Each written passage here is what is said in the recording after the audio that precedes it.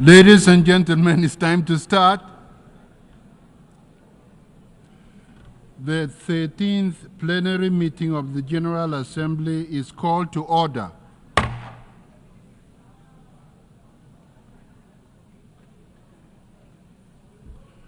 The Assembly will continue its consideration of Agenda Item 8, entitled General Debate.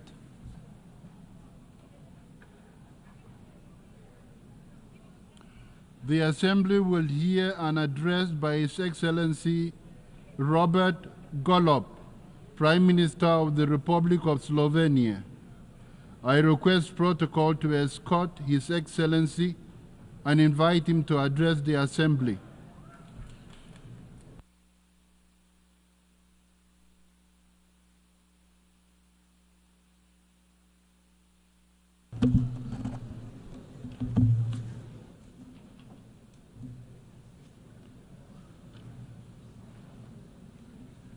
Mr. President, Mr. Secretary General, Excellencies, ladies and gentlemen, it is my great honor to address the General Assembly today.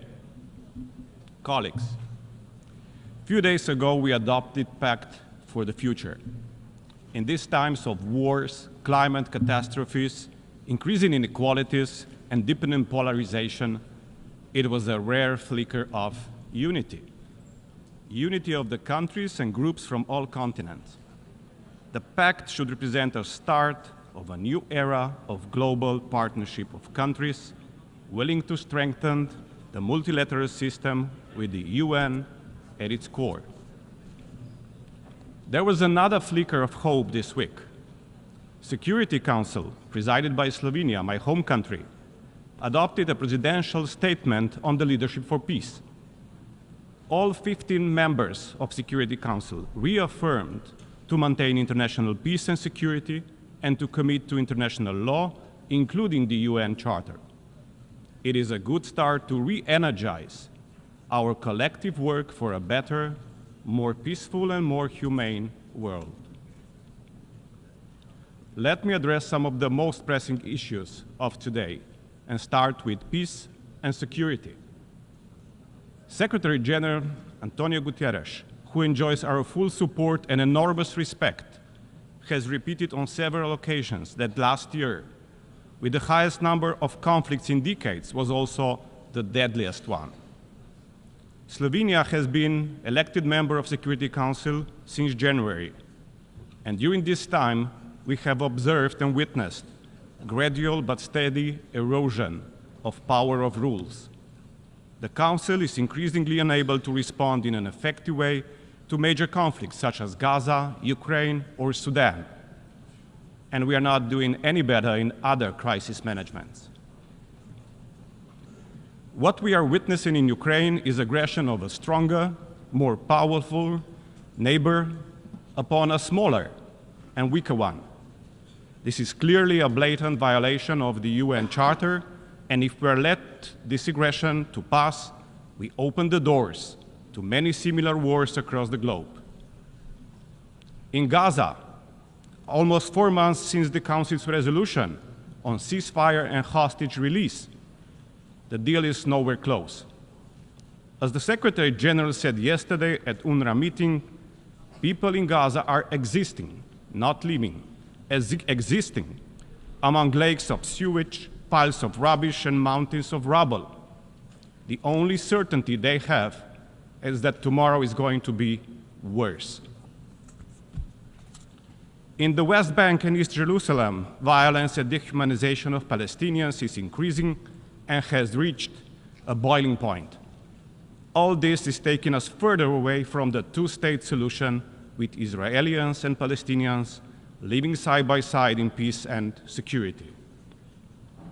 Escalation of Gaza crisis into the region is now a reality. The region is at the brink of an abyss. De-escalation is urgently needed, starting with the ceasefires in Gaza and Lebanon. In Sudan, we are witnessing a man-made humanitarian catastrophe, with millions displaced and in desperate need of humanitarian aid. At the same time, we are seeing the atrocity happening again in Darfur. How is this possible? Has Security Council really failed the humanity? To be honest, it is the permanent 5 Security Council members who bear most responsibility. By misusing veto power and putting national interests first, they effectively blocked the working of the UN Security Council.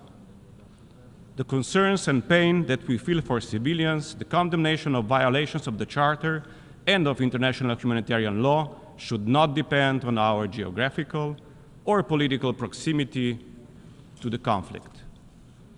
We should all put common interests first, and the world would be a much better place. Having said that, let me come to a reform of the Security Council. Our experience with the Security Council has given us renewed appreciation for the need to reform the Security Council. We urgently need a council that is a true representation of the international community, a council that is fit for the world of today. We need to ensure that the distribution of the seats is fair. The Council needs stronger voices of the regions that have been underrepresented, such as African continent. Reform of Council's composition needs to be accompanied with the reform of the veto powers. The reality is that we won't be able to eliminate veto, but we could definitely regulate this right of veto more precisely. The Security Council also needs to exercise its power with higher ambition when it comes to prevention of conflicts and play a stronger role in peace-building activities that involve all aspects of the UN system.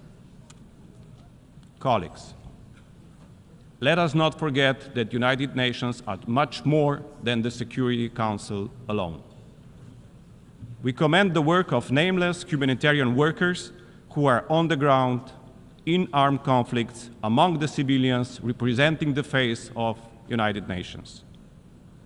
Erosion of respect of international humanitarian law is making their work so much more difficult. Gaza conflict was, however, a turning point in this regard. In Gaza, humanitarians are not just occasional collateral victims. They seem to have become a deliberate military target. There is no other explanation for the highest number of humanitarian workers being killed last year, of whom a vast majority in Gaza. The sense of impunity for crimes in Gaza is putting humanitarian organizations under stress elsewhere. This is undermining the very essence of the United Nations, and it is affecting the work of the humanitarian organizations and agencies like ICRC and UNRWA all around the globe. Third pressing issue, climate change. The impact of climate change is mostly felt on the lifeline for people and nature, that is water, the most precious of the elements.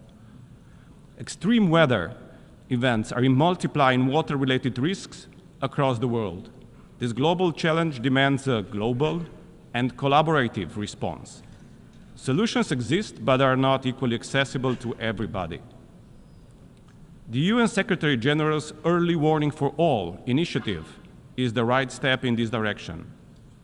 As the catastrophic floods devastated my home country last year, we initiated development of an advanced digital solution linking Earth observation with supercomputing and artificial intelligence. The system, when built, will help us predict floods and droughts and improve our resilience. We are ready to share this solution with our partners globally.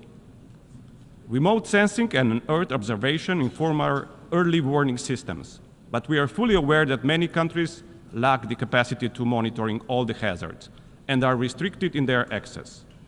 A call upon all to form a global partnership around the early warning for all to help overcome these challenges. The partnership would boost our common preparedness and ensure that everyone on Earth is protected from hazardous weather, water, or climate events through life-saving early warning systems. Fortunately, people suffering from armed conflicts do not have the luxury of high-tech solutions. More often than not, they are denied basic access to clean drinking water. Even more, we are increasingly seeing how access to water is becoming weaponized in Yemen, Somalia, Gaza, and Sudan. Slovenia decided to take initiative, and we launched the Global Alliance to Spare Water from Armed Conflict, together with a cross-regional group of countries. Such global partnerships are urgently needed to safeguard the human right to water for all. And last but not least, on humanity. We need to make sure that people around the world age with dignity and rights. The current international human rights law offers only a fragmented and inconsistent framework for the full protection of human rights of elder persons. This is why we are leading a global action towards a legally binding instrument on human rights of older persons. The world should spare no time to address the main issues related to gender equality, including the future developments and implementation of the Women, Peace and Security Agenda. The UN should lead by example when it comes to the full, equal and meaningful role and leadership of women in our societies. In its entire history, the General Assembly has been led by only 4 women. We never had a female UN Secretary General. The time has come to reflect gender equality in top leadership positions of our organization. Slovenia has joined the supporters of the Rotation for Equality initiative, which calls for gender rotation in the position of the President of the United Nations General Assembly. In the times of crisis, children are always the most vulnerable ones. Today's world is increasingly hostile to children's rights. More children than ever are experiencing violence in all settings. Many have lost their lives, are forcibly displaced, exposed to most traumatic experiences, imprisoned, denied education and healthcare, and face extreme poverty and social exclusion. Gaza is an example of extreme suffering of the children. Slovenia is offering concrete help with the foundation Let Them Dream, which is dealing with the rehabilitation of children from Gaza. It is an extremely noble and human project which was launched years ago and has already helped hundreds of children from Gaza who came on rehabilitation in Slovenia and will continue to do so. Sadly, some of these kids were now already the victims of recent aggression on Gaza. Let me finish with the story of the 2 young girls from Palestine. At the beginning of this week, I attended an event on missing futures in the occupied Palestinian territory organized by Save the Children. At this event, I heard stories from 2 courageous girls, Sarah and Rand. They spoke about their challenges in life, they spoke about their feelings, they spoke about their plans for the future. And despite all of the destruction, dehumanization, and fear, there was no anger nor hate in their stories. They just had this enormous wish to live a normal, decent life. They just had this enormous wish to be able to educate and study in order to be able to contribute back to their community. One wants to become a doctor. Second wants to become a humanitarian worker. Today, I fulfill my promise to them and I bring their story to the General Assembly. Only with our united call for peace and against war, we could make sure that Sarah and Rand and all the other children of Palestine and the world are not among the thousands missing futures of children under occupation. I want to say this out loud and clear to the Israeli government. Stop the bloodshed. Stop the suffering. Bring the hostages home and end the occupation.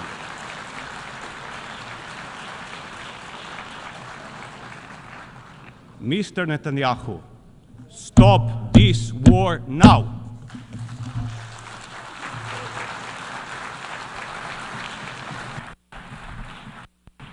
On behalf of the Assembly, I wish to thank the President of the Republic of Slovenia.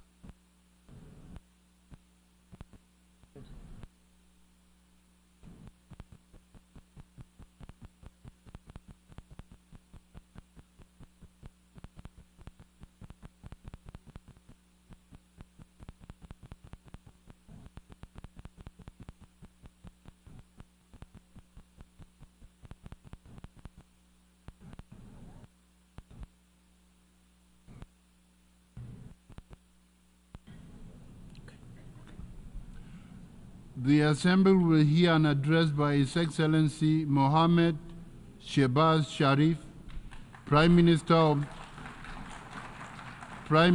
the Islamic Republic of Pakistan. I request protocol to escort His Excellency and invite him to address the Assembly.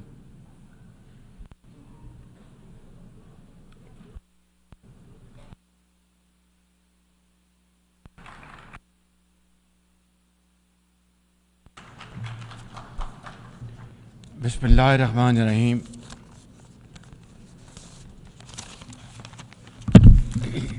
Mr. President, heads of state and government, excellencies, delegates, ladies and gentlemen, Assalamu alaikum wa rahmatullahi wa barakatuh, and a very good morning.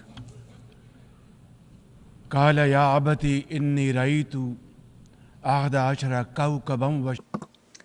he said, "Oh, my father, I have seen 11 planets and the sun and moon bowing to me." He said, "Oh, son, do not tell your story to your brothers. They will devise a scheme for you. The devil is the enemy of humans." Honor for me to address the United Nations General Assembly for the second time as the Prime Minister of a country that has always been a proactive member of the UN Assembly.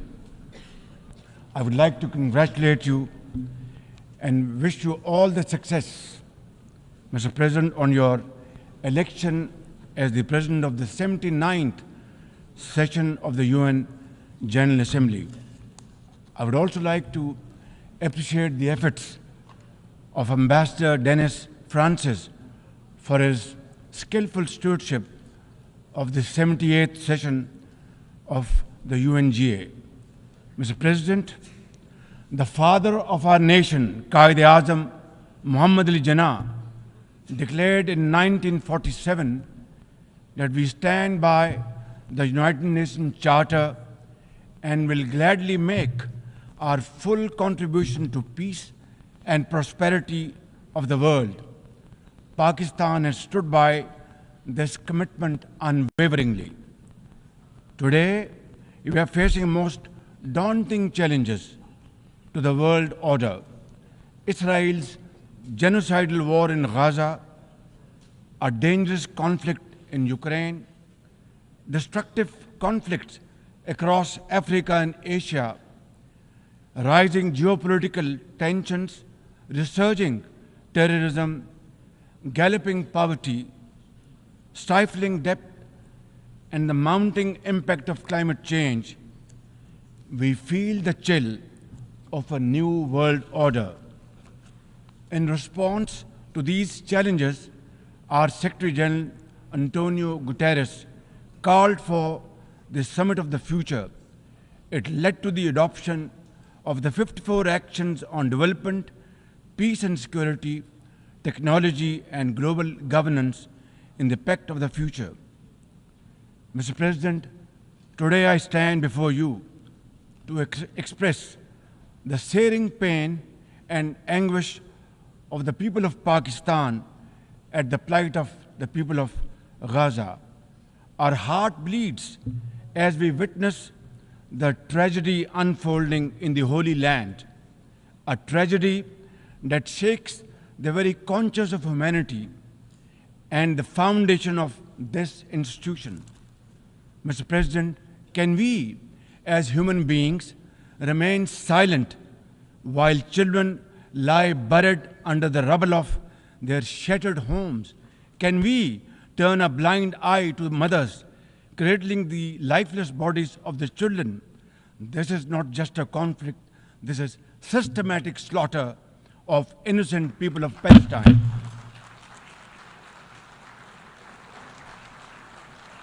Ladies and gentlemen, an assault on the very essence of human life and dignity. The blood of Gaza's children stains the hands of not just the oppressors, but also those who are complicit in prolonging this cruel conflict. When we ignore their endless suffering, we diminish our humanity. It is not enough to condemn, Mr. President. We must act now and demand an immediate end to this bloodshed. We must remember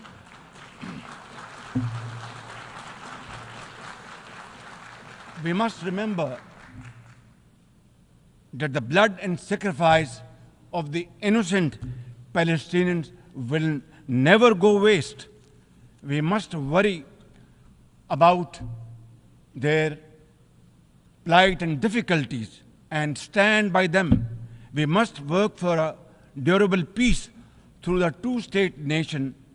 We must seek a viable, secure, contiguous, and sovereign state of Palestine based on the pre-1967 borders with Al-Quds al-Sharif as its eternal capital, and to advance the goals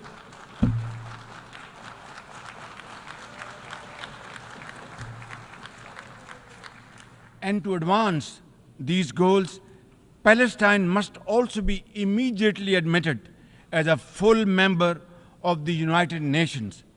Mr. President, in a span of a few days, Israel's unrelenting bombing of Lebanon has killed over 500 people, including women and even small children. The failure to implement UN resolutions has emboldened Israel. It threatened to drag the entire Middle East into a war whose consequences could be very grave and beyond imagination. Similarly, like the people of Palestine, the people of Jammu and Kashmir too have struggled for a century for their freedom and right to self-determination. Instead of moving towards peace, India has resiled from its commitments to implement the Security Council resolutions on Jammu and Kashmir. These resolutions mandate a plebiscite to enable the people of Jammu and Kashmir to exercise their fundamental right to self-determination. Ladies and gentlemen, since the 5th of August 2019, India has initiated unilateral illegal steps to impose what its leaders ominously call a final solution for Jammu and Kashmir. Day in and day out, 900,000 Indian troops terrorize the people of occupied Jammu and Kashmir with draconian measures, including prolonged curfews, extrajudicial killings, and the abduction of thousands of young Kashmiris. At the same time, in a classic settler colonial project, India is seizing Kashmiri lands and properties and settling outsiders into occupied Jammu and Kashmir in their nefarious design to transform the Muslim majority into a minority. This hackneyed tactic is employed by all occupying powers, but it has always failed. In Jammu and Kashmir too, it shall fail by the grace of God. Ladies and gentlemen, the Kashmiri people are resolute in rejection of the false Indian identity. The New Delhi seeks to impose upon them very, very severe conditions, and atrocities are being committed every hour. India's policy of brutal coercion and oppression in occupied Kashmir has ensured that Burhan Wani's legacy continues to inspire the struggle and sacrifices of millions of Kashmiris. Inspired by the legitimacy of their epic struggle, they remain defiant. Their heart-wrenching stories remind us that behind every statistic lies a human life, a dream deferred, and a hope shattered. Even more worryingly, it is engaged in massive expansion of its military capabilities, which are essentially deployed against Pakistan. Its war doctrines envisage a surprise attack and a limited war under the nuclear overhang. Thoughtlessly, India has spurned Pakistan's proposals for a mutual strategic restraint regime. Its leadership has often threatened to cross the line of control and take over Azad Kashmir. Ladies and gentlemen, Mr. President, let me state in no uncertain terms that Pakistan will respond most decisively to any Indian aggression. Therefore, to secure durable peace, India must reverse the unilateral and illegal measures it has taken since 5th of August 2019 and enter into a dialogue for a peaceful resolution of the Jammu and Kashmir dispute in accordance with the UN security resolutions and the wishes of the Kashmiri people. Mr. President, remember, illegal occupation creates a fresh hell every day in the killing fields of Palestine and in the pristine valleys of occupied Jammu and Kashmir. Apart from conflicts, Mr. President, the 21st century has brought a cascade of crises, including the reversal of development and the mounting impact of climate change. 2 years ago, my country was devastated by catastrophic floods, causing $30 billion in damages. It is now clear that each summer will bring blistering temperatures and trigger fresh climate impacts. Pakistan emits less than 1% of global carbon emissions, yet we have paid a very heavy price for no fault of ours.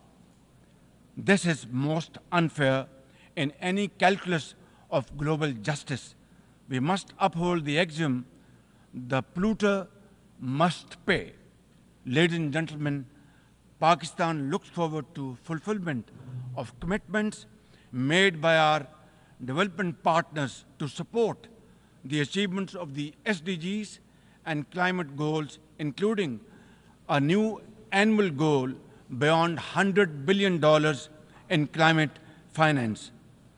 Mr. President, with nearly 100 developing countries trapped in the vicious cycle of debt and liquidity crisis, which I always call a death trap rather than debt trap, achieving the SDGs in these circumstances remain a distant mirage.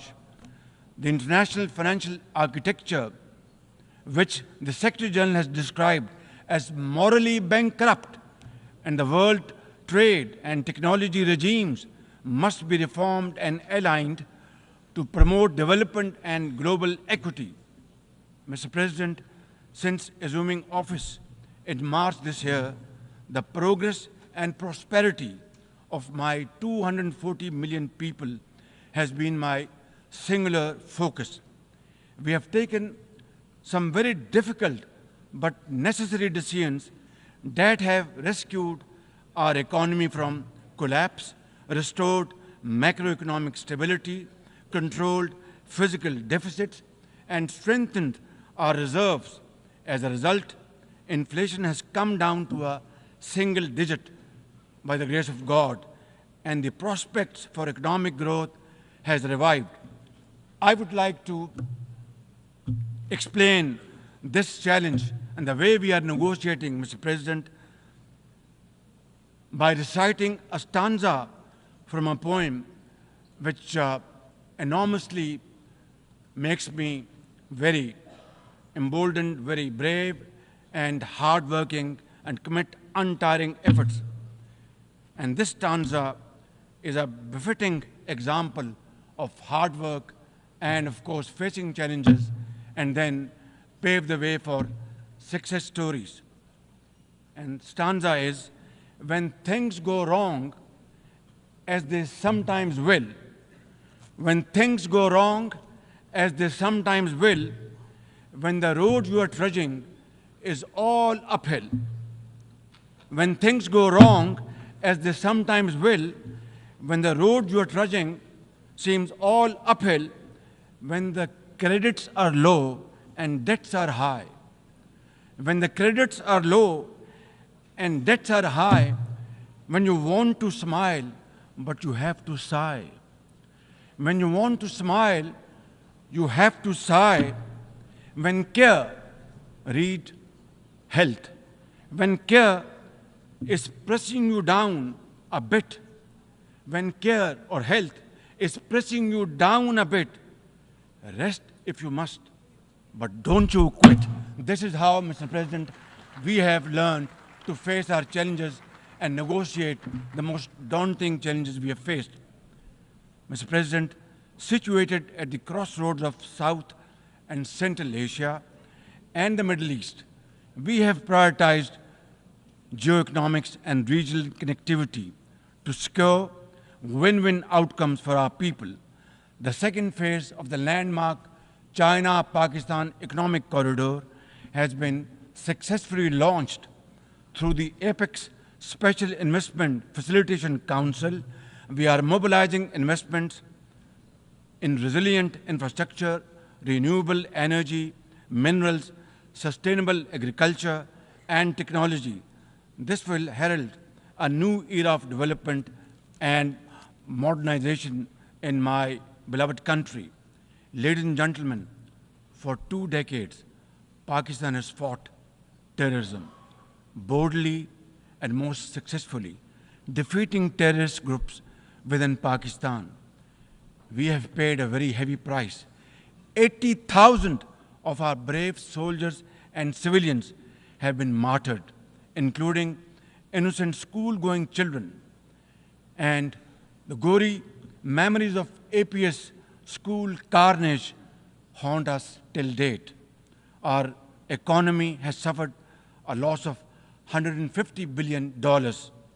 Unfortunately, today, we are again confronted by a new wave of externally financed and sponsored terrorism, especially by the TTP, Fitna al-Khawarij, and its associates.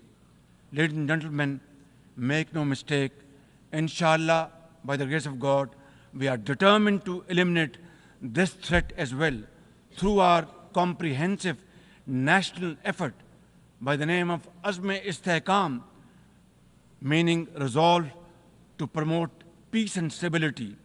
And we will work collectively with the international community to combat all forms of terrorism and reform the global counterterrorism architecture.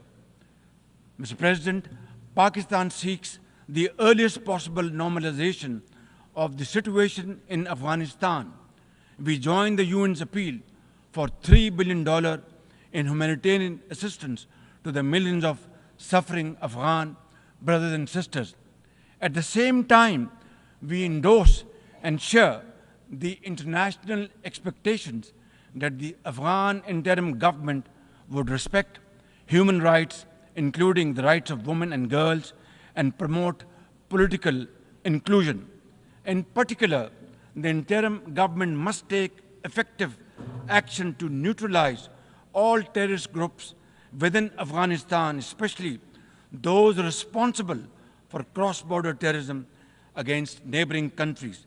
These include ISIL-K, Daesh, the Al-Qaeda-associated TTP, Fitna al-Khawarij, Majid Brigade, the BLA, and other terrorist groups which unfortunately are seen on Afghan territory. Mr. President, another troubling global development is the escalation of Islamophobia, which is now manifested by frequent desecrations of the Holy Quran, attacks on mosques, negative stereotyping of Muslims, and acts of discrimination and violence against them. The most alarming manifestation of Islamophobia is the Hindu supremacist agenda in India. It aggressively seeks the subjugation of 200 million Muslims and the obliteration of India's Islamic heritage. Pakistan and the OIC will work with the UN Secretary General and the Special Envoy to implement a plan of action to combat the scourge. Ladies and gentlemen, Pakistan seeks an immediate end to the tragic conflict in Ukraine and its peaceful resolution in accordance with the UN Charter and international agreements. Ladies and gentlemen, Pakistan has a long and proud history of solidarity, friendship, and cooperation with the nation of Africa. We will continue to cooperate with them to counter terrorism and resolve regional conflicts, including through UN peacekeeping and peace building in the region. Finally, Mr. President, as we leave this august hall, we must carry with us a message for our people, that the weak are not voiceless, that the oppressed should not lose hope, that poverty is not preordained, and that Allah Almighty promise of justice and equality in our terrestrial home must be respected. I thank you all, and thank you very much for your time. God bless you.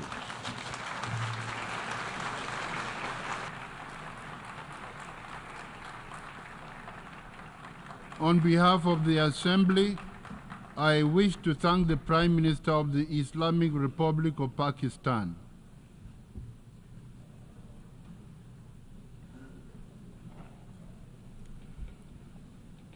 The Assembly will hear an address by His Excellency Benjamin Netanyahu, Prime Minister of the State of Israel.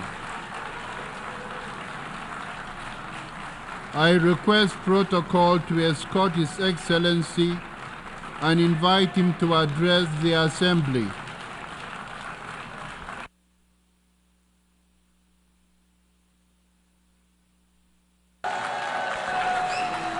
Order, please. Ladies and gentlemen, order.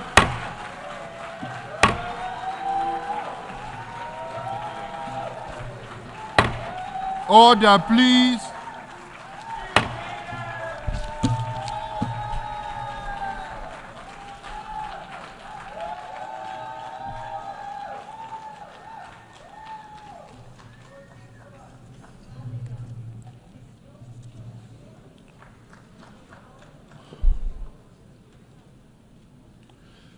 Mr. President,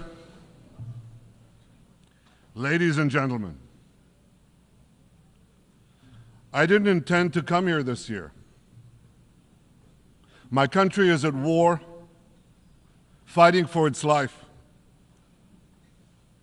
But after I heard the lies and slanders leveled at my country by many of the speakers at this podium, I decided to come here and set the record straight.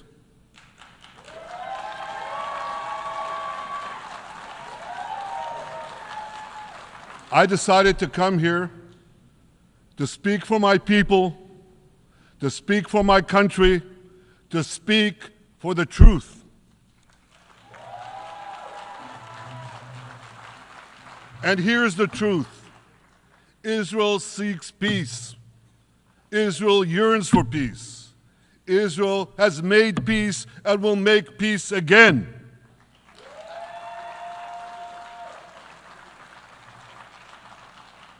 Yet we face savage enemies who seek our annihilation, and we must defend ourselves against these savage murderers. Our enemies seek not only to destroy us, they seek to destroy our common civilization and return all of us to a dark age of tyranny and terror. When I spoke here last year, I said we faced the same timeless choice that Moses put before the people of Israel thousands of years ago. As we were about to enter the Promised Land, Moses told us that our actions will determine whether we bequeath to future generations a blessing or a curse. And that is the choice we face today. The curse of Iran's unremitting aggression, or the blessing of a historic reconciliation between Arab and Jew. In the days that followed that speech, the blessing I spoke of came into sharper focus. A normalization deal between Saudi Arabia and Israel seemed closer than ever. But then came the curse of October 7th. Thousands of Iranian-backed Hamas terrorists from Gaza burst into Israel in pickup trucks, on motorcycles, and they committed unimaginable atrocities. They savagely murdered 1,200 people. They raped and mutilated women. They beheaded men. They burned babies alive. They burnt entire families alive, babies, children, parents, grandparents, in scenes reminiscent of the Nazi Holocaust. Hamas kidnapped 251 people from dozens of different countries, dragging them into the dungeons of Gaza. Israel has brought home 154 of these hostages, including 117 who returned alive. I want to assure you, we will not rest until the remaining hostages are brought home too. And some of their family members are here with us today. I ask you to stand up.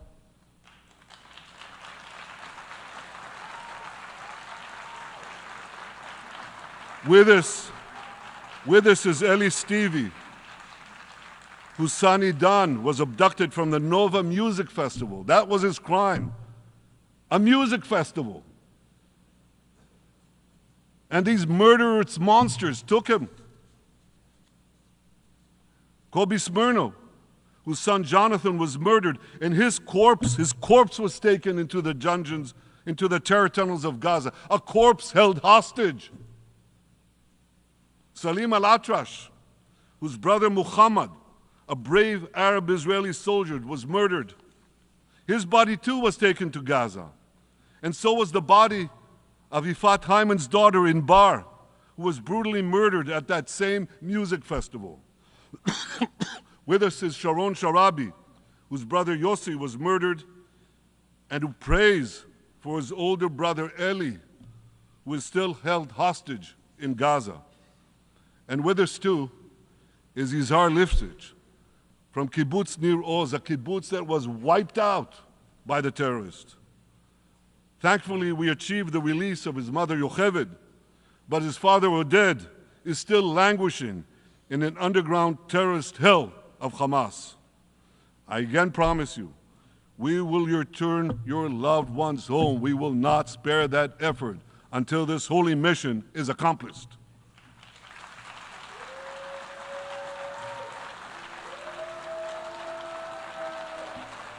Ladies and gentlemen, the curse of October 7th began when Hamas invaded Israel from Gaza, but it didn't end there. Israel was soon forced to defend itself on 6 more war fronts organized by Iran. On October 8th, Hezbollah attacked us from Lebanon. Since then, they fired over 8,000 rockets at our towns and cities, at our civilians, at our children. 2 weeks later, the Iran-backed Houthis in Yemen launched drones and missiles at Israel, the first of 250 such attacks, including one yesterday aimed at Tel Aviv. Iran's Shiite militias in Syria and Iraq have targeted Israel dozens of times over the past year as well. Fueled by Iran, Palestinian terrorists in Judea and Samaria perpetrated scores of attacks there and throughout Israel. And last April, for the first time ever, Iran directly attacked Israel from its own territory, firing 300 drones, cruise missiles, and ballistic missiles at us. I have a message for the tyrants of Tehran. If you strike us, we will strike you. There is no place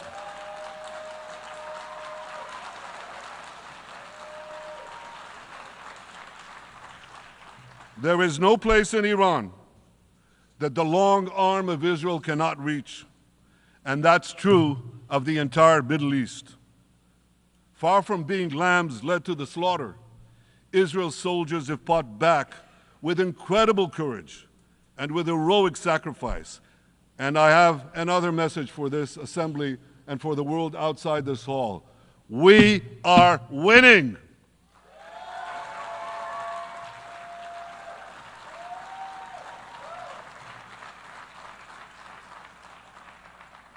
Ladies and gentlemen, as Israel defends itself against Iran in the seven-front war, the line separating the blessing and the curse could not be more clear. This is the map I presented here last year. It's a map of a blessing. It shows Israel and its Arab partners forming a land bridge connecting Asia and Europe between the Indian Ocean and the Mediterranean Sea. Across this bridge, we will lay rail lines, energy pipelines, fiber optic cables, and this will serve the betterment of 2 billion people. Now look at this second map. It's a map. Look at the second map. It's a map of a curse. It's a map of an arc of terror that Iran has created and imposed from the Indian Ocean to the Mediterranean. Iran's malignant arc has shut down international waterways. It cuts off trade. It destroys millions, destroys nations from within, and inflicts misery on millions. On the one hand, a bright blessing, a future of hope. On the other hand, a dark future of despair.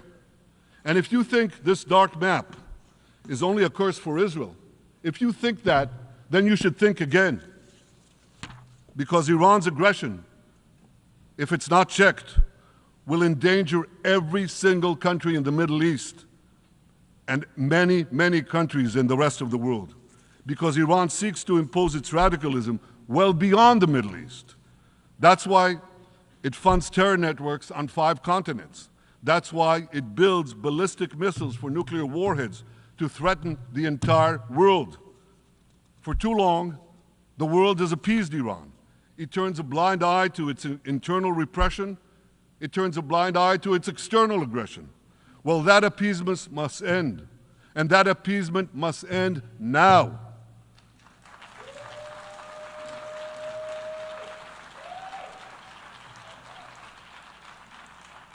Nations of the world should support the brave people of Iran who want to rid themselves of this evil regime. Responsible governments should not only support Israel in rolling back Iran's aggression, they should join Israel. They should join Israel in stopping Iran's nuclear weapons program. In this body, in the Security Council, we're going to have a deliberation in a few months. And I call on the Security Council to snap back UN Security Council sanctions against Iran, because we must all do everything in our power to ensure that Iran never gets nuclear weapons.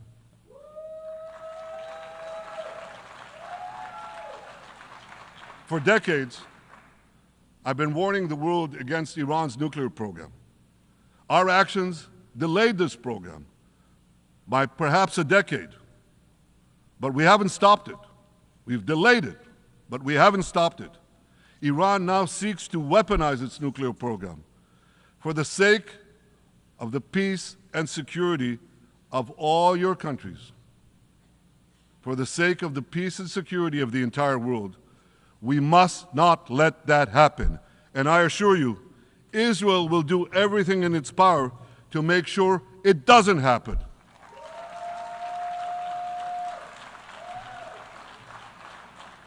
So, ladies and gentlemen, the question before us is simple. Which of these two maps that I showed you will shape our future? Will it be the blessings of peace and prosperity for Israel, our Arab partners, and the rest of the world? Or will it be the curse in which Iran and its proxies spread carnage and chaos everywhere? Israel has already made its choice. We've decided to advance the blessing. We're building a partnership for peace with our Arab neighbors while fighting the forces of terror that threaten that peace. For nearly a year, the brave men and women of the IDF have been systematically crushing Hamas's terror army that once ruled Gaza. On October 7th, the day of that invasion into Israel, that terror army numbered nearly 40,000 terrorists. It was armed with more than 15,000 rockets. It had 350 miles of terror tunnels, an underground network bigger than the New York subway system, which they used to wreak havoc above and below ground. A year later, the IDF has killed or captured more than half of these terrorists, destroyed over 90% of their rocket arsenal, and eliminated the key segments of their terror tunnel network. In major military operations,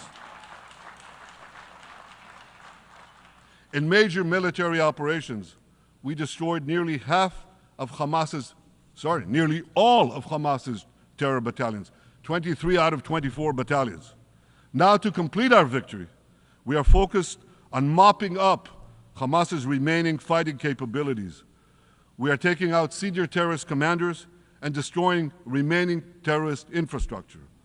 But all the while, and I'll say this one more time, we remain focused on our sacred mission, bringing our hostages home, and we will not stop until that mission is complete.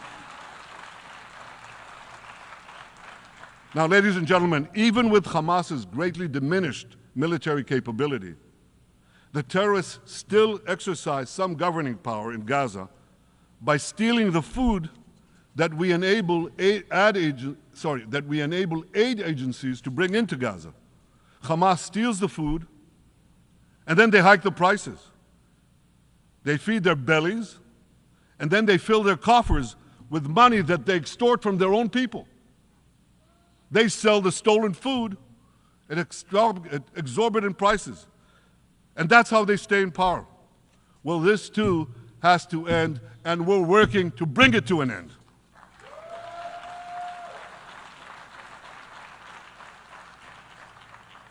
And the reason is simple.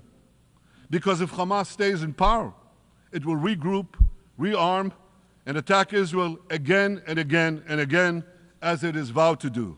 So Hamas has got to go.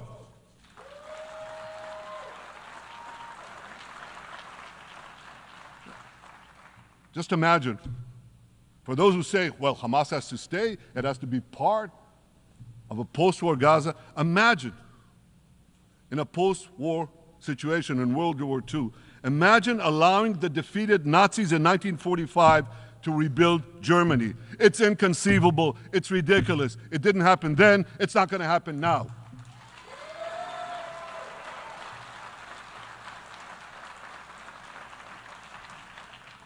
This is why Israel will reject any rule for Hamas in a post-war Gaza.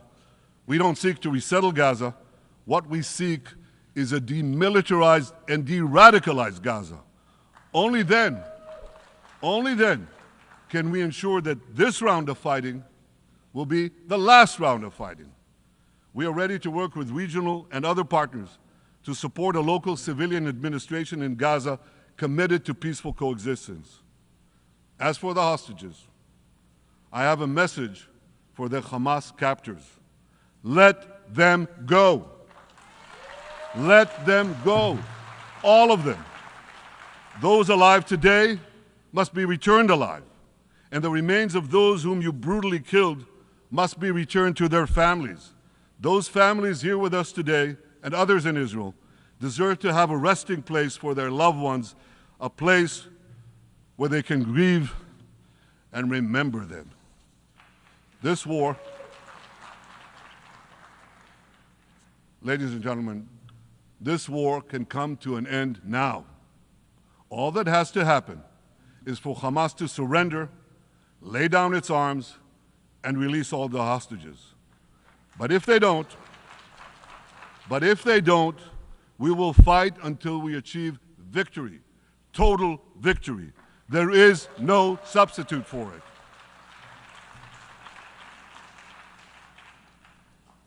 Israel must also defeat Hezbollah in Lebanon. Hezbollah is the quintessential terror organization in the world today. It has tentacles that span in all continents. It has murdered more Americans and more Frenchmen than any group except bin Laden. It's murdered the citizens of many countries represented in this room. And it has attacked Israel viciously over the last 20 years, in the last year, completely unprovoked. A day after the Hamas massacre, on October 7th, Hezbollah began attacks against Israel, which forced more than 60,000 Israelis on our northern border to leave their homes, becoming refugees in their own land. Hezbollah turned vibrant towns in the north of Israel into ghost towns. So I want you to think about this in equivalent American terms. Just imagine if terrorists turned El Paso and San Diego into ghost towns. Then ask yourself, how long would the American government tolerate that? A day? A week? A month? I doubt they tolerate it even for a single day. Yet Israel has been tolerating this intolerable situation for nearly a year. Well, I've come here today to say, enough is enough.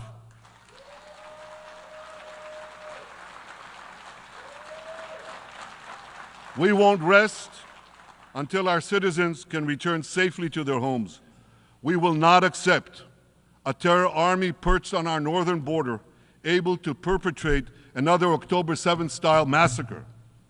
For 18 years, Hezbollah brazenly refused to implement UN Security Council Resolution 1701, which requires it to move its forces away from our borders.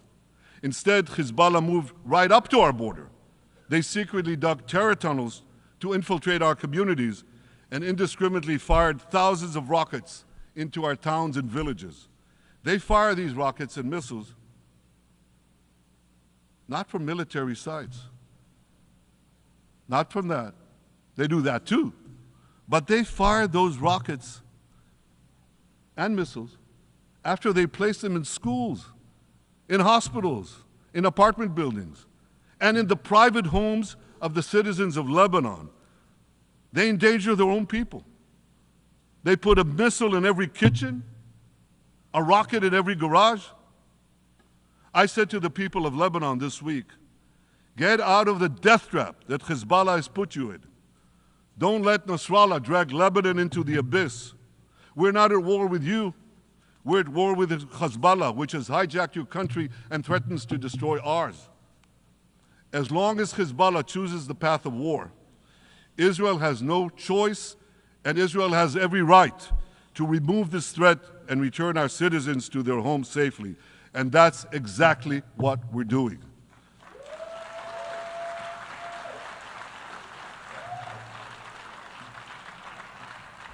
Just this week, the IDF destroyed large percentages of Hezbollah's rockets, which had built with Iran's funding for 3 decades. We took out senior military commanders who not only shed Israeli blood, but American and French blood as well.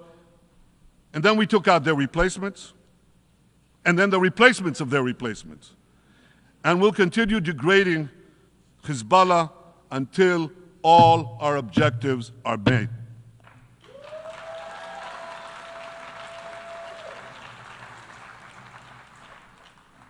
Ladies and gentlemen, We're committed to removing the curse of terrorism that threatens all civilized societies. But to truly realize the blessing of a new Middle East, we must continue the path we paved with the Abraham Accords 4 years ago. Above all, this means achieving a historic peace agreement between Israel and Saudi Arabia.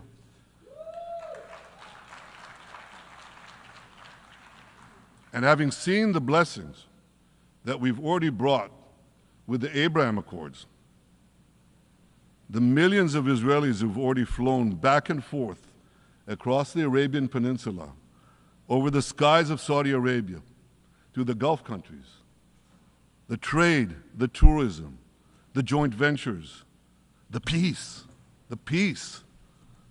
I say to you, what blessings such a peace with Saudi Arabia would bring. It would be a boon to the security and economy of our two countries. It would boost trade and tourism across the region. It would help transform the Middle East into a global juggernaut. Our two countries could cooperate on energy, water, agriculture, artificial intelligence, and many, many other fields. Such a peace, I'm sure, would be a true pivot of history. It would usher in a historic reconciliation between the Arab world and Israel, between Islam and Judaism, between Mecca and Jerusalem. While Israel is committed to achieving such a peace, Iran and its terror proxies are committed to scuttling it. That's why one of the best ways to foil Iran's nefarious designs is to achieve the peace. Such a peace would be the foundation for an even broader Abrahamic alliance. And that alliance would include the United States, Israel's current Arab peace partners, Saudi Arabia, and others who choose the blessing of peace. It would advance security and prosperity across the Middle East and bring enormous benefits to the rest of the world. With American support and leadership, I believe this vision can materialize, and much sooner than people think. And as the Prime Minister of Israel, I will do everything in my power to make it happen. This is an opportunity that we and the world should not let go by.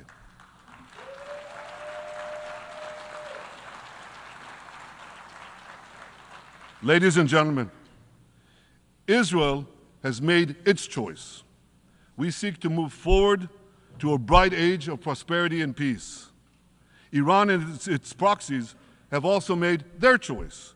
They want to move back to a dark age of terror and war. And now I have a question. And I pose that question to you. What choice will you make? Will your nation stand with Israel? Will you stand with democracy and peace? Or will you stand with Iran, a brutal dictatorship that subjugates its own people, exports terrorism across the globe? In this battle between good and evil, there must be no equivocation. When you stand with Israel, you stand for your own values and your own interests. Yes, we're defending ourselves, but we're also defending you against a common enemy that through violence and terror seeks to destroy our way of life. So there should be no confusion about this. But unfortunately, there is a lot of it in many countries and in this very hall, as I've just heard. Good is portrayed as evil, and evil is portrayed as good. We see this moral confusion when Israel is falsely accused of genocide, when we defend ourselves against enemies who try to commit genocide against us. We see this too when Israel is absurdly accused by the ICC prosecutor of deliberately starving Palestinians in Gaza. What an absurdity. We helped bring in 700,000 tons of food into Gaza. That's more than 3,000 calories a day for every man, woman, and child in Gaza. We see this moral confusion when Israel is falsely accused of deliberately targeting civilians. We don't want to see a single person, a single innocent person die. That's always a tragedy. And that's why we do so much to minimize civilian casualties, even as our enemies use civilians as human shields. And no army has done what Israel is doing to minimize civilian casualties. We drop flyers, we send text messages, we make phone calls by the millions to ensure that Palestinian civilians get out of harm's way. We spare no effort in this noble pursuit. We see yet another profound moral confusion when self-described progressives march against the democracy of Israel. Don't they realize they support the Iranian-backed goons in Tehran and in Gaza? The goons who gun down protesters, murder women for not covering their hair, and hang gays in public squares, some progressives. According to the US Director of National Intelligence, Iran funds and fuels many of the protesters against Israel. Who knows, maybe some of the protesters, or even many of the protesters outside this building now. Ladies and gentlemen, King Solomon, who reigned in our eternal capital, Jerusalem, 3,000 years ago, proclaimed something that is familiar to all of you. He said, "There is nothing new under the sun." Well, in an age of space travel, quantum physics, and artificial intelligence, some would argue that's a debatable statement. But one thing is undeniable. There is definitely nothing new at the United Nations.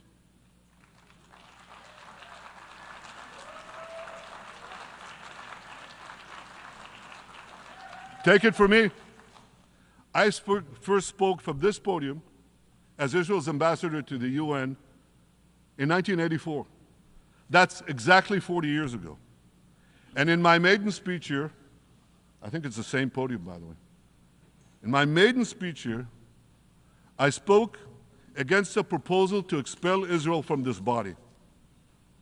4 decades later, I find myself defending Israel against that same preposterous proposal.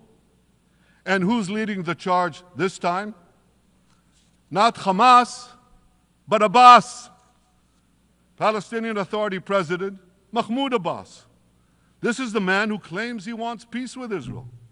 Yet he still refuses to condemn the horrific massacre of October 7th.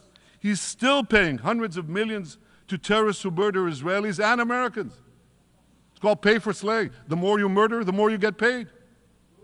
And he still wages unremitting diplomatic warfare against Israel's right to exist and against Israel's right to defend itself. And by the way, they amount to the same thing.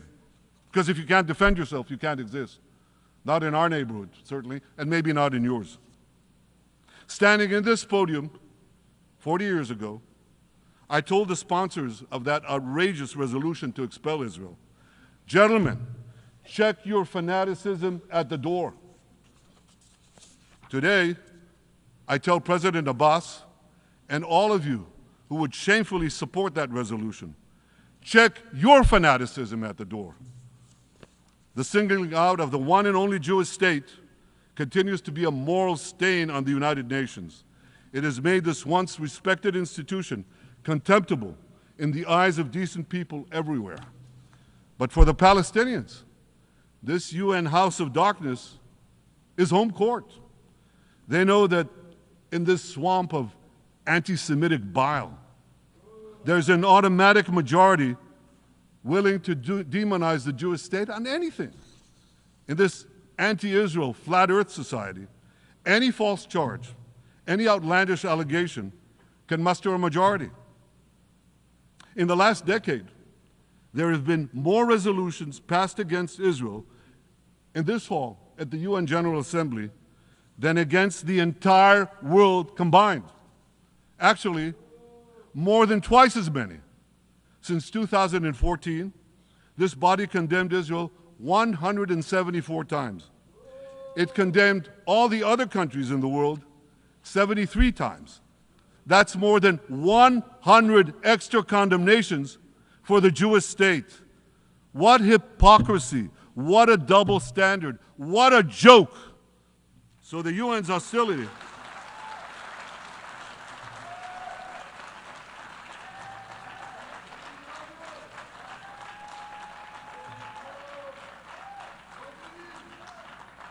So all the speeches you heard today, all the hostility directed at Israel this year, It's not about Gaza. It's about Israel. It's always been about Israel's very existence. And I say to you, until Israel, until the Jewish state is treated like other nations, until this anti-Semitic swamp is drained, the UN will be viewed by fair-minded people everywhere as nothing more than a contemptuous farce. Now, given the anti-Semitism at the UN, it should surprise no one that the prosecutor at the ICC, one of the UN's affiliated organs, is considering issuing arrest warrants against me and Israel's defense minister, the democratically elected leaders of the democratic state of Israel. The ICC prosecutors rushed to judgment. His refusal to treat Israel with its independent courts the way other democracies are treated is hard to explain by anything other than pure anti-Semitism. Ladies and gentlemen, the real war criminals are not in Israel. They're in Iran. They're in Gaza, in Syria, in Lebanon, in Yemen. Those of you who stand with these war criminals, those of you who stand with evil against good, with a curse against the blessing, those of you who do so should be ashamed of yourselves.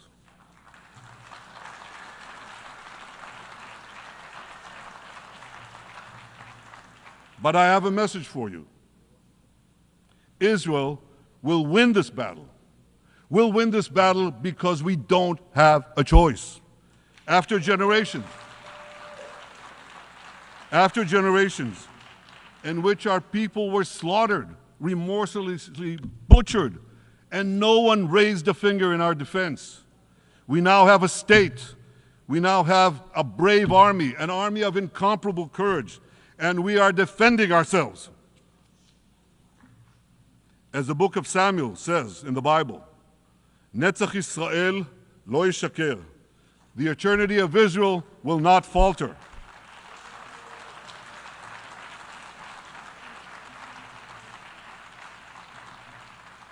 In the Jewish people's epic journey from antiquity, in our odyssey through the tempest and upheavals of modern times, that ancient promise has always been kept, and it will hold true for all time. To borrow a great poet's phrase, Israel will not go gently into that good night. We will never need to rage against the dying of the light, because the torch of Israel will forever shine bright.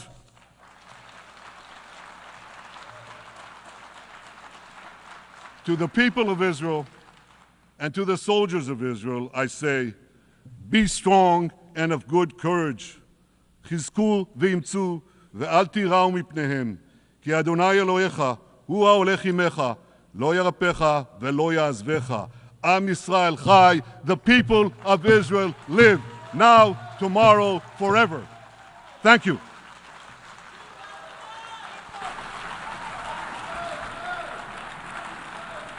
On behalf of the Assembly, I wish to thank the Prime Minister of the State of Israel,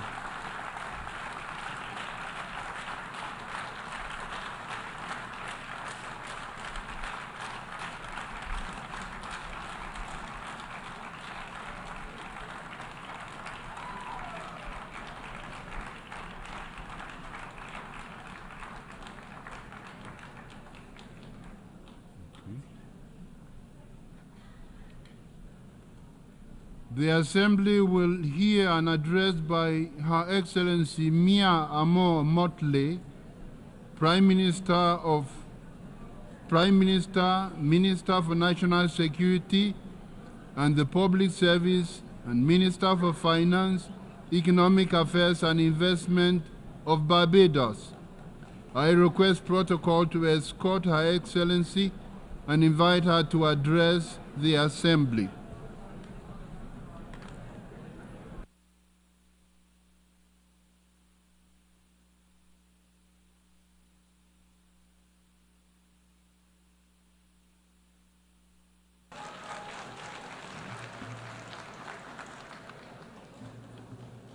President, we need a reset, and we need to reset. Mr. President, in your absence, I congratulate you on your assumption of this chairmanship of the General Assembly.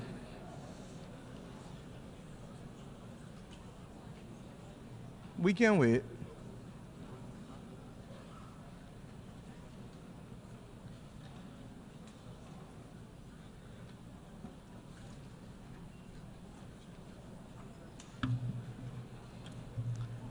As I said, Mr. President, we need a reset, and we need to reset. Those of us here today representing our brothers and our sisters the world over have endured 4 years of polycrises. As the children of Mother Earth, we continue to wrestle with the climate crisis. As a human family, we grapple with the legacy of the pandemic. As a digitally connected people, we are now, regrettably, confronted by multiple theaters of war and scenes of horror and famine flowing from that war, armed conflict instead of pursued development. Citizens of every country as well, struggling to contain the rising cost of living and the implications for them and their families on a day-to-day basis. And Mr. Speaker, Mr. President, we are all now threatened by the second but silent pandemic of antimicrobial resistance, together with a growing incidence of death and disability from chronic non-communicable diseases. We cannot afford the distraction of war. If ever there was a time to pause and to reset, it is now. Collectively as an international community, and individually as leaders in each of our countries, we must now deliver new opportunities and solutions to these crises which dampen economic growth, which restrict the ambitions of our people and numb our sense of the beauty and goodness that the world ought to be offering because it has it to offer. The reset for which I am calling, and indeed all of our citizens are demanding, must see an end to all forms of discrimination.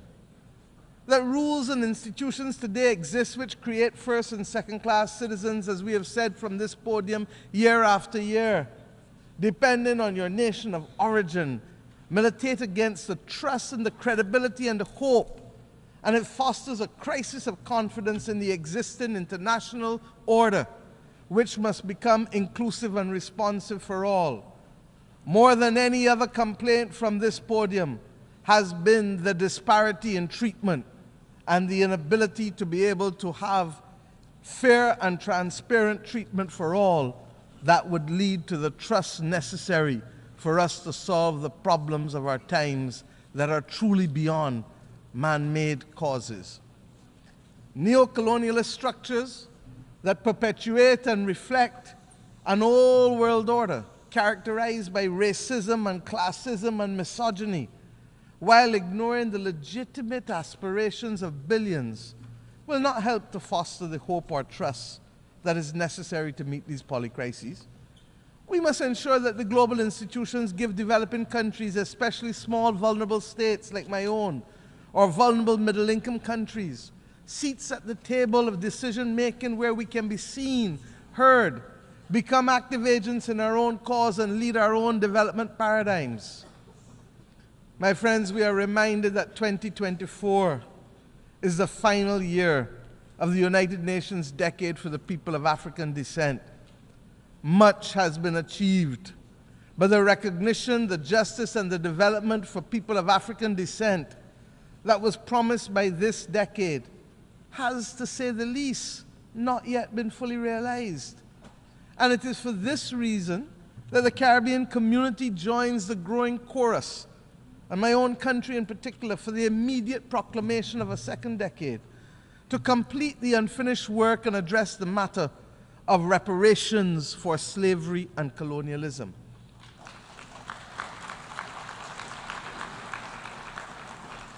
I start here because this is a necessary but complex conversation. And the Caribbean community is resolute that it must happen. Its resolution lies, and I want to be very clear, its resolution lies in a multi-generational approach, in the same way that the £20 million sterling debt that was incurred by the British government only was repaid in this 21st century, almost 200 years later. So that the notion of unaffordability becomes a non-issue once we recognize that the solution to reparations must be multi-generational and grounded in development. Mr. President, of necessity, the reset must also be characterized by institutional reform, which has to start in the United Nations councils. These councils suggest that some are full members, and others are only part members, and some may be part-time members, and some may be occasional members. All of this has no place in the 21st century.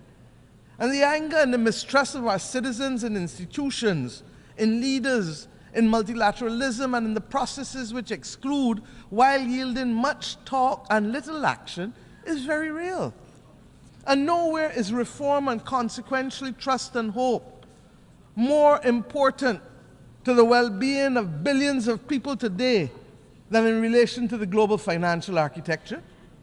Restricted access to capital, its disproportionately high costs, barring us from doing that which we must, its inadequate scale, and the overwhelming burden of debt often imposed on us by circumstances beyond our control.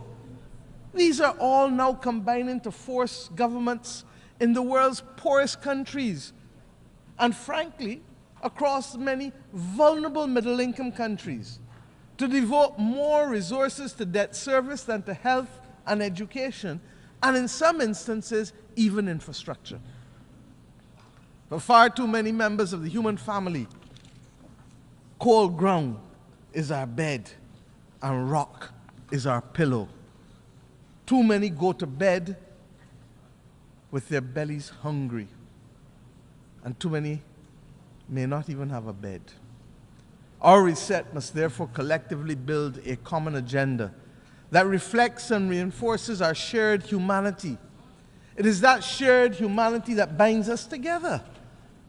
Mr. President, you know better than most.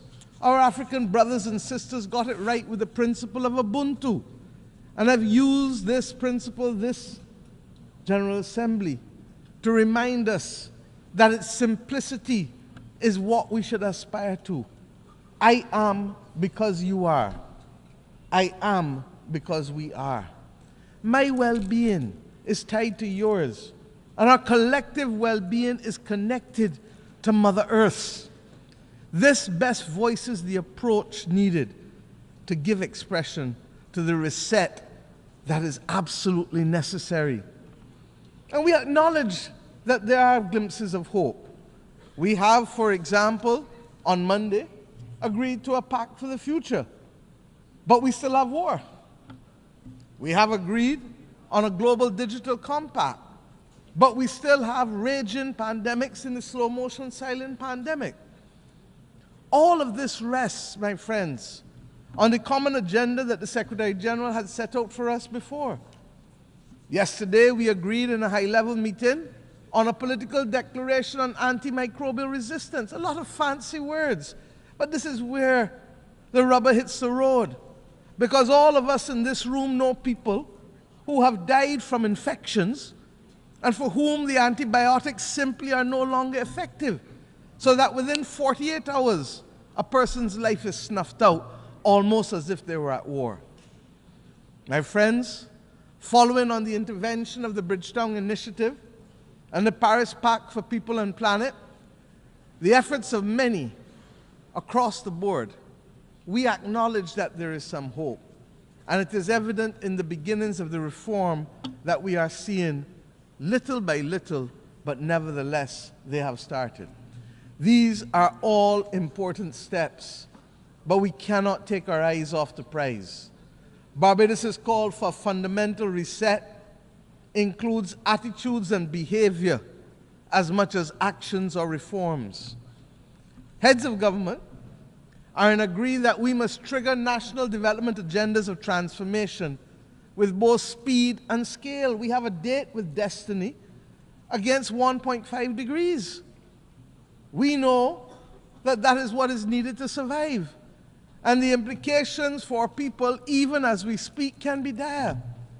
But if there is a failure to act with clarity of purpose, and if the political will retards progress on the front of the much-needed reform within the international financial institutions, purely because heads of government do not speak to ministers of finance when they reach Washington, D.C., or their board directors, if there is a need for that to be dealt with, then, my friends, there must be a commitment to be equal to the current challenges of member states if we are not to perpetuate the discriminatory practices that result in undermining the transformational opportunities that we need.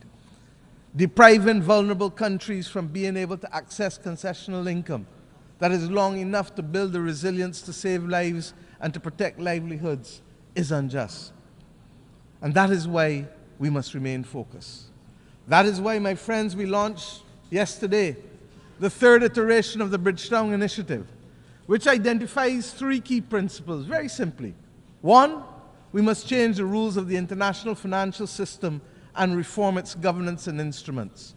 Two, we must shock-proof vulnerable economies by dealing with debt and liquidity in a comprehensive, development-focused manner. And if we need to give countries a shot of liquidity like we give them a shot of adrenaline to avoid them falling off the cliff of death, then we must do so. And thirdly, we must augment financing by boosting country capacity to invest in resilience by several means, including what has been announced already, the rechanneling of special drawing rights through our multilateral development partners, but that will only be truly effective if there is another issuance of SDRs in the near future. Indeed, we must also address the challenge, and this I believe to be the fundamental mission of this generation, of how we are going to secure the global public commons to be able to maintain our safety and stability as a global community. We're going to have to discuss how we can secure it, and of course, how we must finance it. And that is not only the climate crisis or the loss of biodiversity that we speak about, but the other many global challenges that can truly destabilize countries and regions. Mr. President, these considerations are of fundamental importance to the sustainable existence of our generations, future generations. The SIDS agenda is another story of promises made but not kept. 30 years ago, the international community gathered in my own country to take action for the first time on the unique challenges faced by small island developing states. We birthed in my home country the first ever global agenda for small island developing states, which became known as the Barbados Program of Action. I thank Mauritius for its strategy of implementation, Samoa for its pathway. They were carriers of the baton of a development agenda for small island developing states in the intervening years, in the face of multiple global crises from health to climate to finance.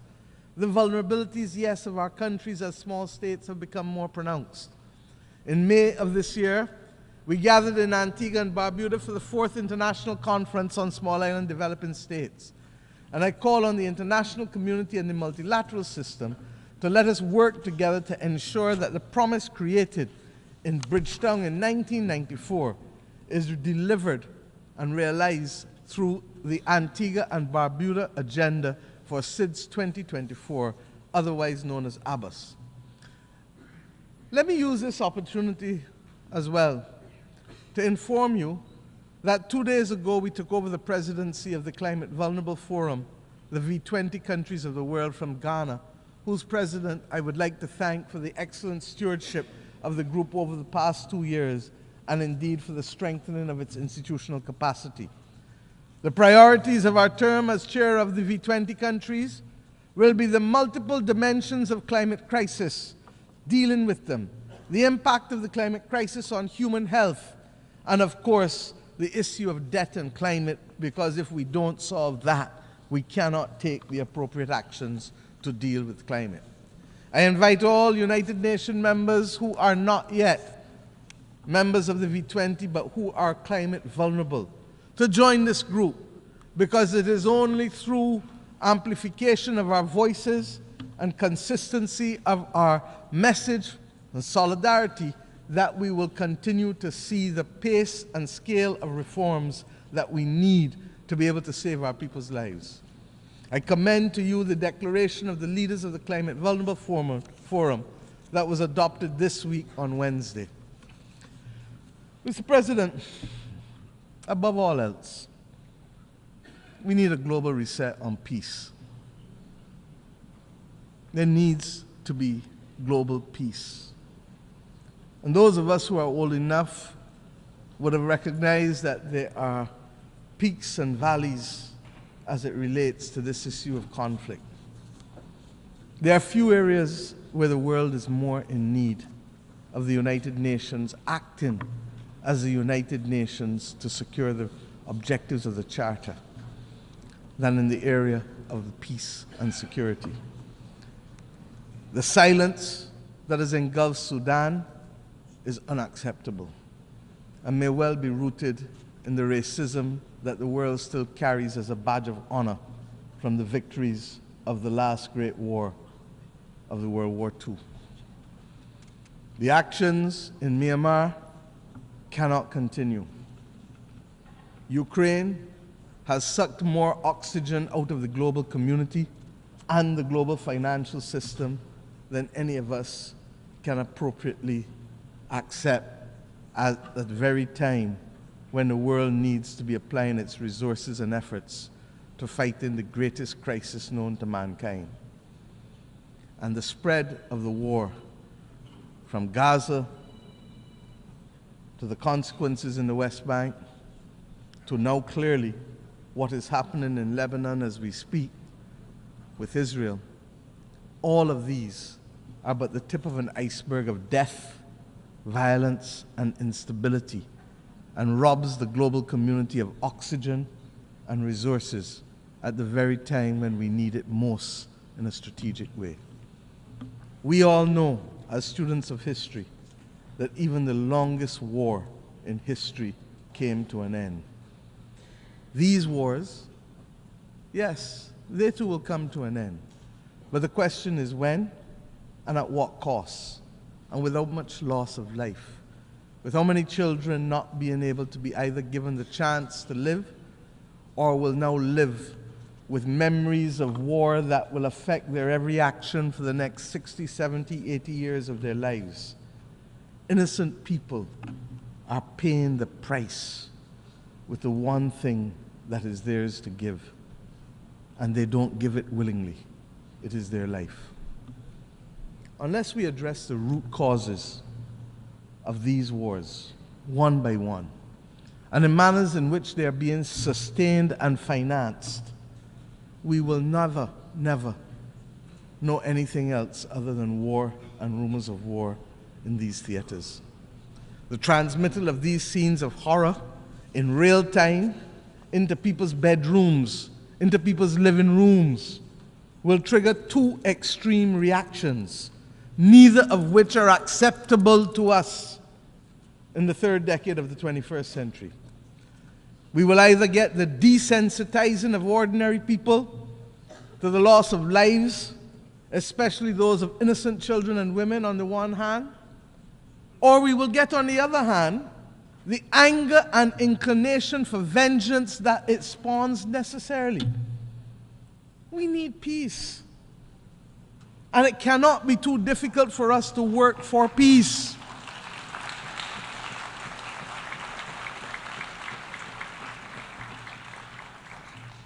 It is the same Bible that tells us in the stories of the Old Testament, much which has guided many people across this world. But when we turn from the Old Testament to the New Testament, it is Romans that says to us, "Vengeance is mine, saith the Lord," not any country, not any human being, so that the Bible can't be used as a convenient aid when it suits us and rejected when it doesn't. In the midst of this maelstrom, we were very clear.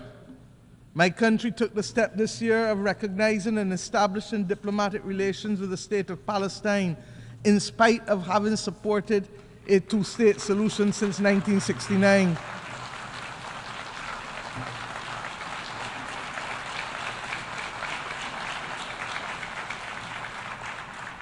And we did this because it is clear to us that the state and people of Palestine, human beings, are entitled to full recognition by integration into and support from the international community.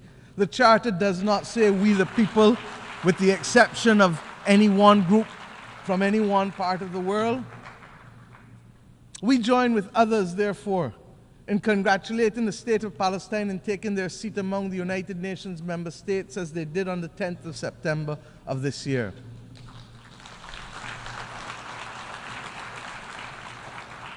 And let me be clear, we condemn the actions of Hamas on October 7th. But we equally and strongly deplore the humanitarian catastrophe in Gaza, which is the result of the disproportionate use of force by Israel. There is no justification for it. And that is why treaties exist governing the rules of engagement for war. Because we as human beings learned better and know better and committed to better. A two-state solution, no matter how elusive it may appear to be now, is the only answer. And I've said already this week that we have known difficult battles in mankind's history. But when we were in it, we didn't think we could achieve it, but we did. We abolished slavery. We removed apartheid in South Africa. These battles are not beyond our creativity, our capacity, and our resilience to resolve them. Similarly, we insist that the killing in Ukraine really has to stop. The people of Ukraine must be allowed to live within the internationally recognized boundaries of their state in peace and freedom from the threat of use or force. And as I said, it is sucking too much oxygen out of the global financial system, and countries that should be the beneficiary of aid are being told that they may have to wait in the interest of the defense of others because of war. I say to us truly, there has to be a singular commitment to build a peace. Truly. Mr. President, my own region has not escaped the scourge of instability and violence. The Americas do not constitute today a theater of war. But we are today witnessing, for some years now, an unprecedented escalation in the number and caliber of assault weapons which are finding themselves in the hands of criminals who are wreaking havoc on the legal systems and our societies, particularly in the small island developing states of the Caribbean and indeed in the wider states of Central and Latin America. This scourge caused by guns manufactured in the United States of America primarily also requires a fundamental reset.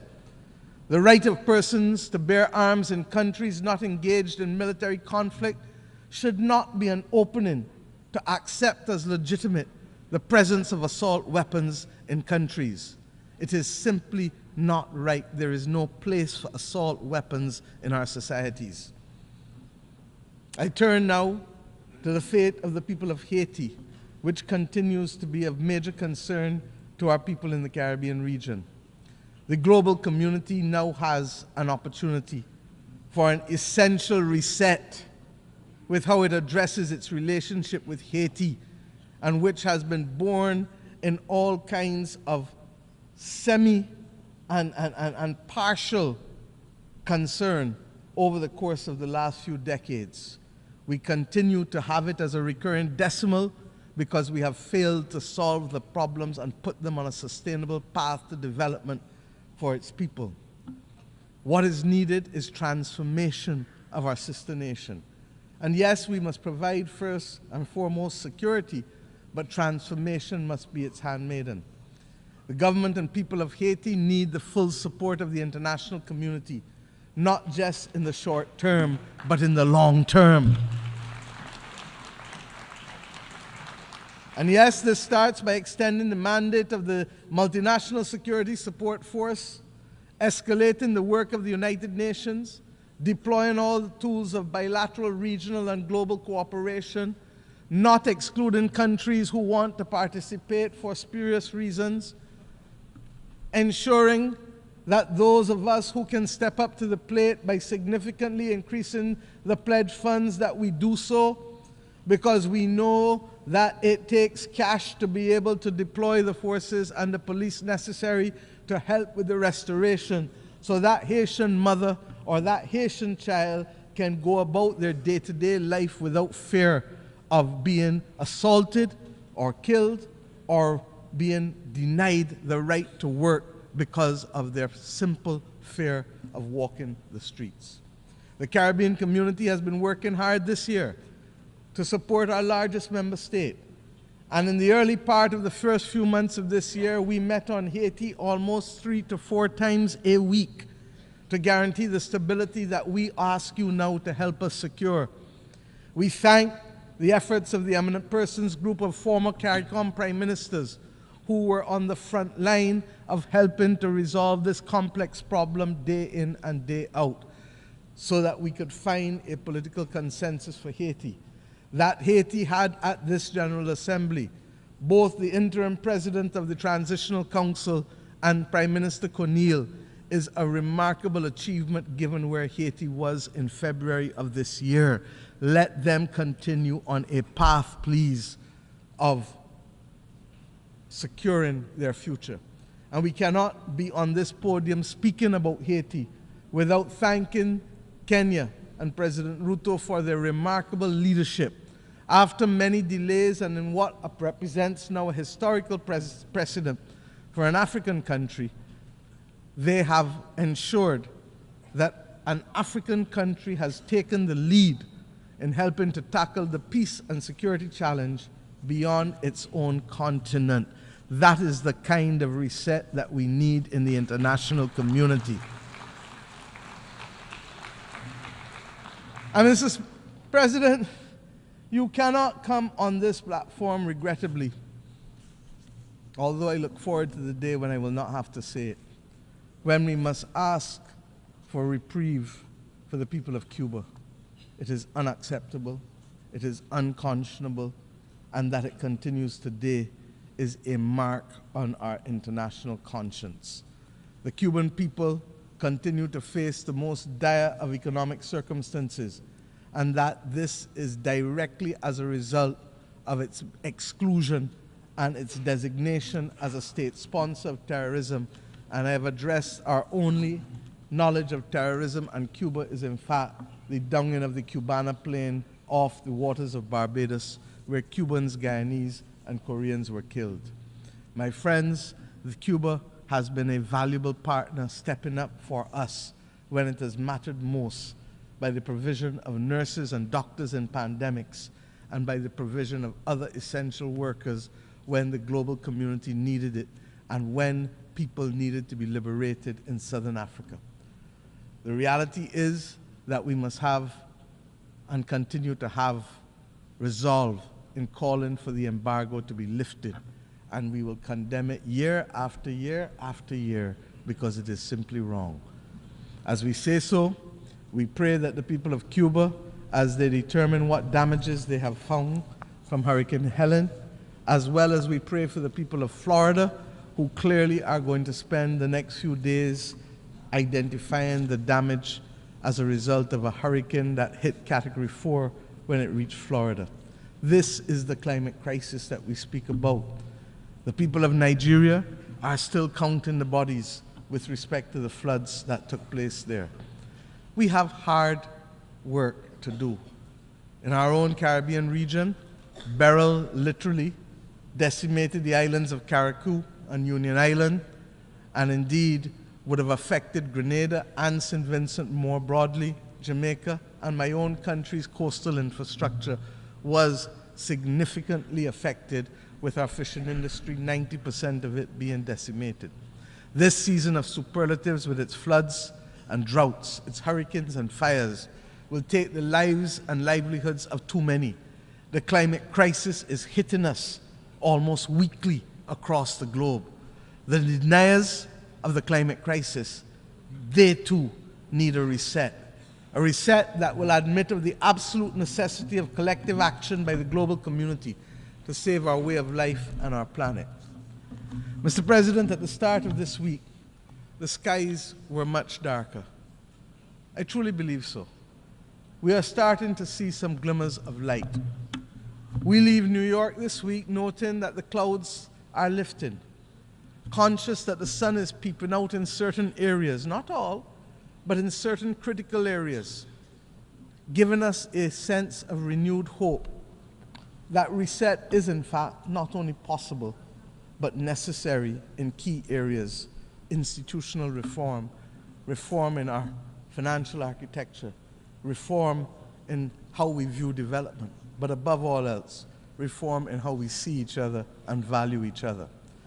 This hope springs from the Pact for the Future and the many declarations that we have made here, the terms in which my fellow leaders spoke from this platform for the most part, the urgent need to recognize reset, reset, reset, even if they didn't call it by that name. It is as if we all truly understand and accept the challenge of rising to solve the major difficulties that are faced by the people of the world, and to recognize that global moral strategic leadership requires of us the commitment to redress the wrongs and to take care of saving people and planet. But recognition of the need for the reset, while it is the first step in any issue, what is now also needed is eternal vigilance as our companion, so that as we take the steps to transform attitudes and institutions and rules, we will not succeed overnight. We will not succeed even in the next decade. But if we don't do the reset to change the legacy of centuries of exploitation and domination, we will not be fit for purpose to meet the needs of our people in the third decade of the 21st century. I can think, therefore, of no better way to conclude than with a song that I had cause to use almost 30 years ago from my own country. Song from Edwin Yearwood, when I first stood on this podium almost 30 years ago in 1995 as a young minister of youth. And I quote, "A voice in my head keeps talking to me. It tells me the road is long. It tells me we must be strong. Roll with the pain and roll with the strife, for today is the rest of the start of your life." Mr. President, may the new hope fostered here this week signal the start of a new deal for people who hitherto were not seen, and even with the existence of this body, whose voice and presence were not felt. These people have been recognized too often, and these countries, as mere statistics, and not with the human dignity that is their birthright, or the human dignity that is the conferred right from these United Nations. Mr. President, I thank you.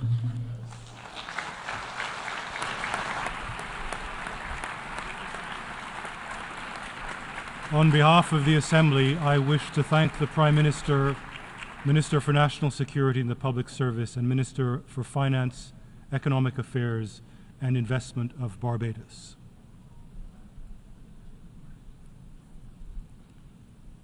The Assembly will now hear an address by His Excellency Tshering Tobgay, Prime Minister of the Kingdom of Bhutan. I request protocol to escort His Excellency and invite him to address the Assembly.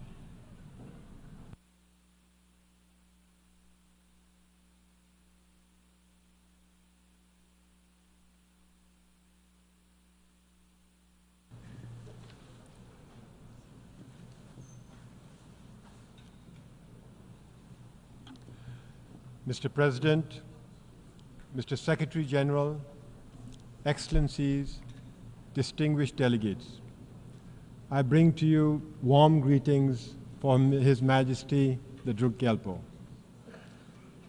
Excellencies, 53 years ago, on the 21st of September, 1971, a small Himalayan kingdom was admitted to the United Nations. On that day, after centuries of self-imposed isolation, Bhutan became the 128th member of the United Nations. It was a defining moment for us. It was a defining moment for us when a small, poor, landlocked country nestled in the world's highest mountain joined the global community of nations.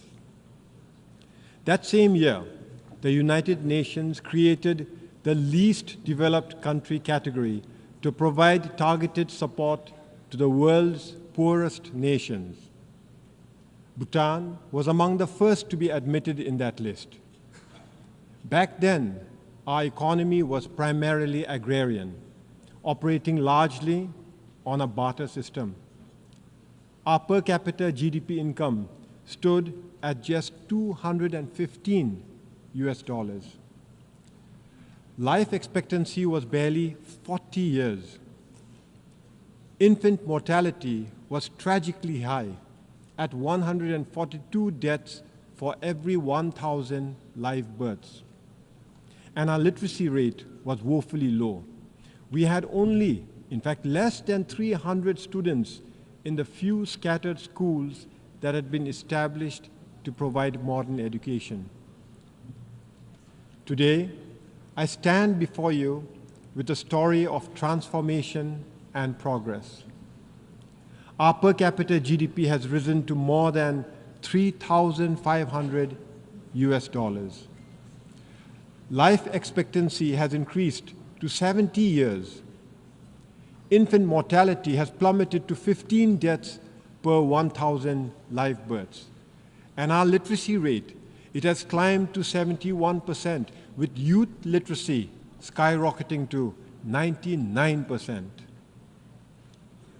I am pleased to report to this august assembly that because of our all-round progress, last December, 52 years after joining the United Nations, Bhutan graduated from the LDC category. To achieve this achievement did not come easily. It was a journey marked by hard work, perseverance, and sacrifice. But we were not alone. We had the support of many friends who accompanied us on this important journey. I take this opportunity to extend our deep gratitude to the United Nations and its specialized agencies. I would also like to thank all our development partners, including Japan, the European Union, the World Bank, and the Asian Development Bank for their unwavering support.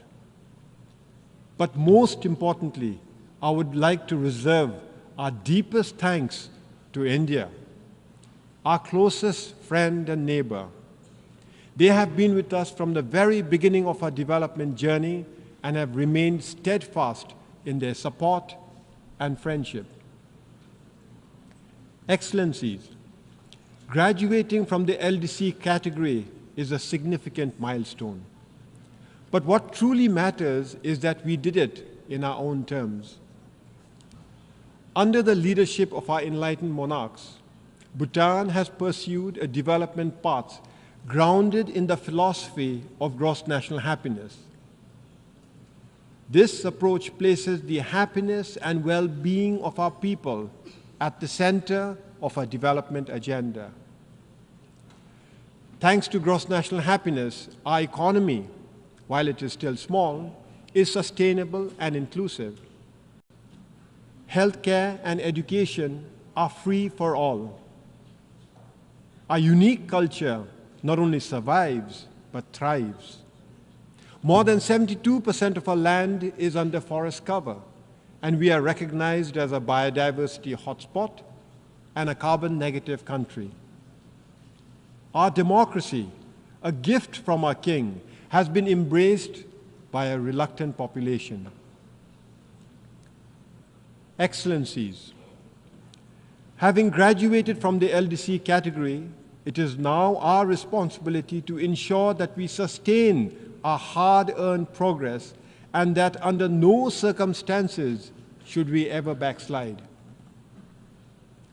As we chart a new course for the future, we are faced with new challenges, particularly those arising from our weak economy. Foremost among them is youth unemployment. To address these challenges, we must strengthen our economy. We must provide our youth with meaningful opportunities to grow and to prosper. We must embrace a new development paradigm. In this context, I am pleased to report that His Majesty the King has announced the establishment of the Gelifu Mindfulness City. The Gelifu Mindfulness City is a transformative vision for future urban spaces, a blueprint for living mindfully and sustainably. Spanning 2,600 square kilometers of pristine forests and fertile farmlands, it will enable human innovation and natural ecosystems to thrive together while fostering human well-being, environmental sustainability, and mindful living.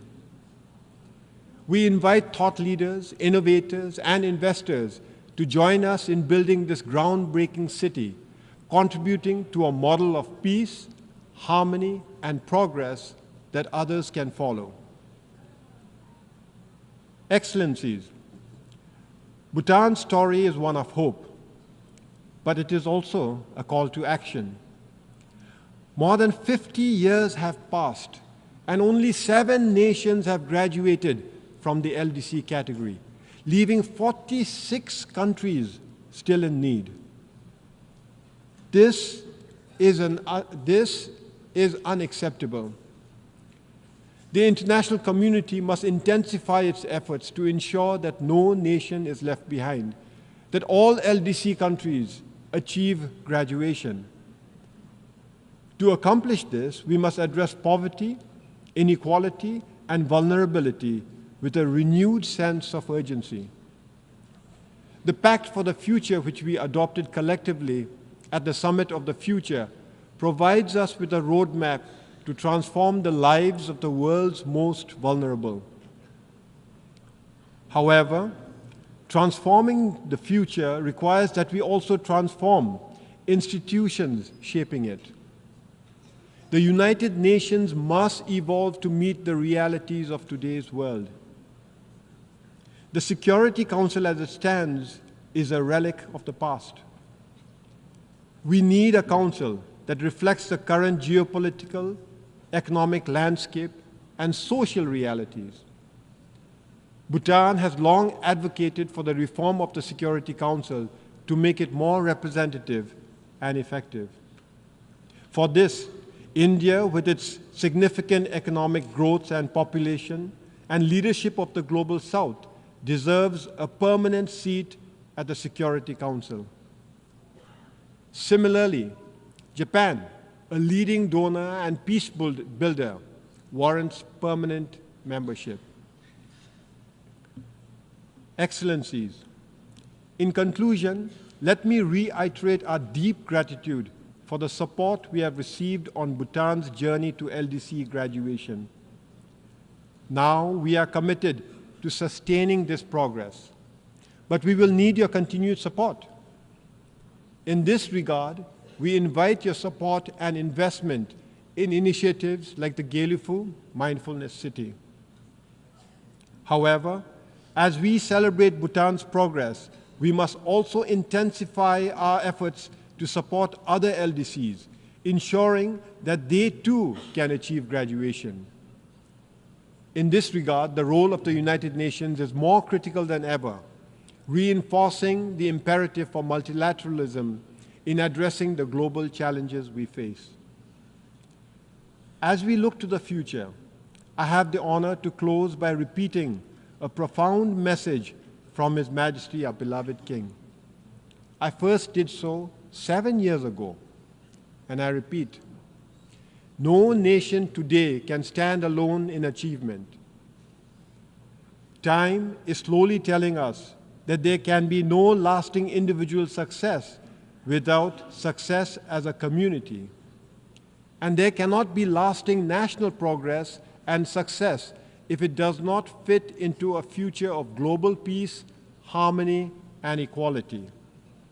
The world must progress together or fail together. Thank you, and Tashidile.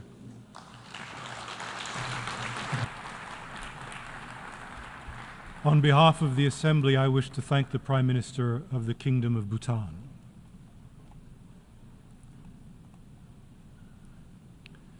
The Assembly will now hear an address by His Excellency Xavier Espot Zamora, Head of the Government of the Principality of Andorra. I request protocol to escort His Excellency and invite him to address the Assembly.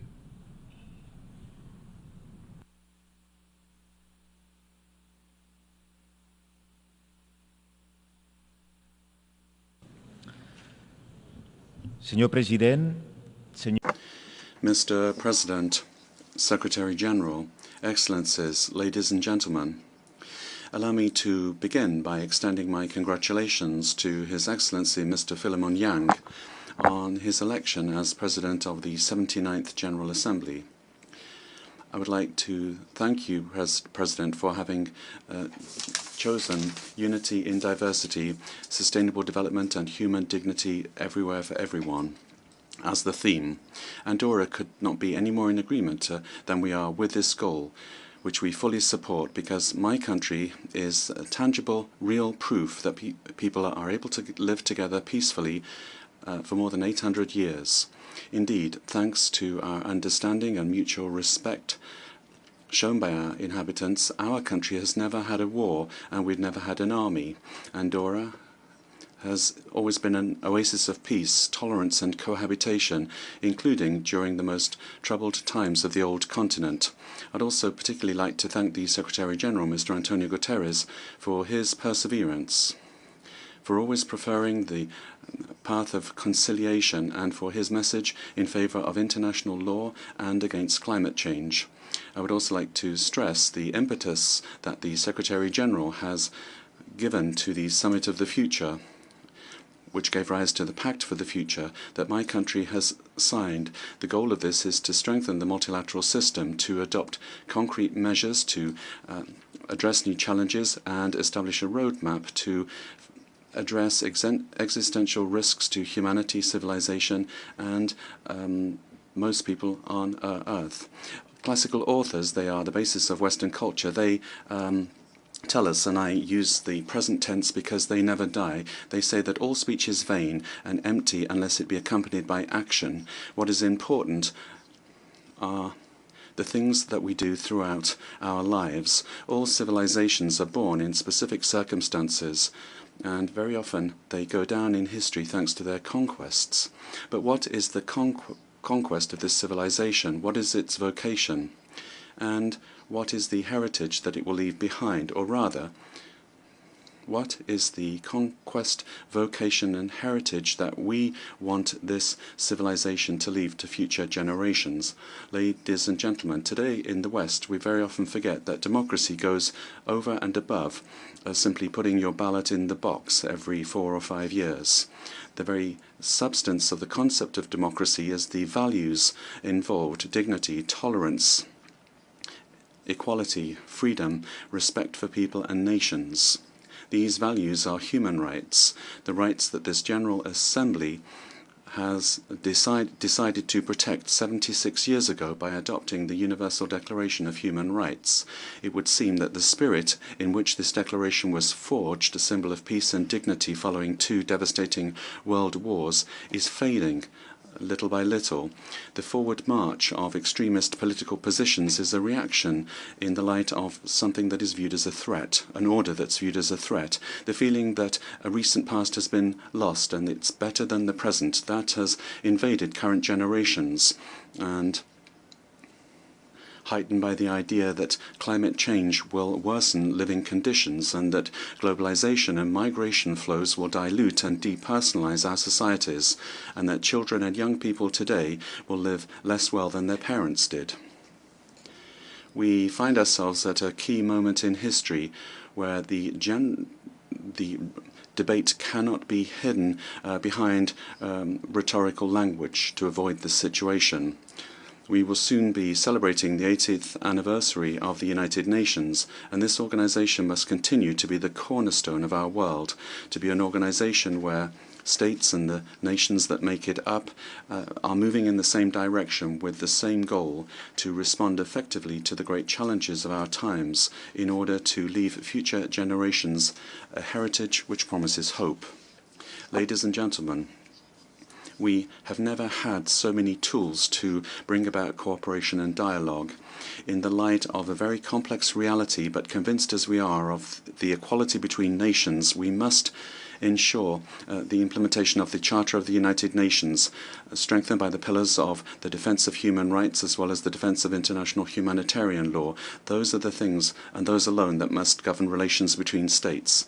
The serious situations in Ukraine, Gaza, Lebanon and Sudan and other regions where we see conflicts that have become permanent, particularly in the region of the Sahel, we cannot remain indifferent to these. We must urgently become mobilized to achieve the most noble goal of politics, peace. We must come together and find solutions to conflicts without violence or recourse to military resources. We would call upon all parties to work for peace, and that they respect international humanitarian law and that they obey it.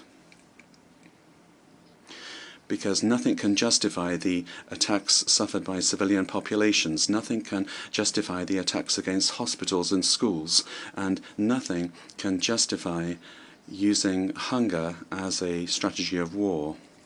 Nothing can justify such irrational behavior. Children are the main victims of this. Children and young people take pride of place in on the international agenda of Andorra, because we firmly believe that they are the present and the future of humanity, which means that all actions to benefit them become strategic actions for the development of a country, of any country. This is why, since its creation, we have supported the Office of the Special Representative of the Secretary-General for Children and Armed Conflict, and more recently the study on the impact of climate change on children and armed conflict. When I asked you at the beginning of my statement what conquest, what vocation and what heritage did we want to leave behind, there can be no doubt a world in peace for our children and our young people, a world that provides opportunities to each and every one of them. This is the great responsibility which we bear, to ensure that future generations do not have a life worse than ours, but rather that they are fully able to participate in progress, as we have agreed in recent days in the Summit of the Future. Excellencies, Andorra joined the United Nations in 1993. The international context at the time was full of hope, the reunification of Europe after the Cold War. We decided to become a member of the United Nations with the conviction that we wanted to be a society open to the world, which shares with the international community its opportunities and its challenges. We believe that the problems of the world are also our problems, and it is for that reason that we wanted and want to participate in solving them. 3 decades have gone by since then, and although we see the Cold War re-emerging, and whilst in the Middle East we see increasing tensions, and whilst extremism is advancing and is of concern, Andorra fully believes in its international commitments and multilateralism. We believe that these are the best and the only instruments to resolve the current crisis. But Andorra also attaches particular importance to regional cooperation, particularly that deployed by the European Union, with which Andorra is negotiating an association agreement, which will mean that we will be able progressively and in a structured way to enter the European single market, to diversify our economy and participate in building a geographic, economic and political reality, that of the European Union, with a privileged status of associated state. Whether it be obligations that we undertake when joining an international organization or by signing an international treaty, Andorra acts to fully respect its commitments. and as small as my country might appear to major states, that in no way takes away from our ambitious objectives. And this is always essential, as is our multilateralism, the climate emergency, gender equality, the digital transition, and cultural diversity. On that last point, Andorra is very proud to have co-facilitated for one further year the resolution on multilingualism at the United Nations together with Guatemala. Ladies and gentlemen, climate change is undoubtedly a global threat, but it's also true that it affects certain countries more than others. This is the case for coastal regions where the sea level is increasing and mountainous regions where the ecosystem has become more vulnerable. This is the case for Andorra. The effects of climate change risk changing the way of life of its inhabitants and even the economy of the country. And it's for this reason that we have made the fight against climate change one of our main goals, internationally as well as nationally.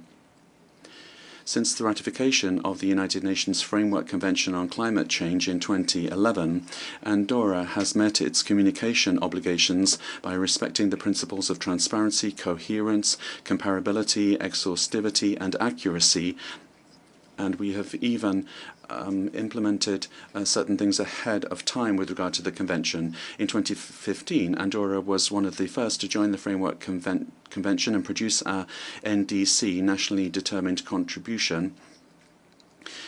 And we updated it in 2020 and 2022, and we plan to achieve climate neutrality by 2050. In 2023, Andorra was the first state to present its biannual report on transparency, which showed once again the importance that we attach to our commitment to fight against climate change. Nationally, we have also undertaken great efforts to implement a new energy policy to progressively increase the national production of renewable energy and replace heat production systems with less polluting systems. This policy in favor of renewable energy was led by the public sector with the implementation of very ambitious legislation and using significant aid and action plans. However, do you know that all of these efforts will be in vain if other countries do not do the same thing, if we're not all moving in the same direction, because fighting climate change is the most urgent global challenge that we have. The broadest challenge which requires the highest possible level of cooperation, collaboration, generosity and respect. Ladies and gentlemen, we are at the midway point in achieving the Sustainable Development Goals of the 2030 Agenda, and we are going to soon be in the final home stretch.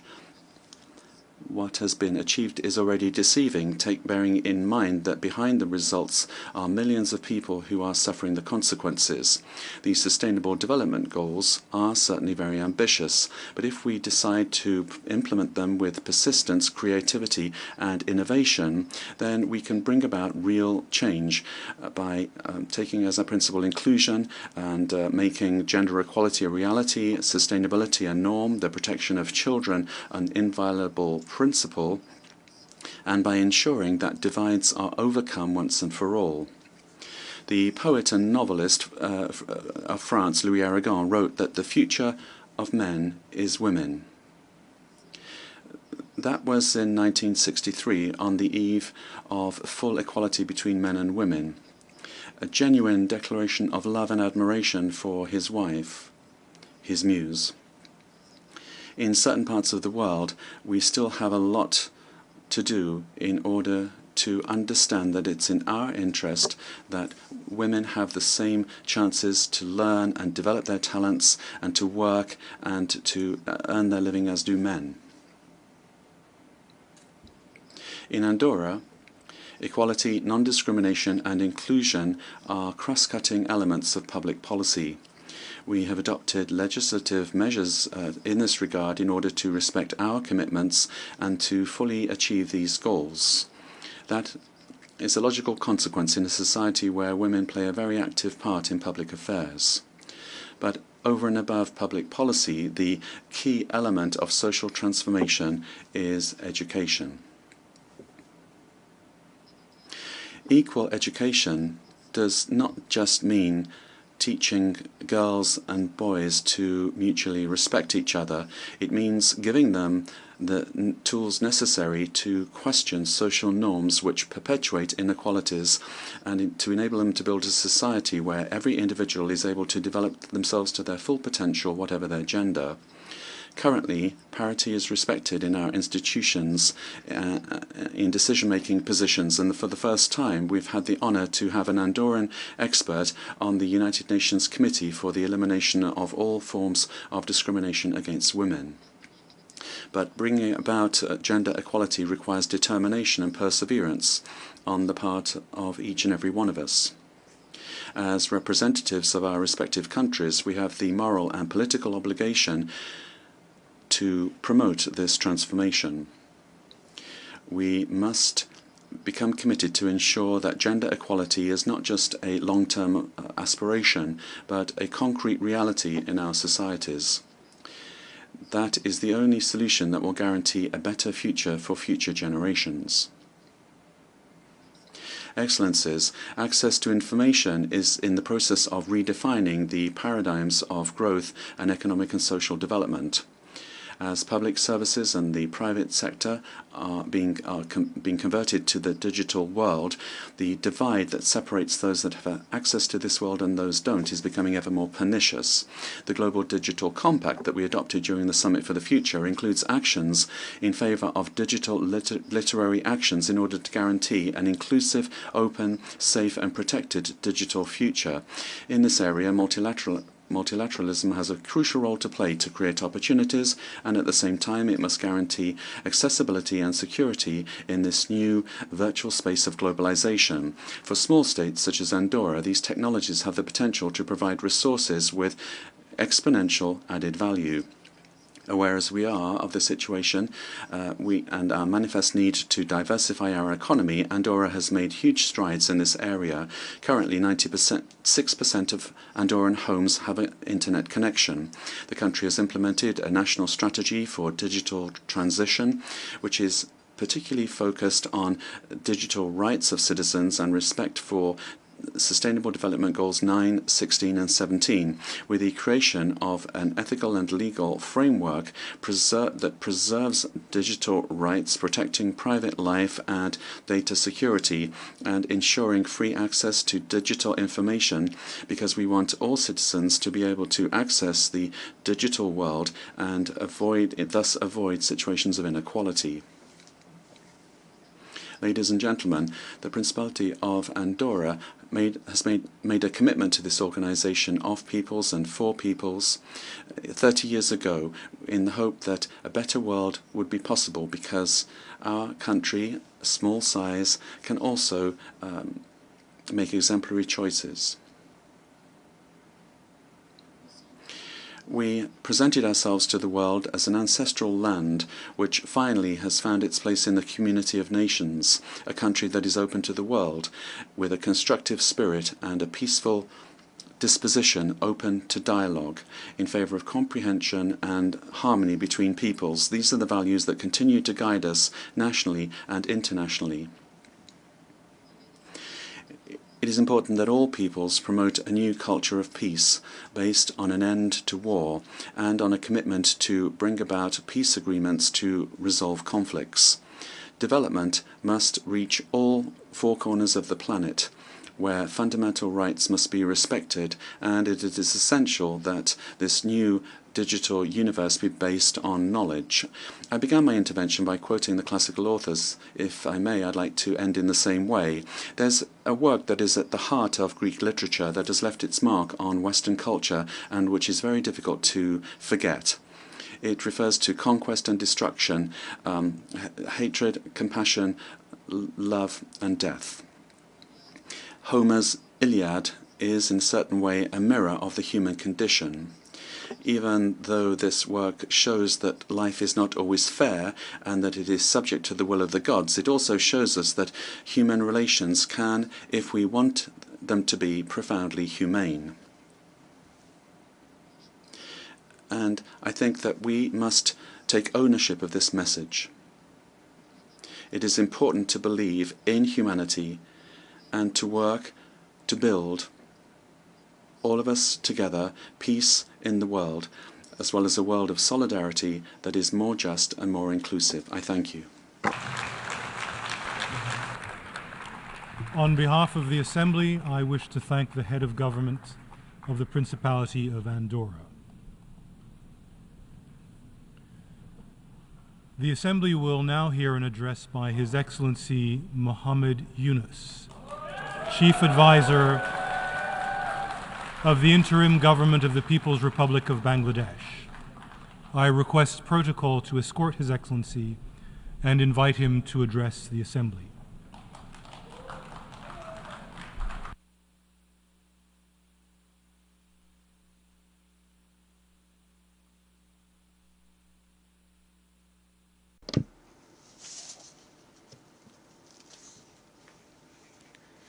Bismillahirrahmanirrahim.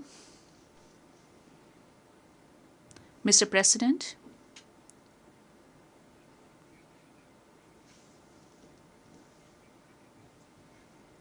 let me congratulate you on your election as the President of the United Nations General Assembly.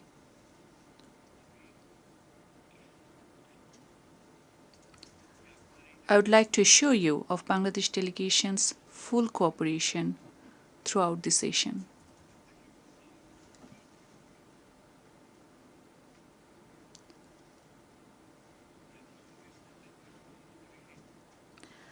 I would also place on record our deep appreciation to the Secretary General Antonio Guterres for his unwavering commitment to deliver on the UN mandates and address the global challenges.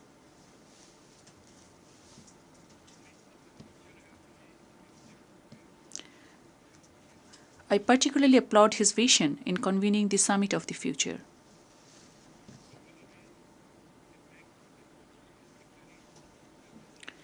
The Pact for the Future and the Declaration on Future Generations could help in setting pathways beyond Agenda 2030.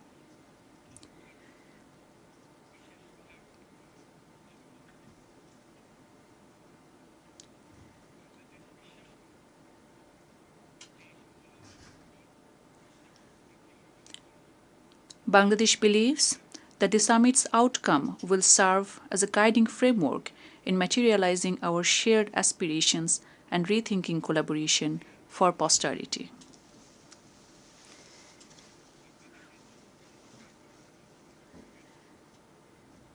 I stand in this Parliament of Nations thanks to an epochal transformation that Bangladesh witnessed this July and August.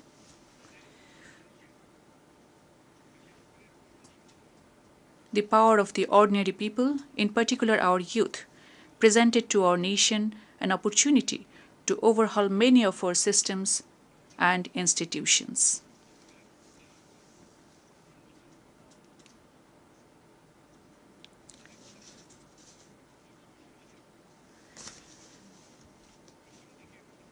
The uprising led by the students and youth was initially aimed at ending discrimination. Progressively, the movement evolved into a people's movement. The world eventually saw how people at large stood against autocracy, oppression, discrimination, injustice, and corruption, both on the streets and online.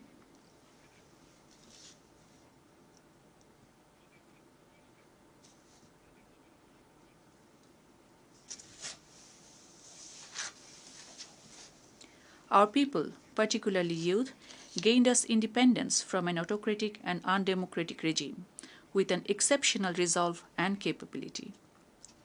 That collective resolve should define Bangladesh of the future and place our nation as a responsible state in the Committee of the Nations.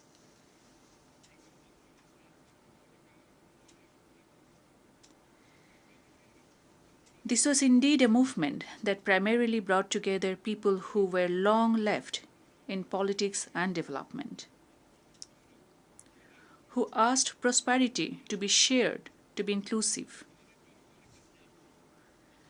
The people aspired for a just, inclusive, and functioning democracy for which our new generations made supreme sacrifice.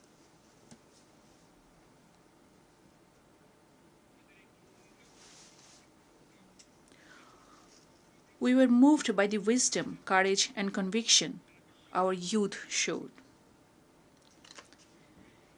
Even braving bullets bare chest.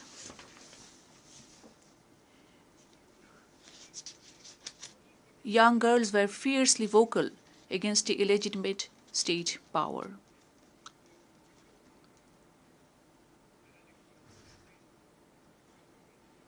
School-going teenagers laid down their lives. Hundreds lost their eyes forever. Mothers, day laborers, and scores of people across cities lent their shoulders for their children.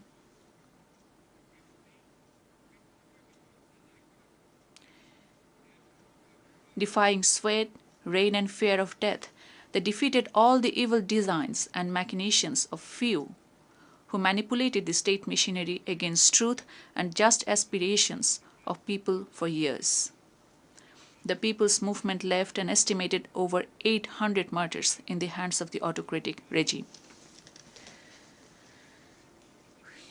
Bangladesh was born because of her people's profound belief in liberalism, pluralism, and secularism.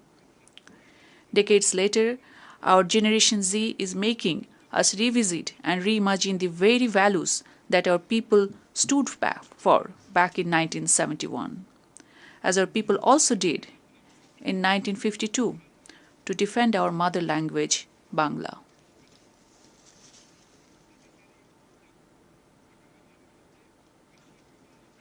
We believe this revolution that the world witnessed in Bangladesh in the span of few weeks may inspire many across communities and countries to stand for freedom and justice.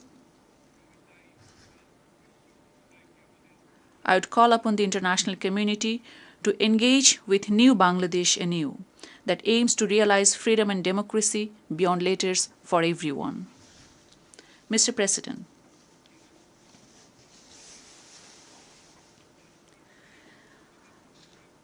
our youth and people together entrusted me and my colleagues in the Council with enormous responsibilities to reconstruct a decaying state apparatus.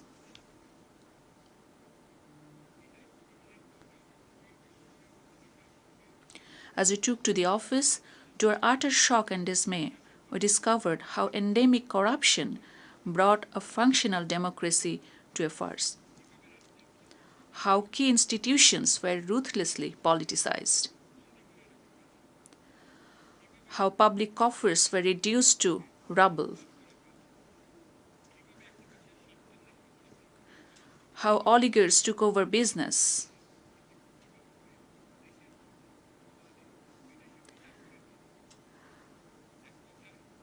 How chosen few concentrated wealth in their hands and amassed and laundered wealth out of Bangladesh. In all, justice, ethics, and morality almost at every level reached a low. Under such circumstances, we were asked to rebuild Bangladesh and re-establish the country that our people aspire to see. To correct the ills of the past as also to build a competitive and agile economy and a just society. In a drastically changed scenario, all political parties are now free to voice their views and opinions.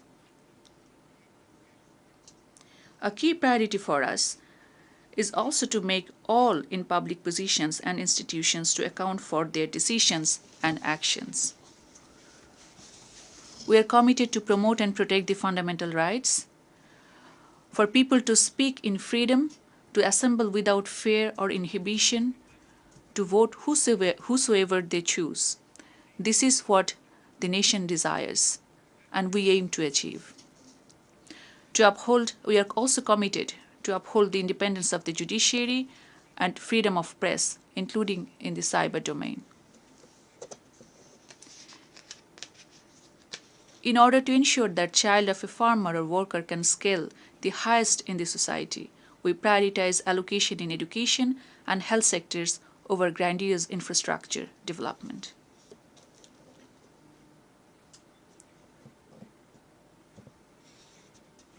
We also aim at ensuring good governance across all sectors. I wish to assure that our government shall adhere to all international, regional and bilateral instruments that Bangladesh is party to. Bangladesh will continue to remain an active proponent of multilateralism with the UN at the core. Bangladesh is open to nurture friendly relations with all countries based on mutual respect, upholding our dignity and pride and shared interests. Mr. President, in the last 7 weeks, the government has initiated several actions. At our request, the UN High Commissioner for Human Rights has dispatched a fact-finding mission to investigate into the gross human rights violations during the People's Movement and to suggest for sustainable course correction. That mission has already started work on the ground in Bangladesh. I wish to register my deep appreciation to the High Commissioner, Volker Turk. We have acceded to the International Convention for Protection of All Persons from Enforced Disappearance within 2 weeks in office.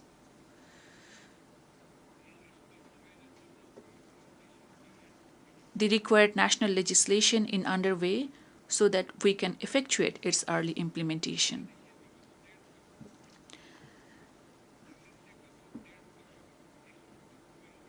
An inquiry commission has started investigating into all the cases of enforced disappearances reported during the past decade and a half.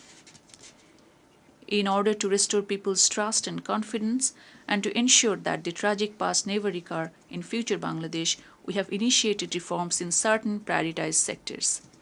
In that direction, we launched independent commissions to reform electoral system, constitution, judicial reform, civil administration, law and order sectors.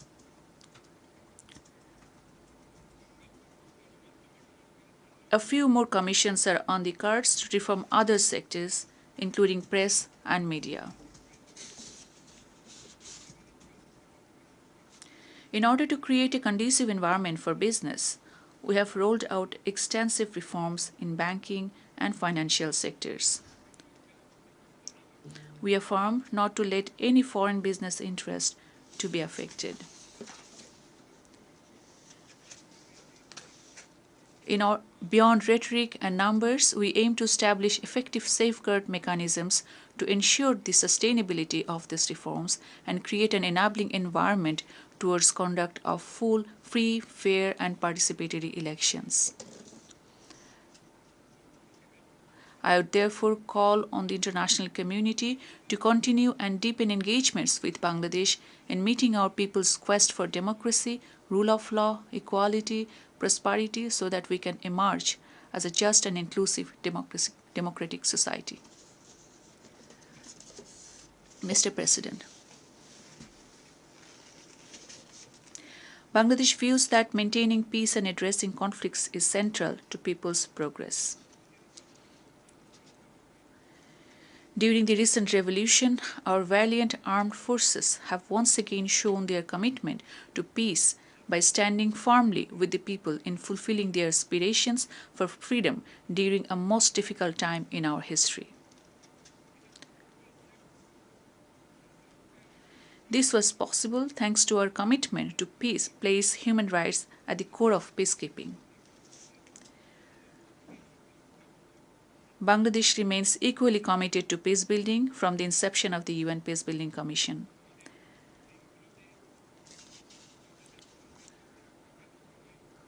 We look forward to promoting and enhancing Bangladesh's value-driven contributions to the UN peacekeeping operations.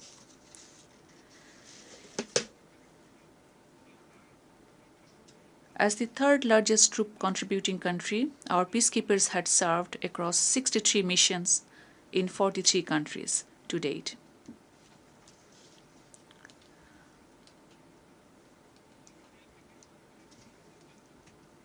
"168 Bangladeshi peacekeepers had laid their lives from Bosnia to Congo.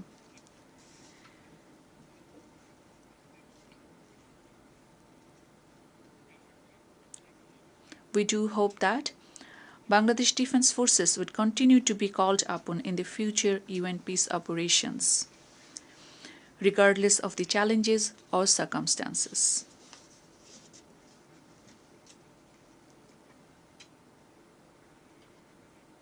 Mr. President, in our shared habitat, this world, many of the global priorities need to be set right. Climate change poses existential threat to all of us. The record-breaking heat wave this summer starkly reminded the world of the climate-induced challenges. What we need is climate justice, so that the irresponsible choices or indifferent actions or harms caused are accounted for.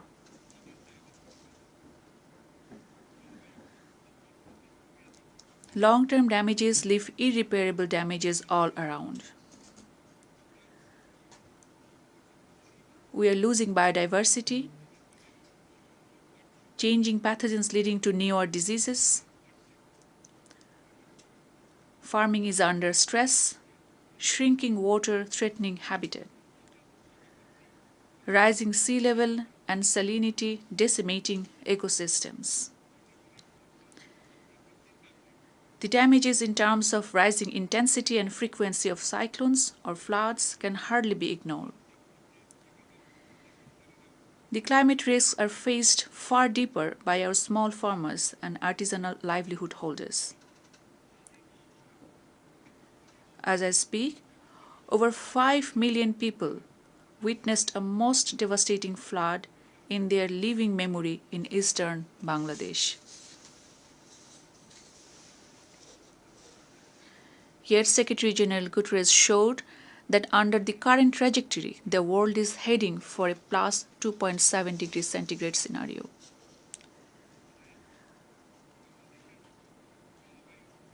I would hence urge for channeling robust resources for climate adaptation in the climate vulnerable countries like Bangladesh.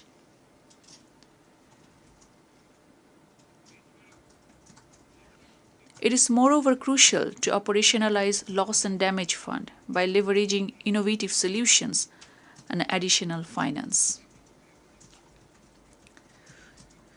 We equally need access to technologies and increased capacity. To be specific, we need access to life-saving technologies, particularly in agriculture, water, or public health, where a trickle of modest solutions or innovations can save millions of vulnerable population. Tackling climate crisis has to go hand in hand in getting global economy in order as well. The world is increasingly focused on decarbonization.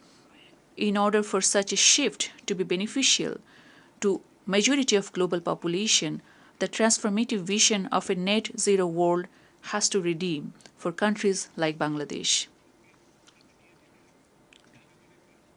Else, we risk falling short on our pledge to shared prosperity through shared responsibility.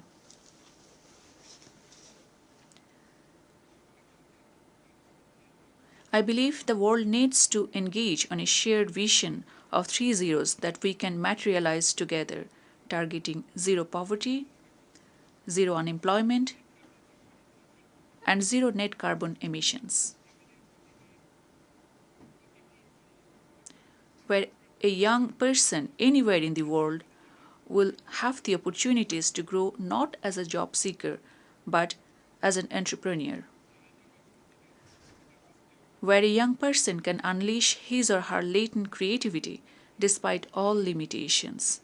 Where an entrepreneur can optimally balance social benefits, economic profits, and responsibility towards nature. Where social business can help an individual transcend beyond consumerism and can ultimately catalyze in social and economic transformation.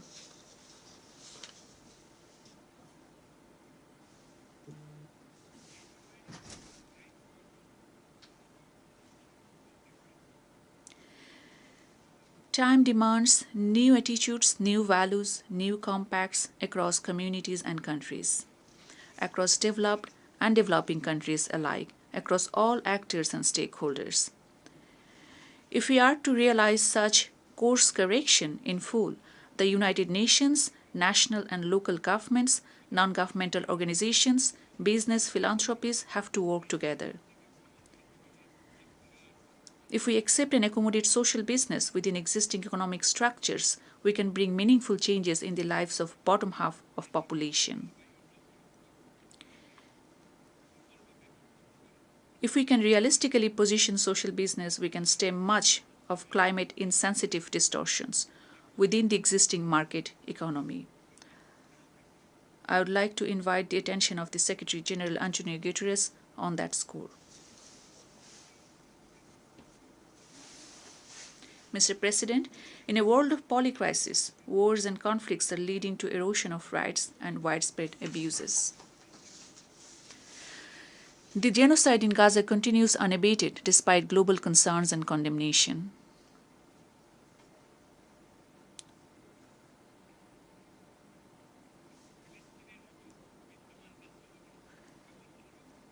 The situation in Palestine just does not concern the Arabs or the Muslims at large, rather the entire humanity.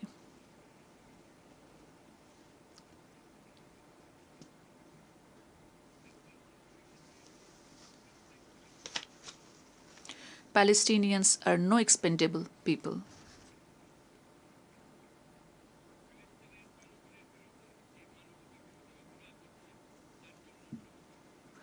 All those responsible for the crimes against humanity against the Palestinian people must be held accountable.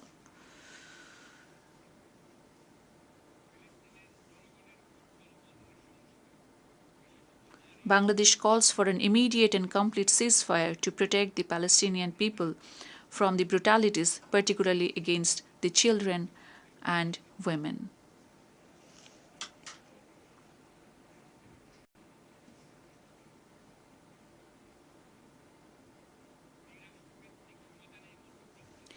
International community, including the UN, needs to act in earnest to implement the two-state solution that remains the only path to bring lasting peace in the Middle East.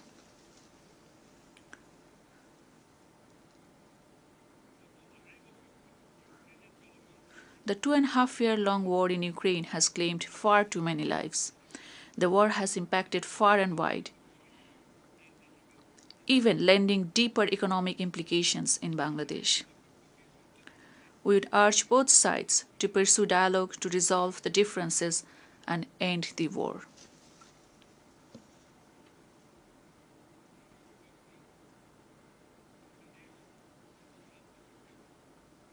Mr. President, 7 years on, Bangladesh has been hosting 1.2 million Rohingyas on humanitarian ground, incurring significant social, economic, environmental costs.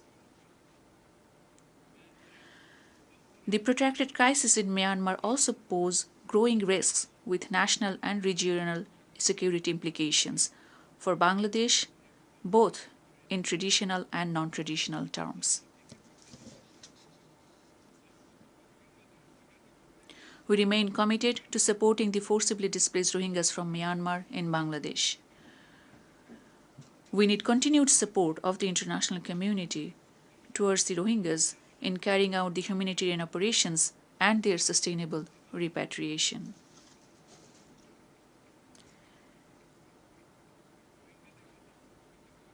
Equally important is to ensure justice for the grave human rights violations committed against the Rohingyas through the ongoing accountability processes in the ICJ and the ICC.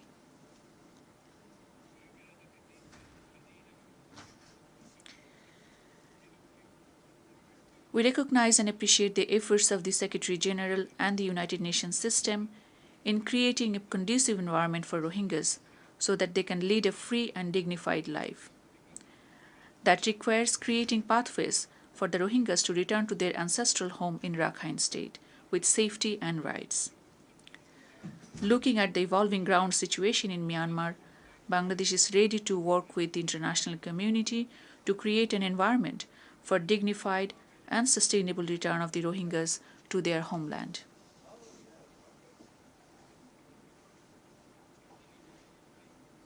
Mr. President,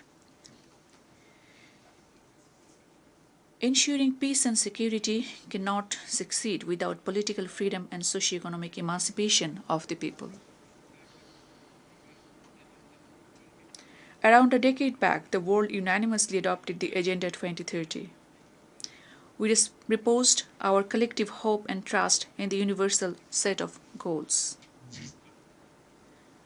Yet, overall, 17% of the SDG targets are on track to be achieved by 2030. Clearly, many developing countries risk to be left behind. Every year, developing countries face a significant SDG financing gap, estimated between 2.5 to 4 trillion US dollars. High debt burdens, shrinking fiscal space, and adverse impacts of climate change put countries like Bangladesh at greater risk. We look forward to the 4th International Conference on Financing for Development to deliver on addressing the complex and systemic challenges.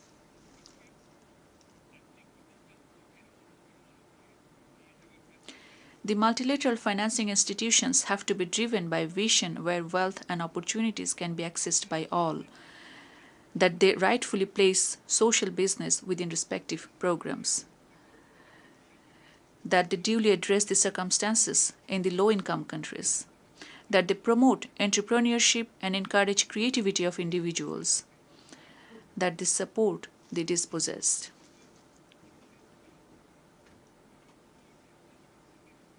In this regard, prevention of illicit financial flows and siphoning of resources from the developing countries merit greater attention. Increased international cooperation must rechannel the assets stolen from developing countries. We look forward to early conclusion of an international tax convention that can combat tax evasion. Mr. President, migration and mobility is an inescapable reality in an interconnected world. As a country of origin of migrants, over 11 million of our people live and work worldwide.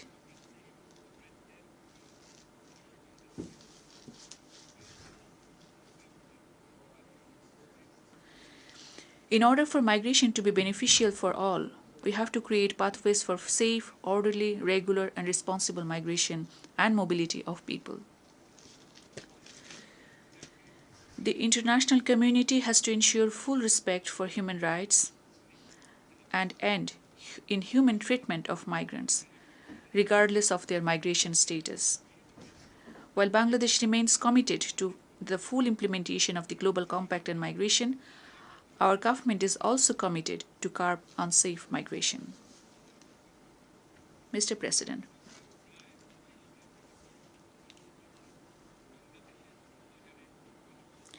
every year nearly 2.5 million Bangladeshis enter our labor market.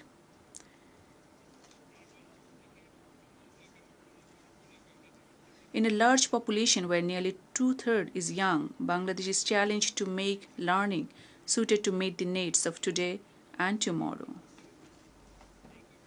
Yet we see the world of work is changing, where a young person has to adapt constantly, reskill, adopt newer attitudes. As Bangladesh is set to graduate as a middle-income country, we reckon the vital need to secure ourselves in terms of learning and technology. Let me speak about artificial intelligence. We are particularly enthused with the emergence of artificial intelligence tools and applications. Our youth are excited with the prospect of first unfolding generative AI. They aspire to walk and work as global citizens. The world needs to ensure that no youth in countries like Bangladesh get left behind in meaningfully reaping benefits of the AI-led transformation. The world simultaneously needs to ensure that the development of artificial intelligence does not diminish the scope or demand for human labor.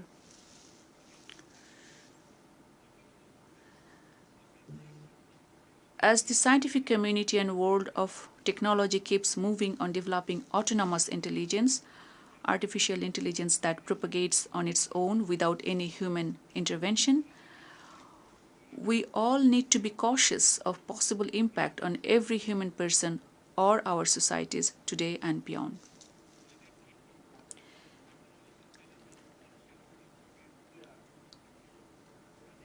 We believe that autonomous intelligence,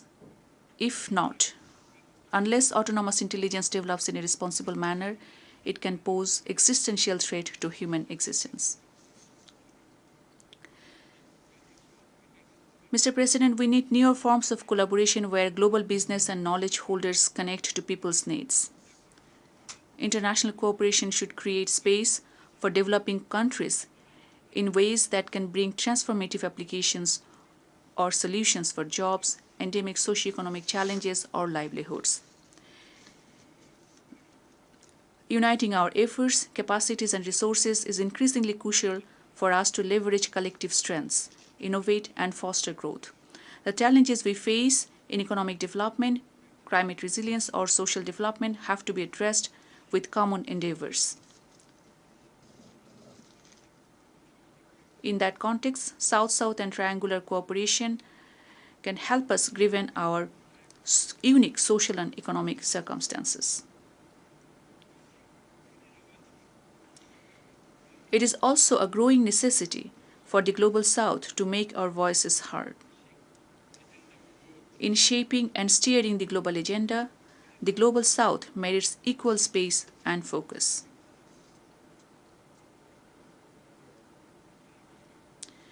Mr. President, the COVID times underlined before us the crucial importance of investing in public health.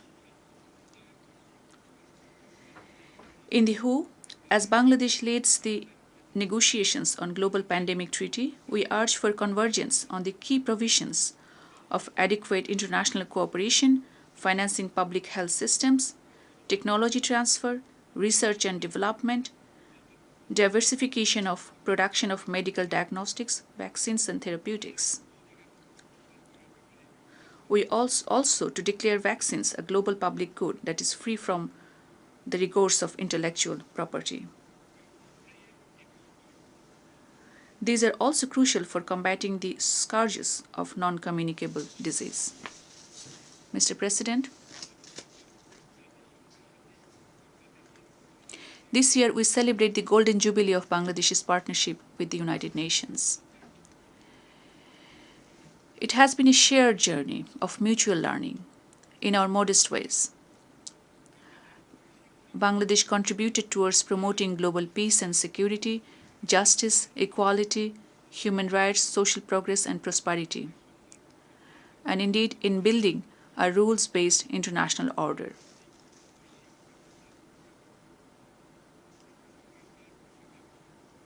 For instance, I recall the microcredit resolution and the Friends of Microcredit that was formed in the UN General Assembly back in 1999 with exceeding spontaneity. The United Nations declared 2005 as the year of microcredit that resulted in global reach of microcredit. The Annual General Assembly resolution on culture of peace since 2001, or the resolution 1325 in the Security Council on Women, Peace and Security may be worth recalling as well.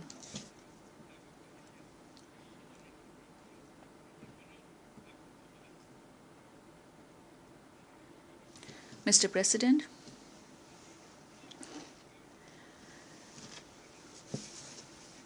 as the Great Hall reverberates with crying call for peace, security, justice, inclusivity, and equitable distribution of wealth, as states, we need to reflect on how we embolden men and women today, create space for them to grow as entrepreneurs of tomorrow.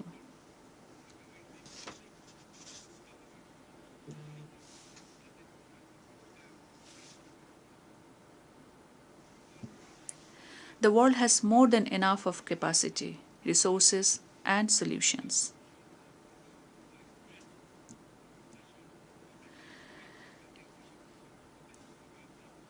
Let us redeem all the pledges we made nationally and internationally. Let us work together to end all forms of inequality and discrimination within and among nations, especially in advancing the proposition of social business in our economic interactions. The youth in Bangladesh have showed that upholding freedom, dignity, and rights of people, regardless of distinction and status, cannot just remain aspirational. It is just what everybody deserves. In this Assembly of Nations, Bangladesh should assure that we would and continue to deliver our bid at international, regional, and national levels in securing peace, prosperity, justice for everyone. I thank you for your attention.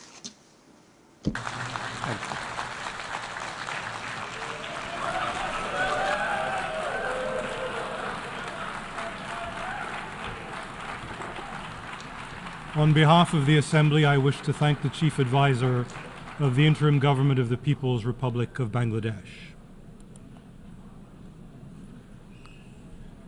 The Assembly will now hear an address by His Excellency Dorin Recian, Prime Minister of the Republic of Moldova. I request protocol to escort His Excellency and invite him to address the Assembly.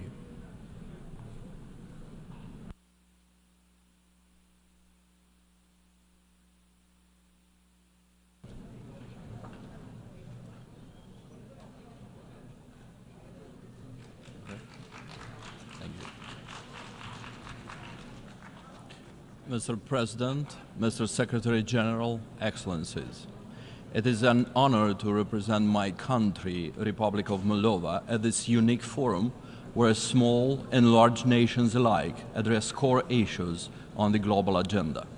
Climate change, poverty, and the global cost of living crisis are our generational challenges. So is peace and security. For some time now, it seemed we were living in a rules-based international system which strongly discouraged geopolitical conquest, spheres of influence, and disregard for the aspirations of smaller nations. The world proved to be a much safer place when smaller nations have a say and the choices their people make are respected. Peace and security, prosperity, and free choice is the core agenda for Moldova today. Generations of our intellectuals, writers, and civic activists have fought for our independence and for the freedom to pursue our identity and values. These have succeeded in making Moldova free. After 33 years of independence, we see it in the confidence of our youth, in the revitalization of our culture, and in the way our people stand proud on the international stage, knowing their future lies in their own hands. Very next to us, Russia's unprovoked and unjust war of aggression against Ukraine threatens the fabric of our international order. It throws us back to the times of great power politics, when a large state pursues cynical geopolitical designs to divide the region into spheres of influence and annex smaller neighbors, denying them a say in their own destiny. For Moldova, this is not a mere distant memory, it is a looming threat. Moldova knows all too well the consequences, and we're determined to never return to those times. Don't forget, Kremlin doesn't want us at the table. Kremlin wants us on the table. Never mind all the excuses and the circumstances. Compulsion and raw force are perpetuated and complemented now with hybrid warfare, malign influence, and subversion of the democratic state. And these latest developments, ladies and gentlemen, are threatening not only Moldova. We see them escalating throughout the democratic world too. Even mature democracies find it difficult to cope with witnessing polarization and division. Therefore, Ukraine is now fighting not just for its statehood, nation, and its very existence. It is fighting for each nation's freedom to choose and pursue its own national aspirations. Moldova stands by and in solidarity with Ukraine in defense against Kremlin's aggression.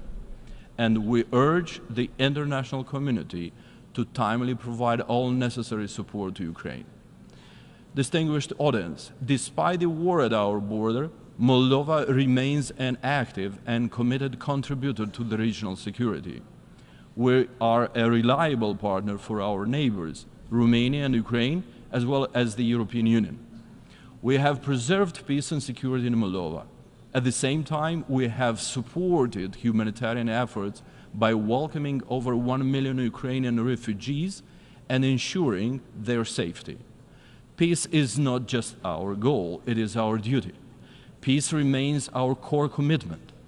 Moldova is also committed to a just, peaceful resolution of the Transnistrian conflict with full respect for Moldova's sovereignty and territorial integrity within its internationally recognized borders. For this to happen, Russia's illegal military presence must end. I call on the international community to reaffirm the need for the immediate and unconditional withdrawal of the Russian military from Moldova. This is not just about Moldova, it's about upholding international law, safeguarding regional stability, and ensuring that no country's sovereignty is compromised by foreign military presence. Ladies and gentlemen, Moldova's destiny belongs to Moldovans, not outside powers. Kremlin's efforts to suppress the dignity and will of the people of Moldova through both internal subversion and external intimidation have no place in the 21st century. Despite our differences, we have always taken big decisions as a nation together and have proudly reaffirmed our national dignity and self-worth. The social compact of our society is individual freedoms, human rights, competitive elections, and open society, not Kremlin's satellite state. Today, our people are closer than ever to fulfilling these aspirations. We're full of hope and determination. Hope for a democratic, prosperous future in the European family of nations, to which we rightfully belong. And this hope is firmly rooted in Moldova's collective achievements over the past years, determined to work hard and tirelessly to become a proud member of the EU's peaceful and prosperous family. Moldova stands today stronger and more united. Despite flooding Moldova with illicit money, propaganda, and falsehoods, and waging a fully fledged hybrid attack, Kremlin has failed to divide our house against itself. Moldova is no longer a gray zone, a profitable money laundering enterprise for unscrupulous oligarchs and foreign powers who plundered the state and the people and manipulated institutions for their benefit.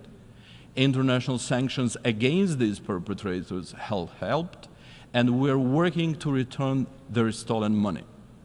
Our commitment to reform is unwavering, and we have made progress in cleaning up its justice system and law enforcement.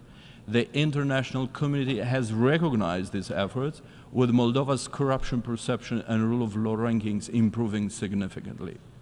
We acted to make our economy resilient even in the face of the regional instability. Despite proximity to the war zone, Moldova's business environment is improving, though slowly. Small and medium enterprises have a more promising outlook, and exports of high-quality products are picking up thanks to our access to European markets. Moldova is doing digital and is bringing the government closer to its citizens and businesses. Over the past few years, more has been invested in infrastructure than over 10 years before that. Our energy independence is now a reality. Energy can no longer be used to blackmail and extract geopolitical concessions. Moldova's energy security is ensured by its integration in the regional and international grids and markets, and we proceed to a fast-paced agenda of renewables and energy efficiency. Resilience is not just about security, it is about our institutions, which are stronger today than ever before, thanks to the support received from our partners. Institutions are better prepared to safeguard the choices of the Moldovan people from external interference. Crucially, Moldova has genuinely opened itself to the world.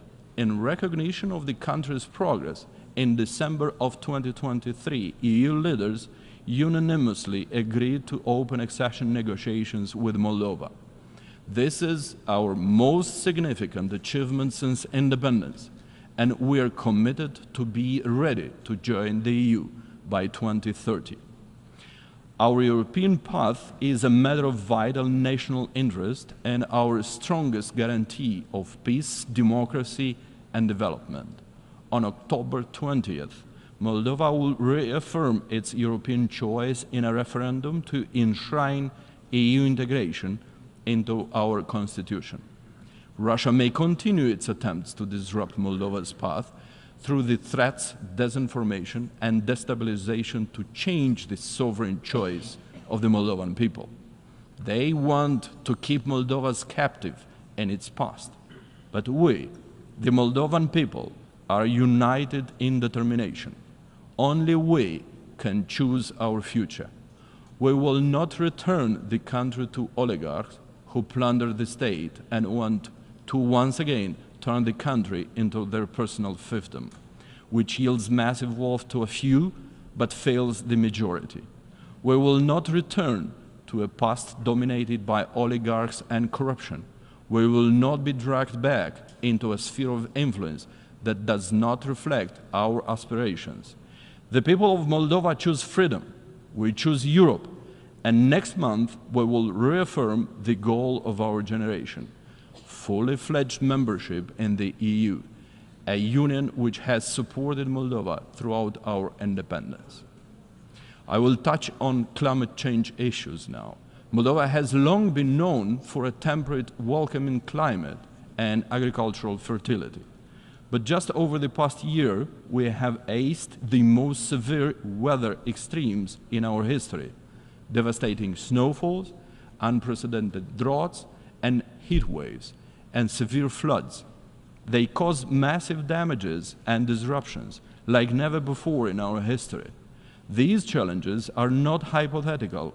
They are here, and they threaten the livelihoods of our farmers, economy, the infrastructure of our villages and towns, and the future of our children.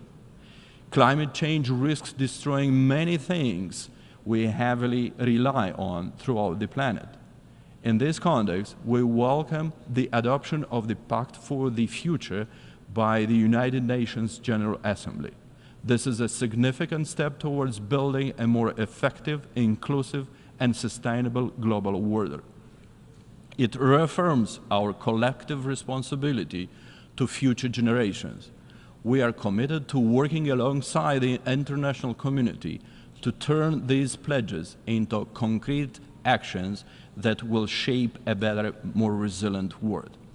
As a final remark, Moldova stands at its historic crossroads, both as a nation and as a member of the international community. Moldovan people will not allow it to be stripped of its agency. Moldova chooses peace, democracy, freedom, and rule of law over war, authoritarianism, and repression.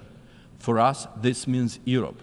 It is our choice, and it strengthens our resolve to move more decisively towards the EU, a peace and prosperity project, while rejecting war, aggression, and any assaults on human dignity.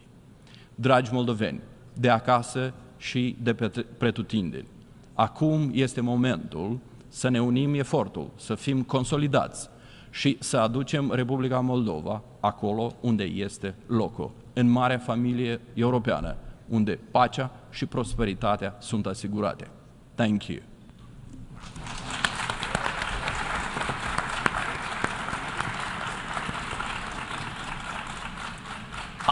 On behalf of the Assembly, I wish to thank the Prime Minister of the Republic of Moldova.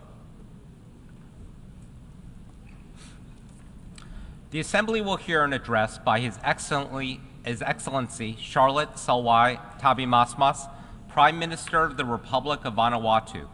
I request protocol to escort His Excellency and invite him to address the Assembly.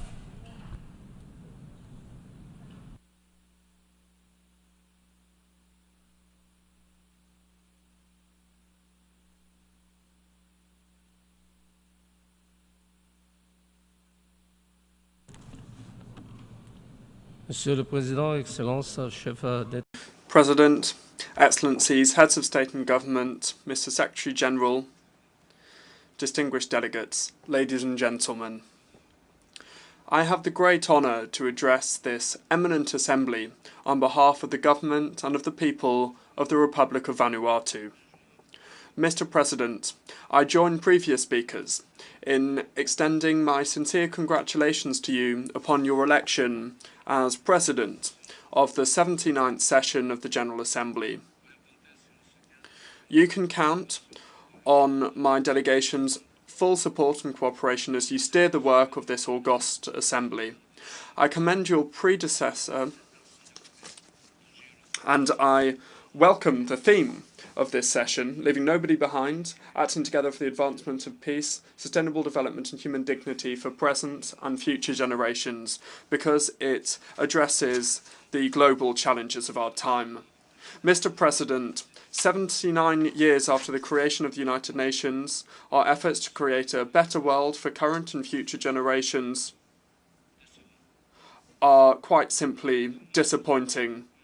It is alarming that after all these years, we continue to be plagued by multiple world crises, undermining the promise of the Charter of the United Nations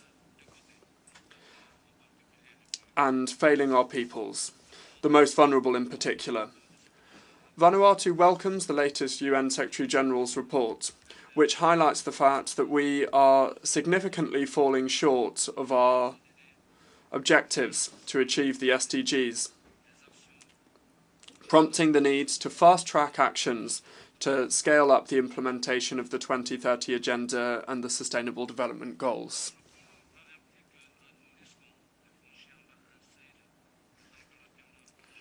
We risk crossing a dangerous temperature threshold over the next 10 years, and that's why Vanuatu requested an advisory opinion from the International Court of Justice to give some clarity on the legal obligations of states when it comes to climate change. This is an initiative that was subject to unprecedented global attention. The opinion received by the court as part of this procedure is in our consensus-based resolution of last year, providing legal clarity on the obligations and responsibility of states when it comes to the climate. This doesn't seek to blame or stigmatize any particular country, but rather it seeks to shed light on existing international rules and regulations and the obligations of all states when it comes to creating a solid basis for concrete climate action and for climate justice based on shared responsibility and accountability. I launch an appeal to all of the members of the United Nations, especially other climate vulnerable nations, to participate in these historic hearings which begin on the 2nd of December 2024. Your voices are crucial in ensuring that the court fully grasps the implications of climate change for the most affected, and will unite us in our shared commitment to justice and human rights as part of a more sustainable future. Mr. President, Vanuatu's economy fared well when we maintained our status as a least developing country. When we graduated, our structural challenges and vulnerabilities remained, while increasing costs continue to soar. We reiterate the need for our development partners to support us in phasing out our LDC-specific support in a gradual and predictable manner. Small island economies also continue to face multiple crises amid tightening financial conditions and rising borrowing costs. This has increased our debt distress risk and undermined our ability to invest in our recoveries. Vanuatu welcomes the outcome of the Summit of the Future, calling for global, concerted efforts to reform the global economic and financial architecture to make it fit for the challenges of this century.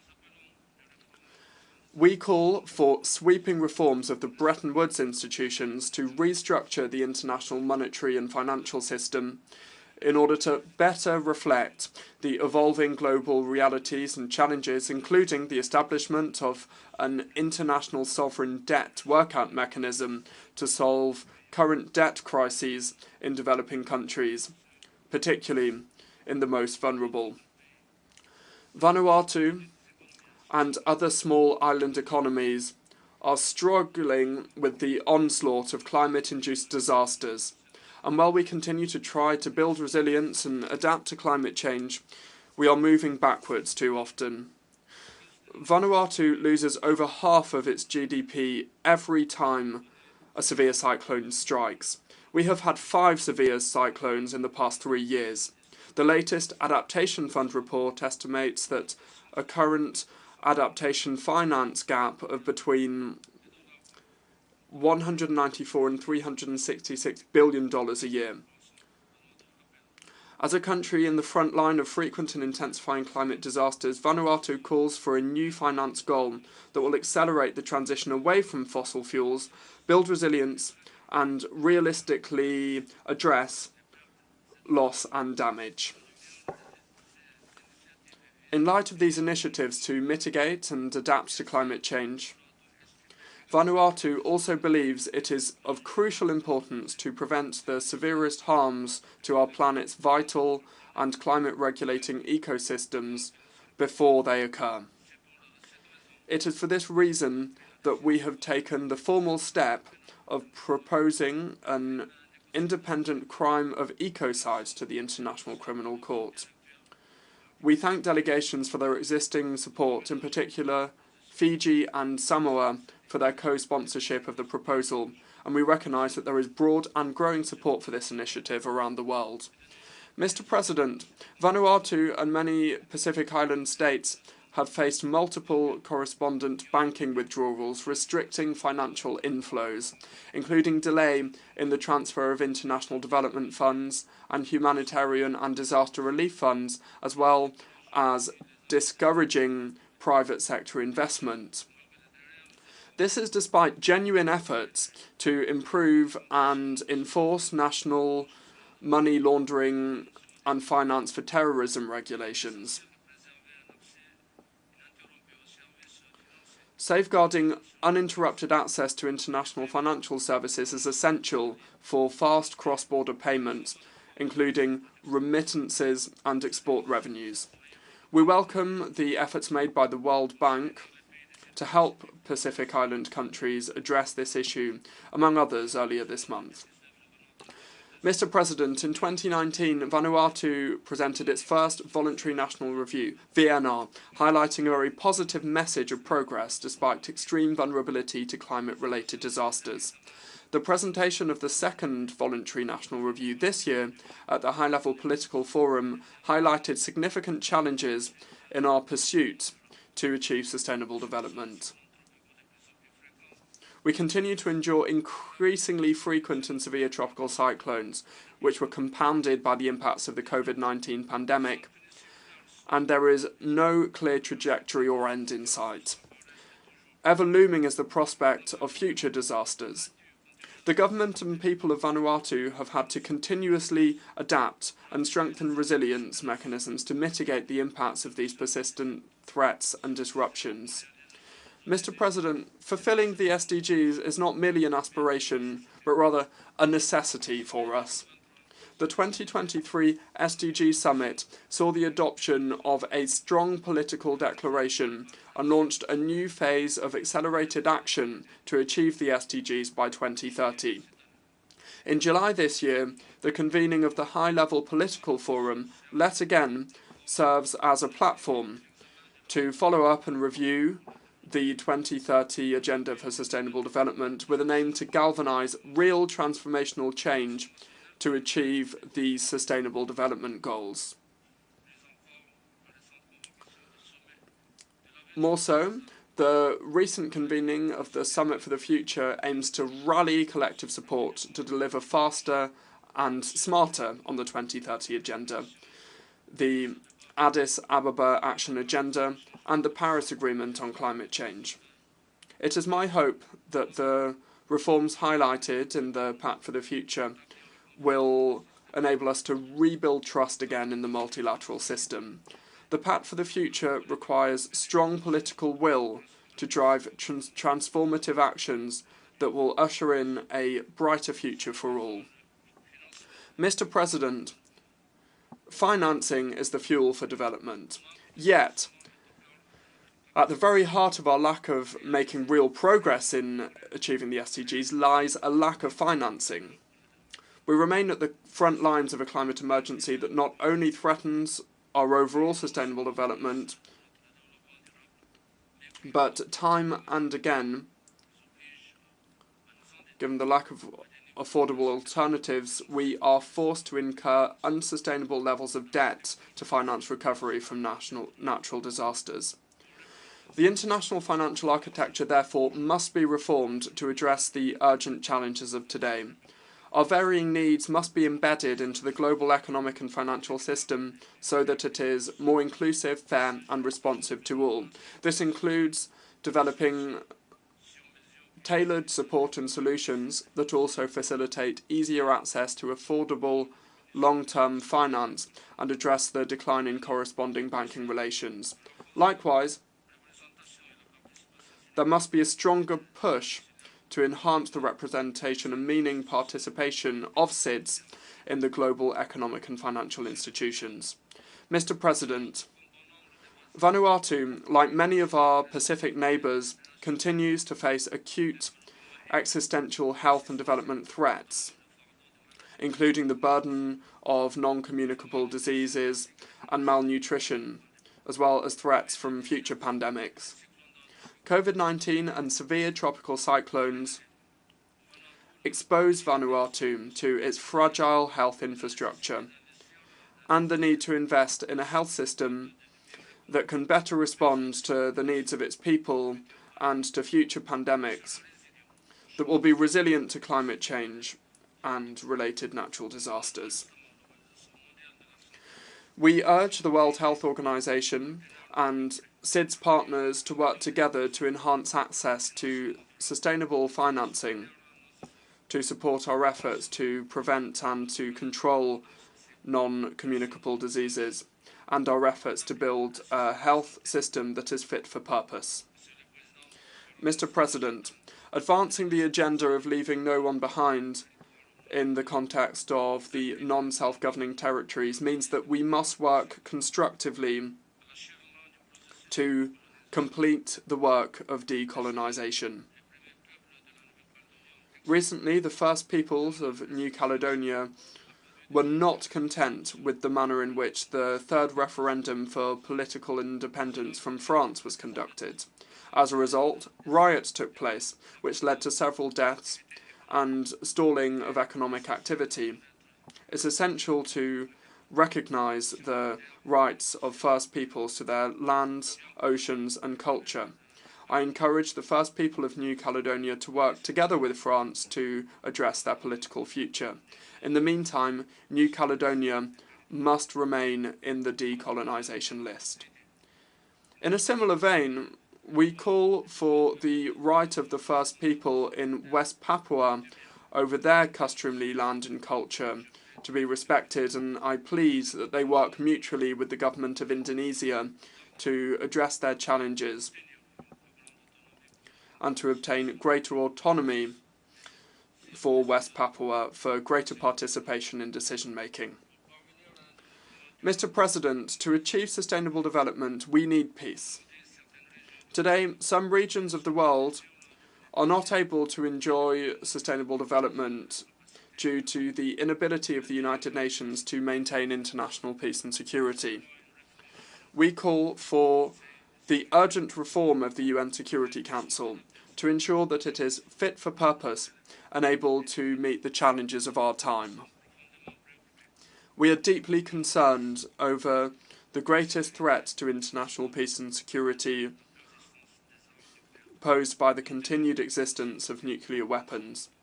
With the current heightened global geopolitical tensions, we call for a renewed and strengthened effort to come out of the current impasse in achieving nuclear disarmament and nuclear non-proliferation in all of its aspects. We further call for the United Nations Charter to be respected. In today's fractured and polarised world, we need to accelerate our efforts to work together and rebuild trust in the multilateral system. The UN at its centre. The Summit of the Future offers us hope, and now we need to move from rhetoric to real actions on the ground. We need peace for the advancement of sustainable development and human dignity for present and future generations. It's essential to act on finance as a driving force for development. Thank you.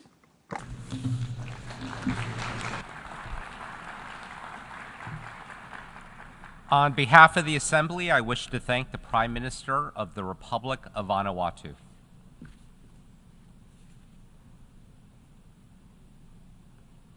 The Assembly will hear an address by His Excellency Andrej Plenković, Prime Minister of the Republic of Croatia. I request protocol to escort His Excellency and invite him to address the Assembly.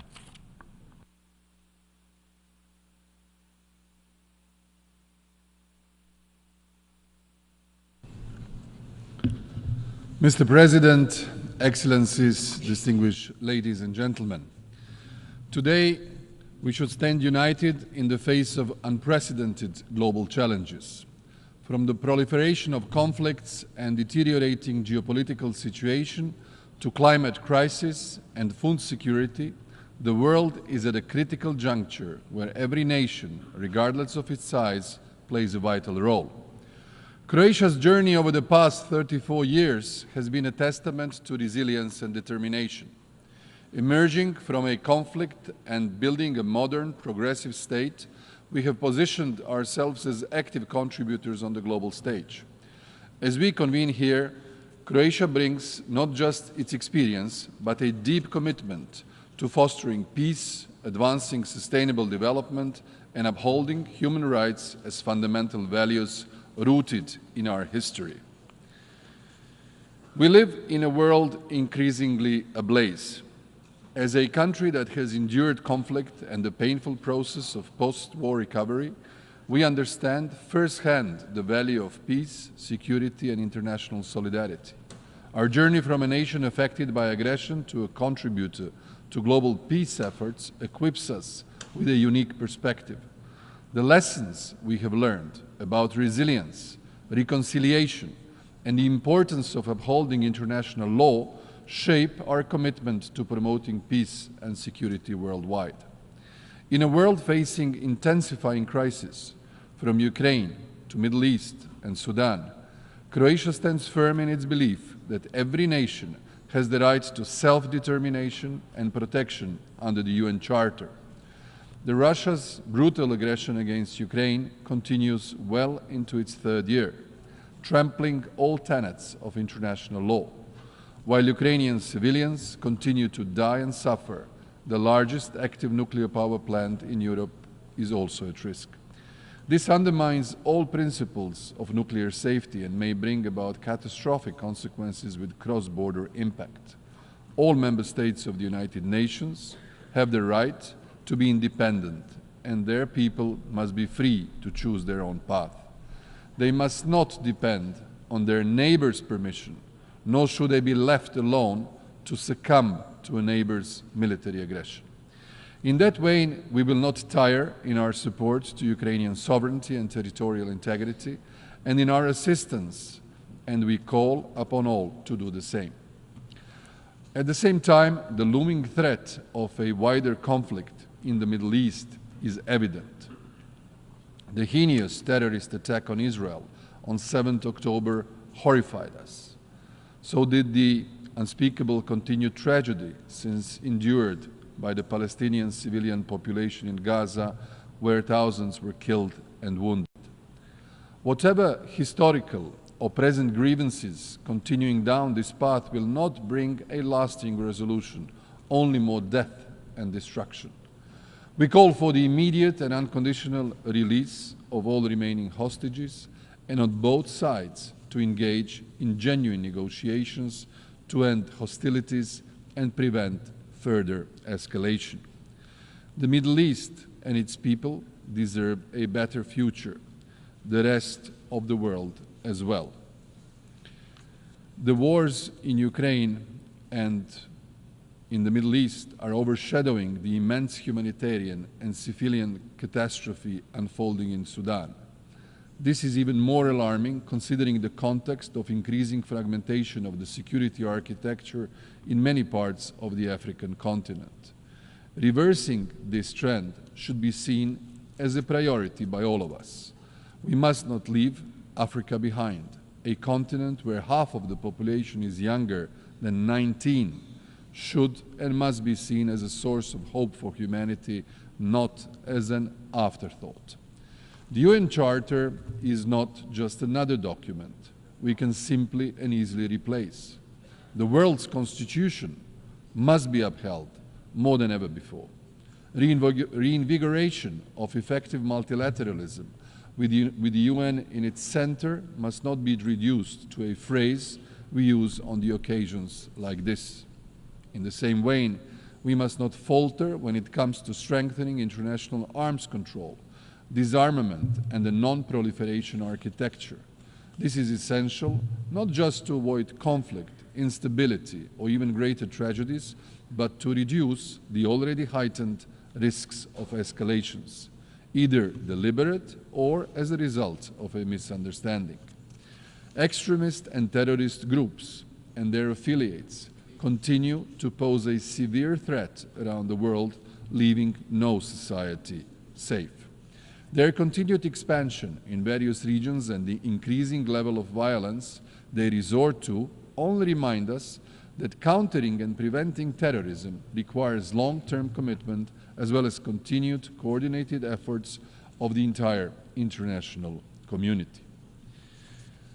As a country that proudly hosted, supported, and enabled the success of the United Nations Transitional Administration for Eastern Slavonia, rightly considered by many as the most successful peacekeeping mission in the history of the United Nations, and which Croatia managed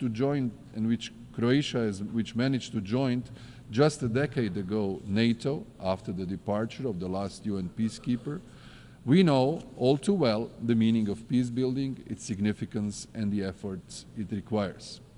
As this year's Vice Chair of the Peace Building Commission and last year's Chair, Croatia supports strengthening the links between the three pillars of the United Nations: peace and security, development, and human rights. There is no peace without sustainable development and no sustainable development without peace. There is little time left to strengthen our focus on prevention at all levels. For the Peace Building Commission, it means to focus more on structural prevention through national prevention strategies and operational prevention by sending flexible civilian missions upon a country's request. The 2025 review of the peace-building architecture will be a crucial moment to strengthening the PBC and to broaden its mandate and give it some decision-making powers. You can count on Croatia's active participation to share its experience and in view of its candidature to be again a member of the PBC in 2026. Croatia is also proud that today a Croatian company is a global leader in robotic demining, and we are actively supporting Ukraine by providing our expertise to assist in the clearance of mines and unexploded ordnance in conflict-affected areas. Ladies and gentlemen, we are committed to sustainable development, which is deeply rooted in its unique position as one of the most biodiverse and nature-rich countries in Europe. Often referred to as the Nature Park of Europe, Croatia has long recognized the importance of preserving its natural resources. Our achievements in renewable energy, where we rank among the top in the European Union, and our strong performance in meeting the UN Sustainable Development Goals reflect a national strategy that balances economic growth and social stability with environmental stewardship. As we stand at the crossroads of environmental crisis and digital transformation, Croatia's experience offers valuable insights into how we can harness innovation while protecting our planet for future generations. The path we take today will determine our future tomorrow. Therefore, we must choose it wisely.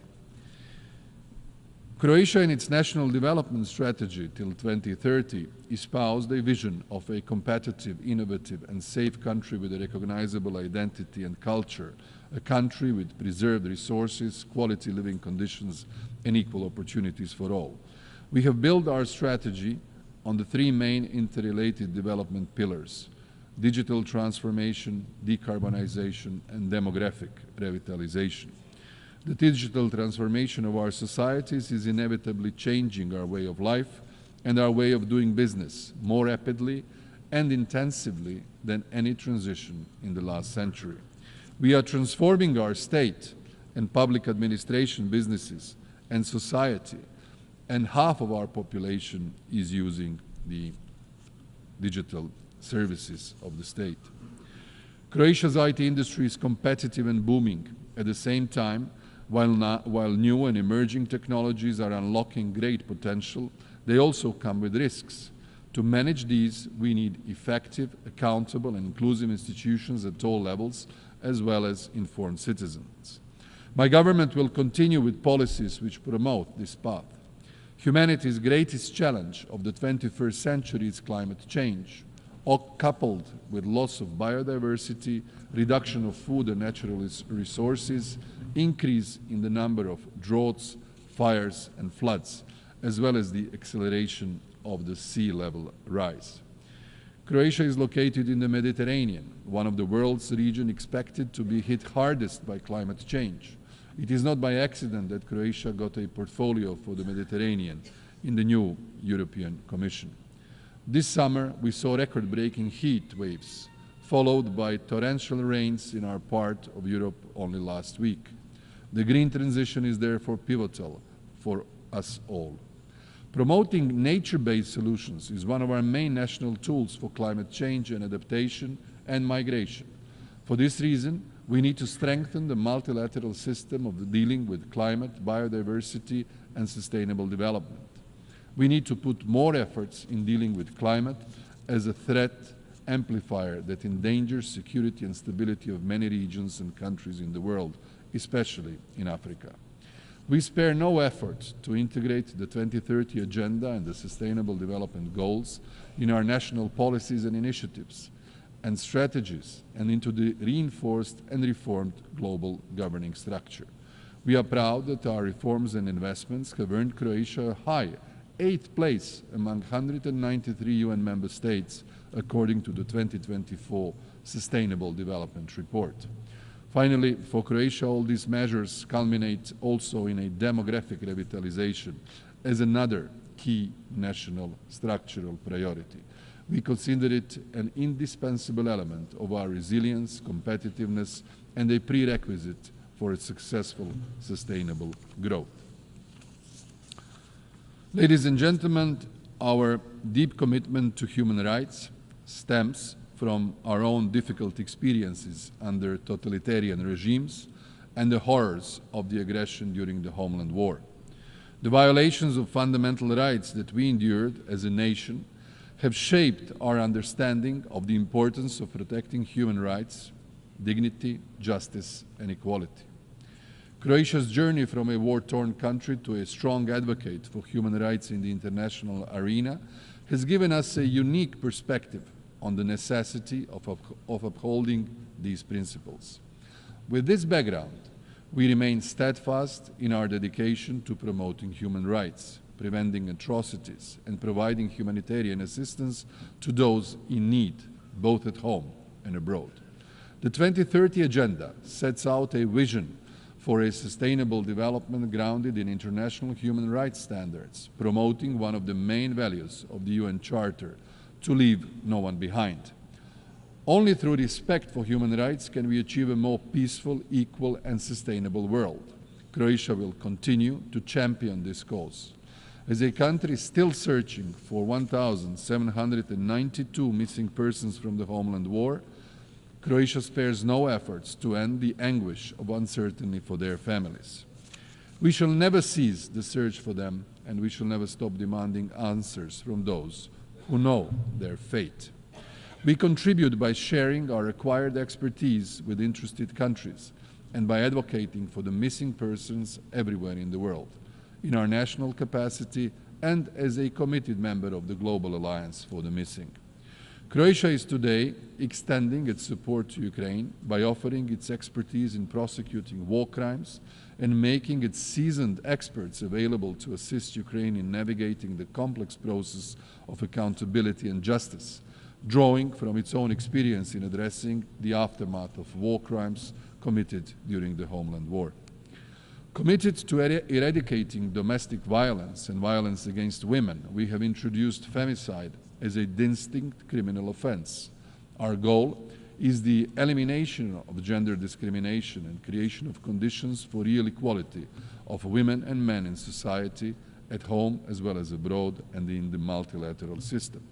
This is why Croatia promotes women, peace and security at the global level, as we know the disproportionate effect of conflict on women, but we have also seen how women, when participating in all peace-building and sustaining peace process, are agents of change and harbingers of peace.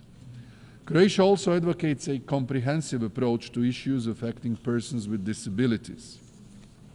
This includes mainstreaming disability in all fields of human rights.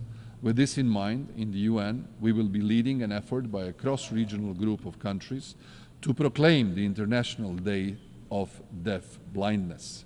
This resolution will hopefully contribute to understanding as well as encourage and inspire national and legal recognition of deaf blindness as a distinct and unique disability worldwide.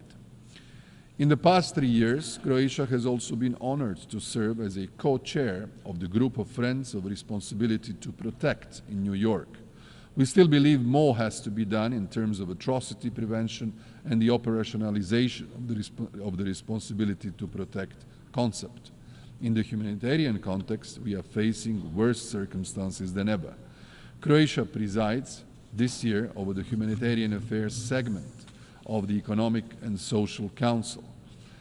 Against the challenging backdrop of unresolved conflicts and eruption and escalation of new ones, climate-related disasters, disease outbreaks, economic shocks and famine for millions of people. Focusing the discussion on the consequences of the erosion of respect for international humanitarian law, clear and strong calls were heard across the board for upholding international humanitarian law, ending impunity, bolstering women's leadership, addressing climate emergency, and for ethical and responsible use of new technologies. Ladies and gentlemen, as one of equal successor states of former Yugoslavia, Croatia is among the founders of the United Nations. Following the dissolution of former Yugoslavia in the midst of defending itself from aggression and invasion, 32 years ago, Croatia reconfirmed its commitment to the UN Charter, this time as a free, sovereign and independent member states of the United Nations. Ours is a journey of liberty and democracy, a pursuit of peace and prosperity, of vigilant defense of human rights and dignity, while honoring the values and principles of multilateralism and international cooperation that UN embodies. Our experience as a small but resilient nation with a deep understanding of peace, security and development underscores the importance of reforming and revitalizing the UN to ensure it remains fit to address the global challenges of today and tomorrow. The Pact for the Future, a pivotal document for strengthening multilateralism that we adopted earlier this week, elaborates about both General Assembly and Security Council reform, and we believe we should further strengthen reform and revitalize these two institutions. While the role of the GA has been strengthened recently with regard to issues which the Security Council failed to address, more should be done in relation to the maintenance of international peace and security. This relates also to the cooperation of the General Assembly with both the Security Council, the Economic and Social Committee, and the Peacebuilding Commission.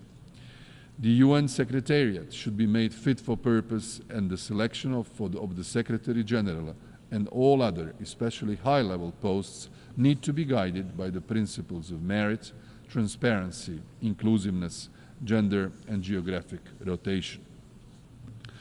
Finally, allow me to reflect on Southeast Europe, a region in our neighborhood. As a country with deep expertise and a nuanced understanding of Southeast Europe, we stand as a model of successful integration into both the European Union and NATO. This unique position not only gives us Croatia a special status within the region, but also grants its significant authority in advocating for peace, stability, and European aspirations of our neighbors. Croatia consistently encourages our Western Balkan partners to invest even more in fulfilling the established criteria. Regional cooperation and good neighborly relations, along with solving outstanding issues and disputes, remain an essential, indispensable part of the process. The merit-based approach and rewarding individual achievements in fulfilling the standards will accelerate accession to the European family. In this regard, those who cooperate in good faith, align with the EU's, for instance, foreign policy resolutions and positions, and conduct genuine reforms should move ahead on their EU accession path. Of particular importance for us is the stability of our neighboring Bosnia and Herzegovina, with which we share more than 1,000 kilometers long border. In order to achieve security and stability in the country, the constitutional full equality of the three constituent peoples, Croats, Bosniaks and Serbs, must be ensured, and the Dayton-Paris Accords, the peace treaties that ended the war and confirmed the multinational, multi-confessional and multicultural Bosnia and Herzegovina must be upheld. In conclusion, the story of our country is one of transformation from a nation rebuilding after war to a committed partner within the global community. Our journey reflects the power of collaboration, vision, and perseverance. As we look ahead, Croatia is ready to join, to continue contributing to a world where peace, justice, human rights, and sustainable development are attainable for all. Together, through multilateralism, we can overcome today's challenges and build a future where every country, every citizen can thrive. The path may be long and difficult, but by standing united, we can make it a reality. Let us move forward with renewed purpose, ensuring that the foundations we build today will support a prosperous and peaceful tomorrow. Thank you for your attention.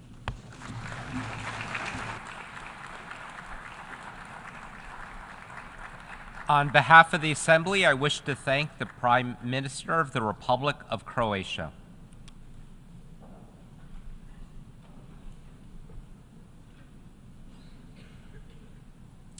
The Assembly will hear an address by His Excellency James Marape, Prime Minister of the Independent State of Papua New Guinea. I request protocol to escort His Excellency and invite him to address the Assembly.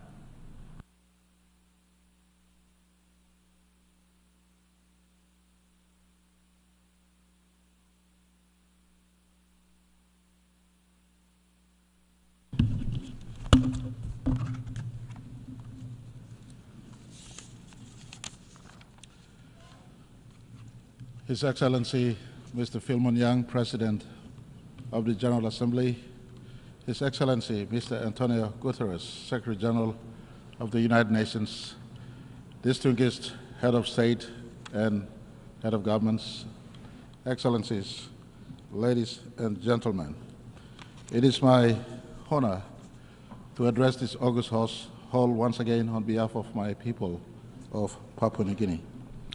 Mr. President, firstly, let me congratulate you, the government and people of Cameroon, on your successful election to lead the work of the 79th session of the General Assembly. I thank your predecessor, His Excellency Mr. Dennis Francis, for his excellent leadership during the 78th UN General Assembly. I also extend my gratitude to the United Nations Secretary General for his strong leadership to mobilize the support of the global community on key issues that require our collective efforts, especially in dealing with climate change-related matters. Mr. President, you selected a theme for this debate, leaving no one behind, acting together for the advancement of peace, sustainable development, and human dignity for the present and future generations. I believe is very pertinent. I thank you and commend your foresight in drawing our collective attention to the work we must still do for peace and humanity, considering the vast challenges that continues to threaten our society and what we face today. Mr. President, I speak on three threats to humanity that is complementary to your theme.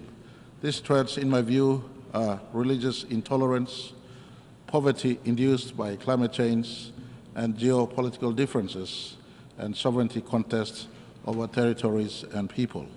And I will prefix this statement here with my country as a backdrop. Mr. President, Papua New Guinea is the world's most culturally and linguistically diverse nation, with over 830 languages in a myriad of sub-ethnicities and subcultures that are still authentically indigenous today as I speak.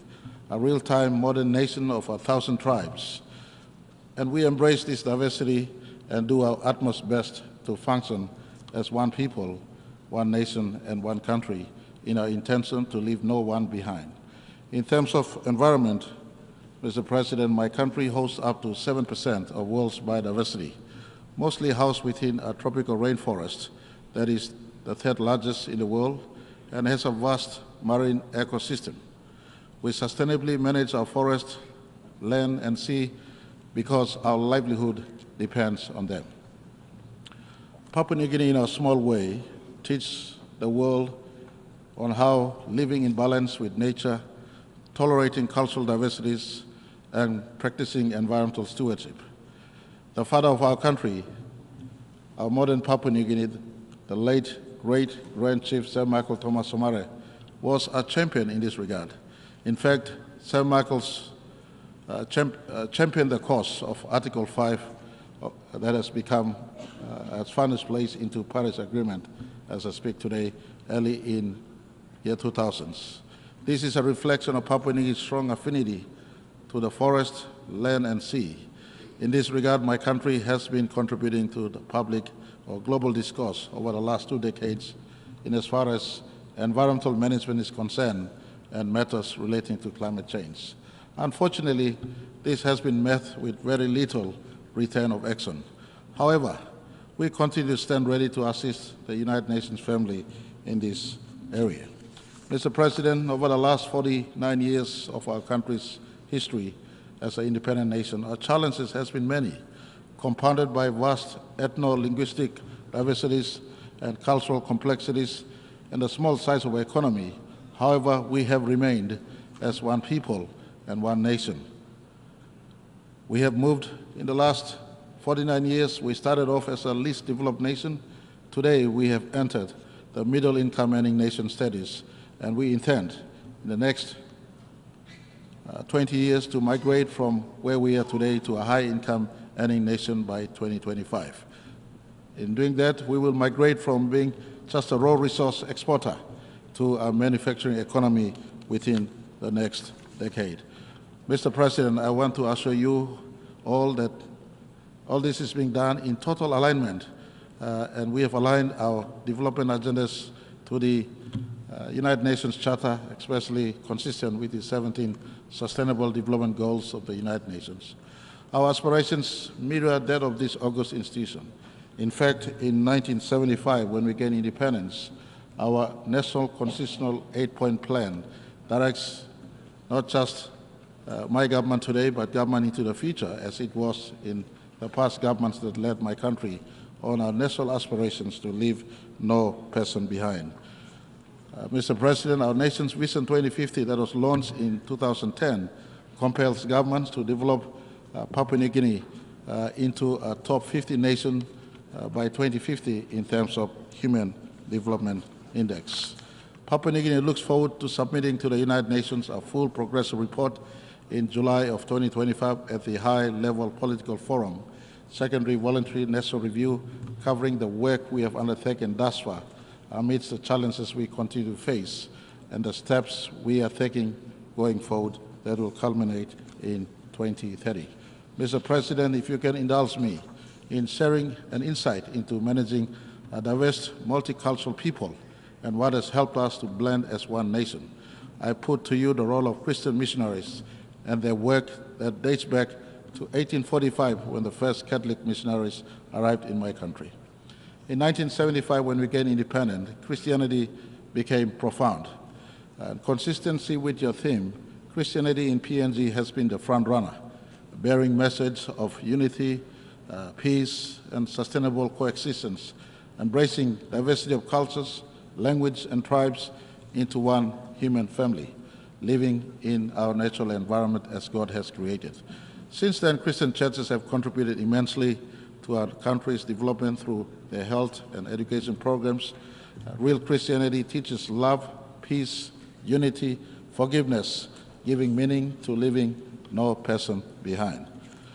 Whilst PNG is identified as a Christian nation, Mr. President, I want to assure you and all who are listening that Section 45 of our nation's Constitution protects individuals' right to choose and practice of faith and religion. We subscribe strongly to Article 18 of the Universal Declaration of Human Rights on freedom of thought, conscience, and religion. United Nations has been the anchor of this God-given right of humanity. And I offer my country's support to the protection of individuals' choice and rights to practice their faith, and urge that this remains a key duty of United Nations. Mr. President, since the dawn of humanity, history teaches us that many wars have been fought and many lives lost as a result of religious intolerance. We see that happening today, as history is stained with blood of innocent people who have died from state, tribe, or church-sanctioned killings. The United Nations, Mr. President, must condemn laws that encroaches upon individual choice of religion and worship. This is a God-given right. And I see the issue of enforcement of religion upon one another as a threat to peace and coexistence of mankind. I ask United Nations to keep watch over religious freedom of all people, especially minority people in society where major religions are practiced. Mr. President, the second threat I see facing humanity is poverty, and especially poverty induced by climate change. The pursuit of wealth has caused man to plunder edge of its resources beyond the threshold of sustainability, with little consideration for our children's future. The acceleration of climate change, for instance, is a direct result of mankind's insatiable appetite for resources. An attitude of survival of the fittest, nations and corporations jostle and stampede over each other in order to harvest resources, causing environmental degradation, deforestation, burning of cheaper fossil fuel, and pollution, spiraling our planet into climate catastrophes that will further engender poverty. Nations like mine oceans nations like mine continue to live with the climate change-induced sea level rise and weather pattern changes that has now become an accidental threat. That is why we welcome the Chair's summary of the high-level meeting on sea level rise. Together with other Pacific Island countries, we continue to recognize the 1982 UN Convention on Law of Sea as a legal framework within which all activities in the ocean and seas must be carried out. We reaffirm commitment to the Pacific Island Forum Declaration of Continuity of Statehood and the protection of persons in the face of climate change-related sea level rise. Last month, the Pacific Island Leaders Forum in Tonga officially recognized these climate change manifestations as existential threat to our Pacific people. We stand united in the support of Vanuatu-led United Nations General Assembly proposal for the inclusion of sea level rise as a standalone agenda in the United Nations General Assembly and other relevant United Nations processes. Mr. President, despite our economic needs, PNG remains committed to safeguarding both our blue ocean life and our green forest life for its children. As a forest nation, PNG continues to play a proactive role to progress our commitments under the United Nations Framework Convention on Climate Change and the Paris Agreement by undertaking adaptations and mitigation effort. However, accessing of global climate finance continues to be a challenge to Papua New Guinea and many small nations. We call on the United Nations to look into this matter with a sense of urgency, or else we can liquidate our forests and marine resources to achieve our development aspirations, especially in a pursuit to alleviate poverty from our people. It is for this reason I speak in solidarity with all forest nations, especially those in the Congo Basin and those in the Amazon Basin, for adequate compensation if we are to preserve our forests, which is in fact the lungs of Earth. Mr. President, Papua New Guinea's vast forests, rich biodiversity, marine life, and indigenous people and cultures are now at the crossroads of great change, either of preservation or loss and extinction. The responsibility to save our environment and planet should bear on all of us in equal measure. It is now up to members of the United Nations to save these forests, which are global assets as I speak. On this note, I want to thank my good friend, His Excellency Emmanuel Macron, President of France, for mobilizing European Union funding for a forest conservation area called Managalas in my country. This is the kind of partnership that should be encouraged.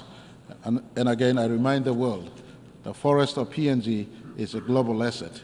It must be preserved at a price transferable to improving the lives of my forests. You cannot talk about climate change without conversation on forestry. They are the two sides to the same coin in conversations on climate change. And I call for others out there, especially those who have big carbon footprints.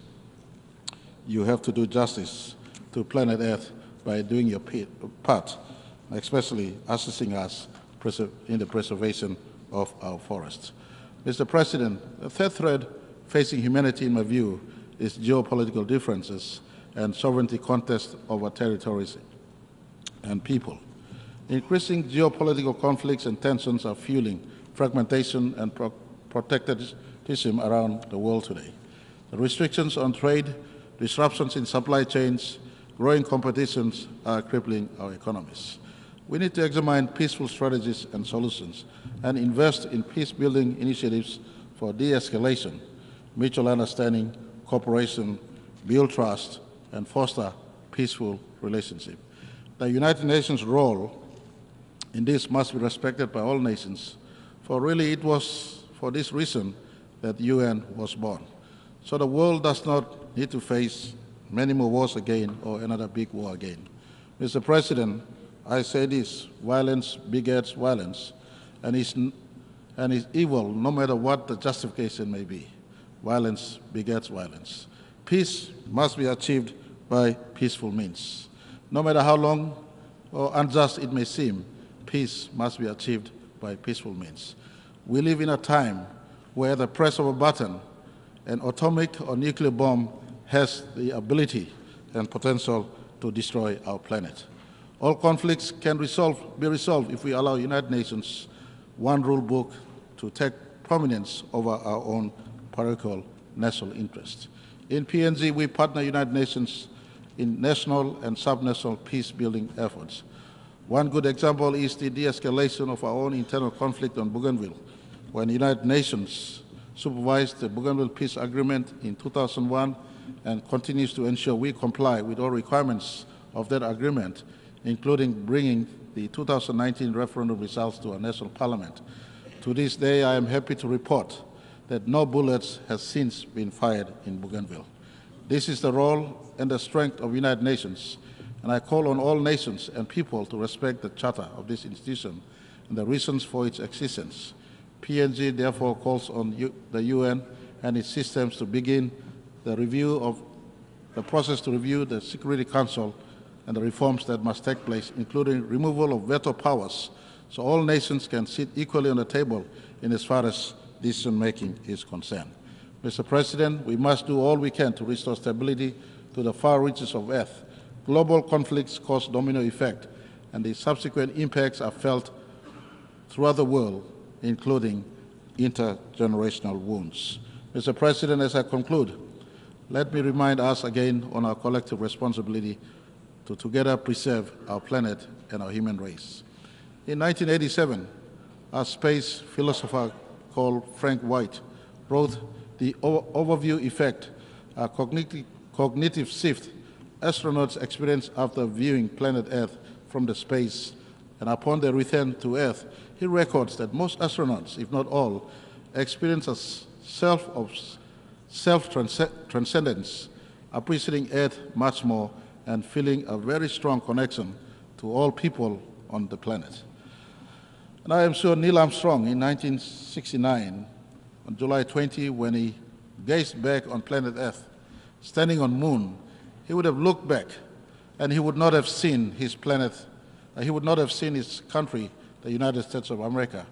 He would have seen the blue planet, the planet he called home. I call upon all of us, esteemed leaders of this planet, let us adopt a little bit of overview effect to see the world through the eyes of the astronauts. They see the planet from humanity perspective, one planet, one people, one humanity. They appreciated Earth much better. And I want to ask all of us,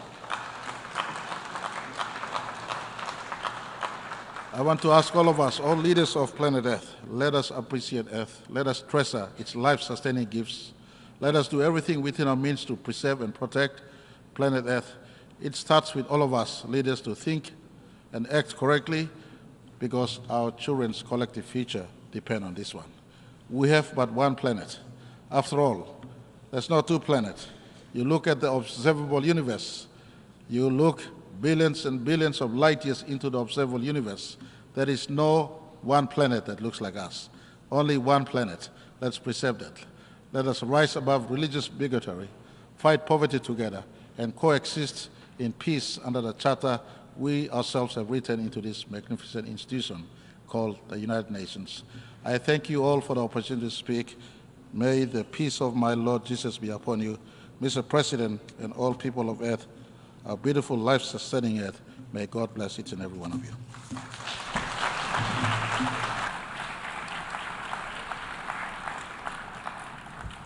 On behalf of the Assembly, I wish to thank the Prime Minister of the independent state of Papua New Guinea.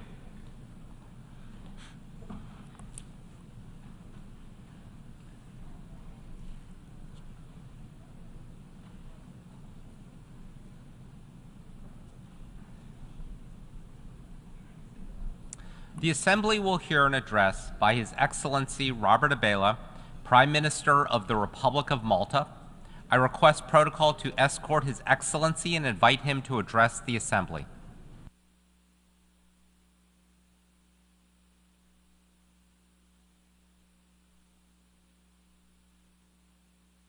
Secretary General, President, Excellencies, distinguished delegates, and dear friends.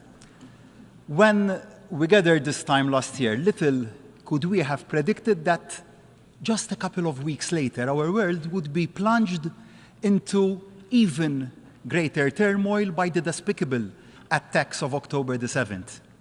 And the 12 months since, we have seen continued loss of life and a humanitarian emergency on such a scale that it is all too easy to give up hope, all too easy to believe that nothing can be done, all too easy to turn the other cheek. We cannot escape from the stark reality that our world faces the gravest of challenges, and the populations of far too many of these United Nations face the greatest perils. The gravity of these threats is such that we, as leaders from across the globe, are confronted with a choice of two paths. We can choose the path of despair, dejectedly deciding that it is impossible to make a difference, or we can choose the path of persistence, determined that no matter how rough the waters, we can and we must redouble our efforts to meet those challenges and mitigate those perils. I emphatically believe that we have a moral responsibility to take the path of persistence. I will never apologize for reaffirming the simple belief that motivated me to come into public life, that tomorrow can be better than today. And no matter what the headwinds, it is a belief that still motivates all I do. I refuse to believe that we should just give up. I refuse to listen to those siren whispers that the worst is inevitable and it is not worth working for better outcomes.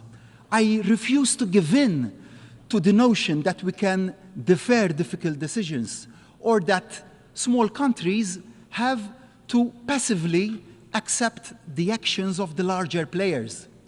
To acquiesce to that negativity would be to accept that this General Assembly, that this United Nations is nothing more than a council of despair.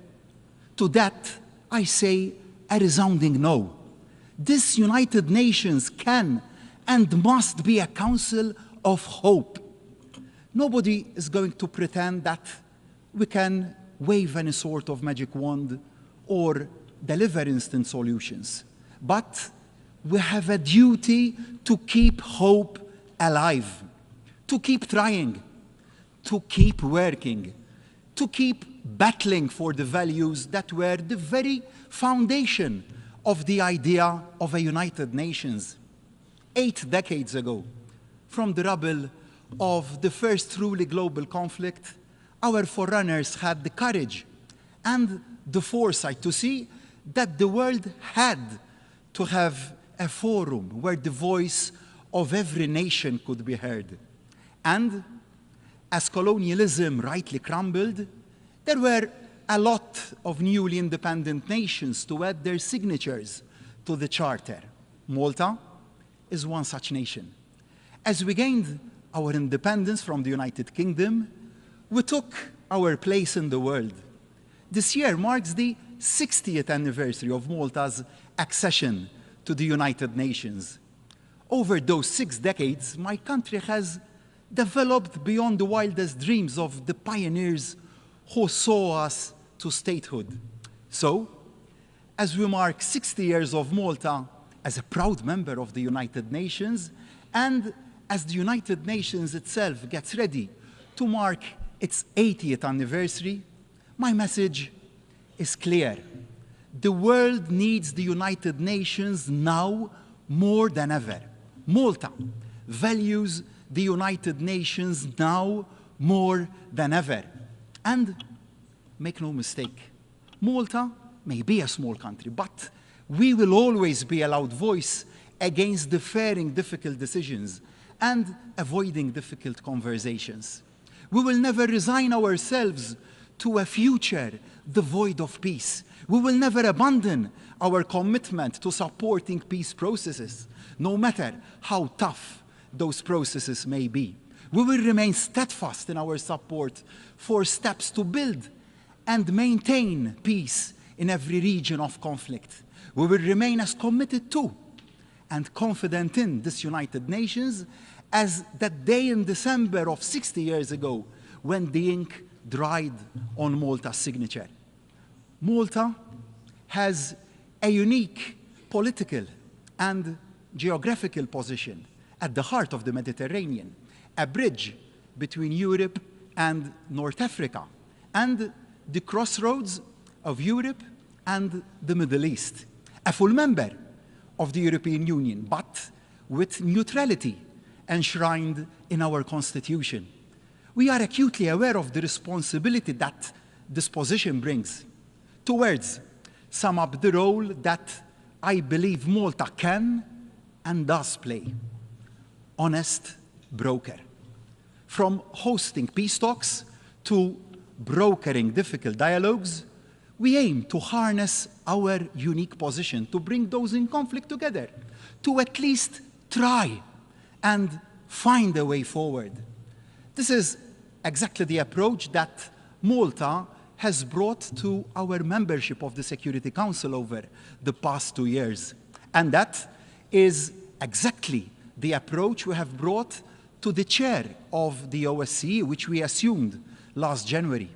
Malta was happy to step up and take the chair as an honest broker, allowing all members to endorse our leadership and ensuring the work of this vital body can continue. Like Malta, the OSCE is a bridge between neighbors across continents. Europe can only be secure and at peace if its neighbors are secure and at peace, which is why both in the Security Council and the OSCE, our guiding watchwords are always promoting sustainability, peace, and security. This approach sits well alongside the OSCE's comprehensive conception of security as not just about ending military conflict, but also addressing the social and economic tensions that create and exacerbate international tensions. To that end, we will continue to press for all nations to comply with the Arms Trade Treaty. The failure of too many countries to comply with international rules poses too great a threat to too many innocent citizens. President, as I've reflected on my country's 6 decades of membership of this United Nations, I've looked back at the wisdom of some of those who have held the office of Secretary General. Sadly, those words of Ban Ki-moon remain as true and urgent today as ever. The world is overarmed and peace is underfunded. The peace and humanitarian budgets, which are at the heart of the UN's mission, remain unfortunately severely underfunded, harshly impacting too many of the world's most vulnerable people, which is why Malta urges all member states to play their part by remitting the resources to ensure the hard-working, hard-pressed frontline UN staff can play their part in bringing relief and hope where it is so desperately needed.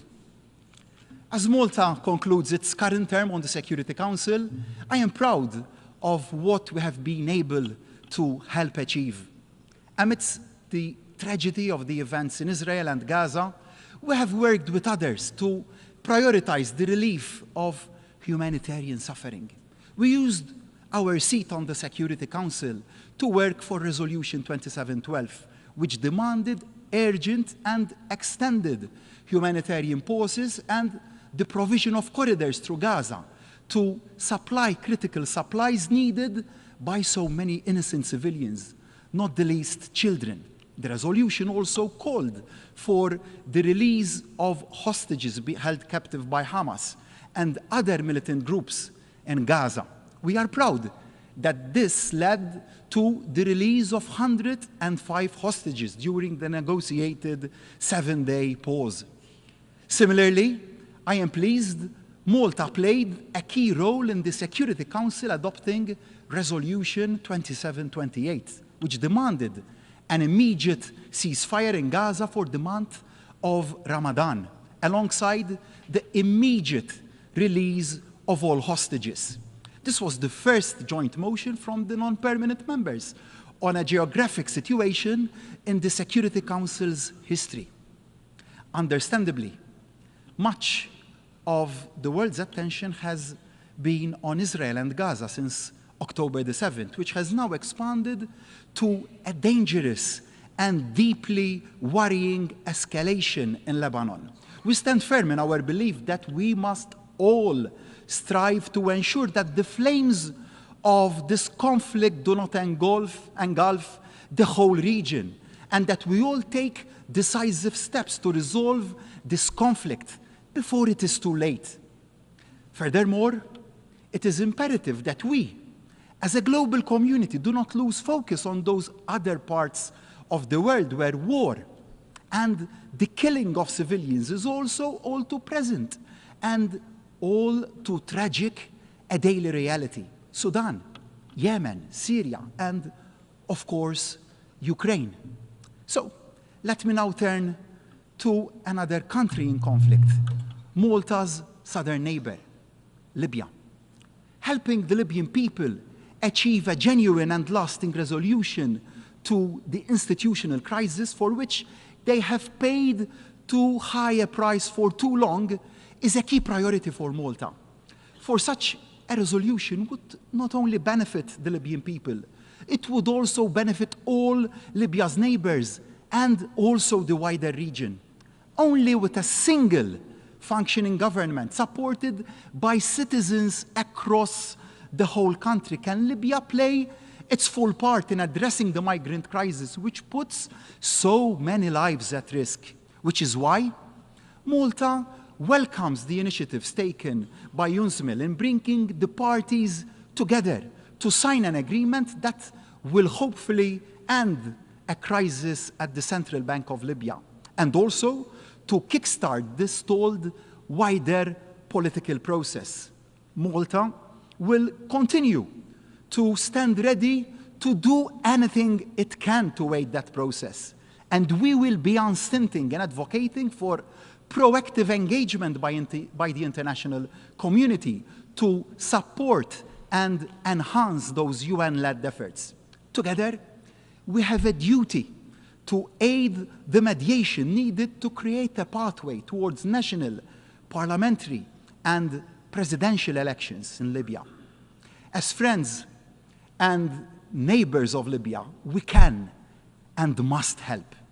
But for the process to truly succeed, it must be fully Libyan-led and Libyan-owned, to which end we unequivocally call for the immediate withdrawal of all foreign forces, fighters, and mercenaries from Libya.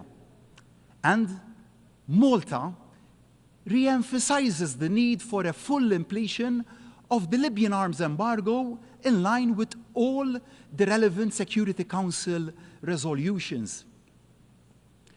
Equality is a key value for my government and my country, just as the situation in Libya will only be resolved by all the people of the country knowing that they have an equal voice, so are so many of the conflicts, disputes, and tensions around the world fueled by inequality.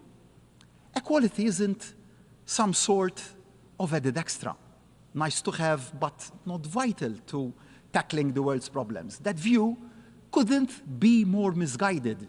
Equality across gender, age, race, religion, disability, sexuality is not just imperative for its own sake. Equality is also imperative in finding lasting solutions to so many of the challenges that face us all. So, I am honored Malta stands at the forefront of promoting civil liberties globally.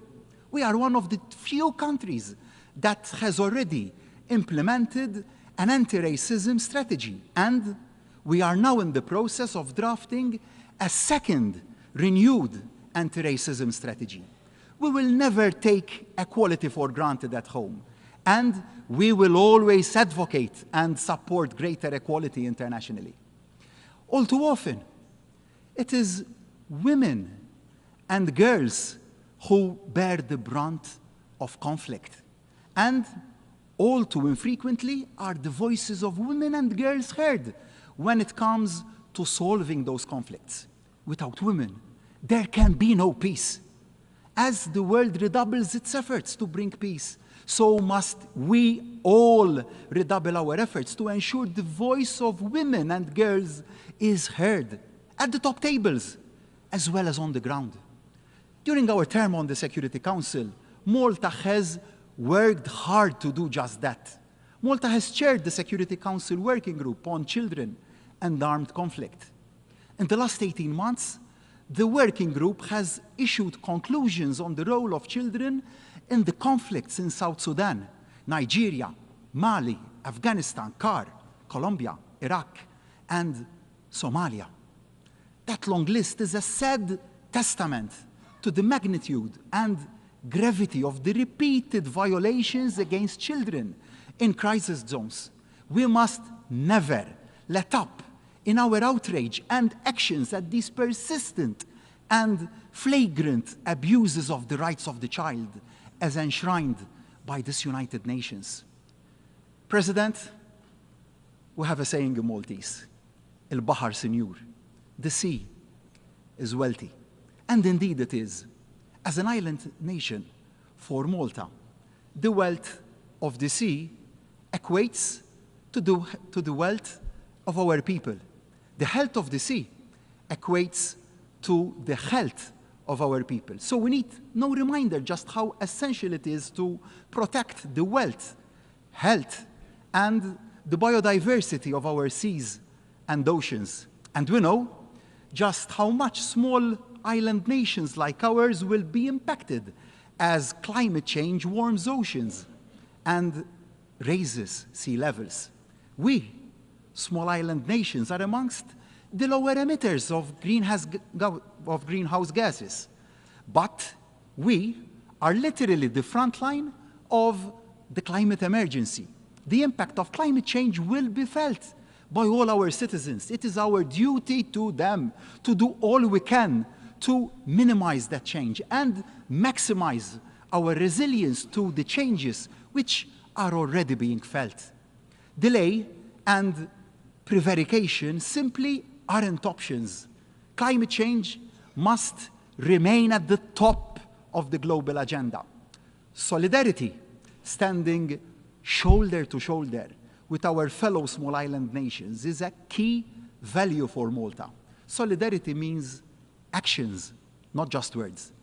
The Islands for Islands initiative is central to our foreign policy, providing concrete, practical assistance to small island developing states, sharing best practice and building capacity.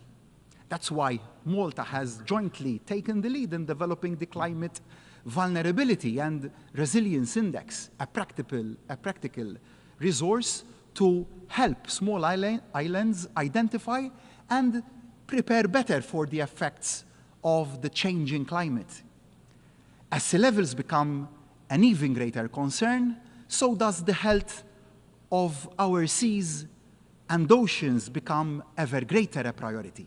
Malta remains and will always remain at the forefront of efforts to protect our oceans.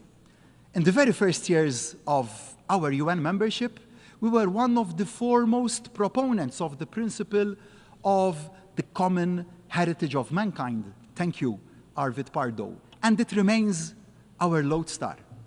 We have consistently spoken up in the Security Council about the existential threat from rising sea levels, and Malta will always remain unwavering in our support for the United Nations Convention on the Law of the Sea. Malta welcomes the first ratifications of the Biodiversity Beyond National Jurisdiction Agreement, which will provide much needed, much greater protection for the 2/3 of global oceans that lie beyond national jurisdictions. The treaty will only come into force when 60 nations have ratified it. Our oceans need it. Our people deserve it. So I say to my fellow leaders, speed up and sign. To preserve healthy maritime environments, we all need to take practical, innovative solutions and steps. That's why I am delighted at the success Malta's new shore-to-ship initiative is having.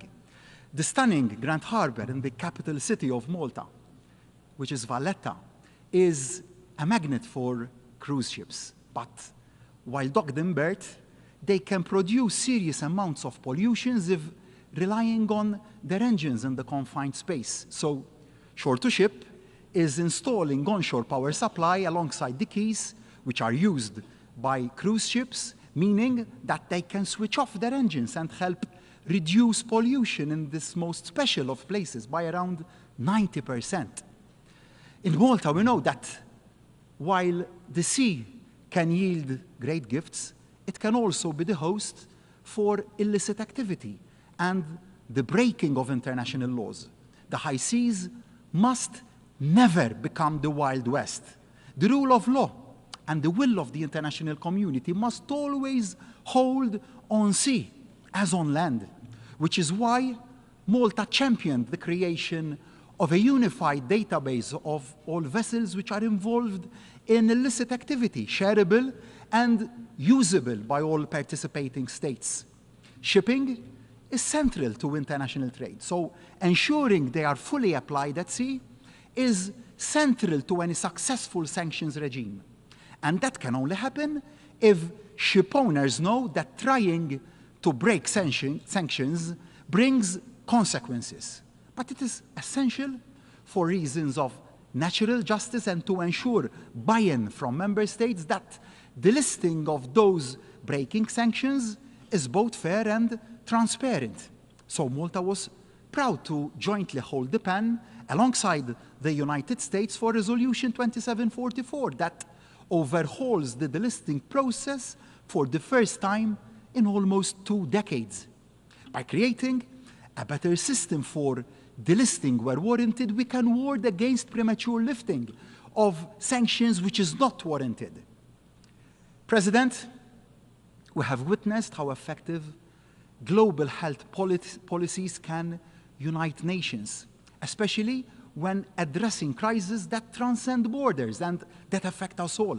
Just yesterday, United Nations member states adopted the political declaration on antimicrobial resistance, which has been diligently facilitated by Malta and the Barbados over so many months. AMR presents a collective threat and demands our urgent attention. We know what must be done to prevent the loss of millions of lives and avert trillions of dollars in additional healthcare costs. This declaration should serve as a strategic roadmap for policymakers, guiding their efforts to tackle AMR in the years ahead. President, when we reconvene in a year's time, we will be marking the 80th birthday of our United Nations. But we mustn't ever be just marking time. We need to always be marking progress. As Dag Hammarskjöld said, the pursuit of peace and progress cannot end in a few years in either victory or defeat. The pursuit of peace and progress, with its trials and its errors, its successes and its setbacks, can never be relaxed and never abandoned. In Europe, the average life expectancy is just over 80 years. United Nations will only have life expectancy longer than that if we all recommit to its future. As the saying goes, I want reports of its death to be greatly exaggerated.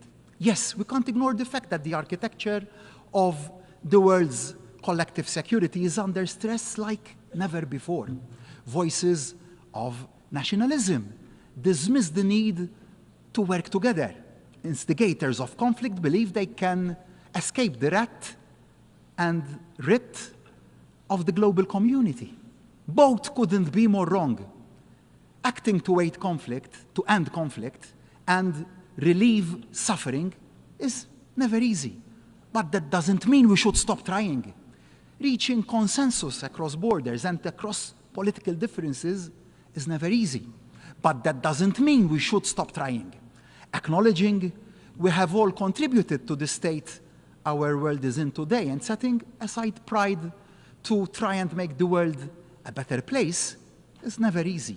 But that doesn't mean we should stop trying.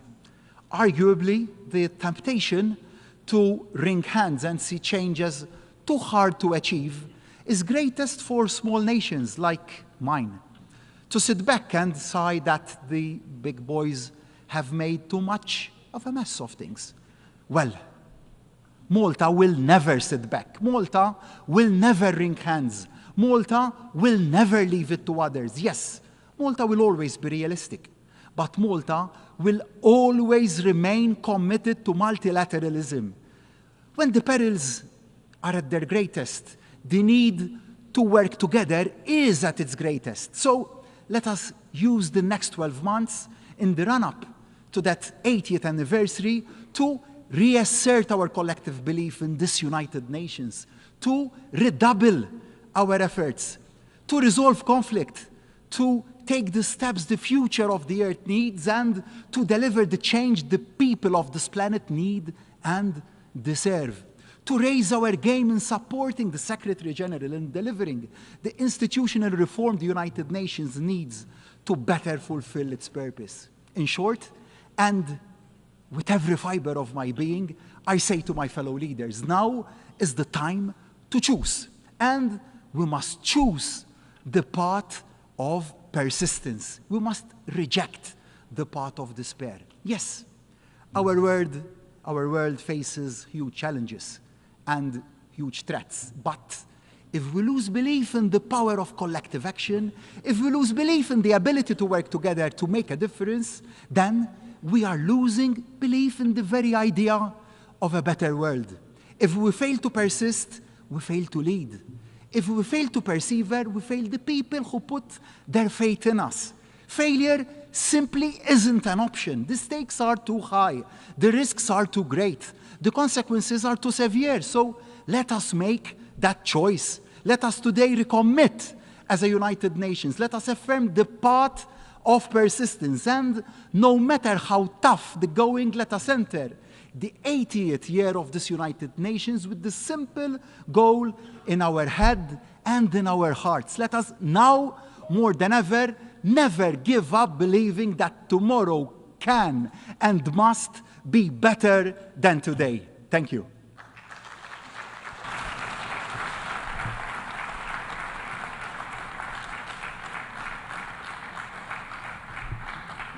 On behalf of the Assembly, I wish to thank the Prime Minister of the Republic of Malta.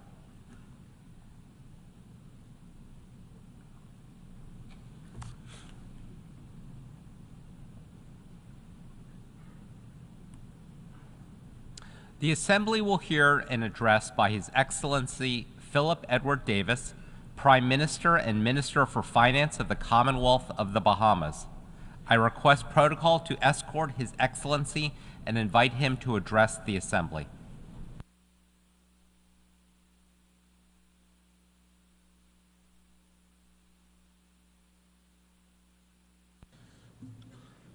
Mr. President, Mr. Secretary General, Your Excellencies, I wish to congratulate Ambassador Yang on the session to the presidency of the General Assembly for this year coming, and give my best wishes to outgoing Ambassador Francis for leading us in the last year. Over the past 3 years, the Bahamas has been pleading with member states to engage in urgent action in respect of climate change. Along with other small island developing states, we have highlighted our vulnerabilities and our predicament. We have told you what we know, shared our experiences from the front line, described what we are doing to address the various issues, and warned how our yesterdays are becoming your tomorrows. There's been some welcome progress, but it falls far, far short of what is needed. And now we all have to live with the reality of a climate crisis that has pushed our planet past the critical threshold of 1.5 degrees Celsius for an entire year. At this very moment, the new harsh reality manifests in hurricanes and heat, fire and floods. Member states can somehow quickly find eye-watering sums of money for bullets and bombs, but only rattle small change in their pockets when it comes to financing the costs of loss and damage, repair and recovery, so desperately needed to adapt to the new climate reality. Why? Why do members persist in ignoring the biggest threat of our lives?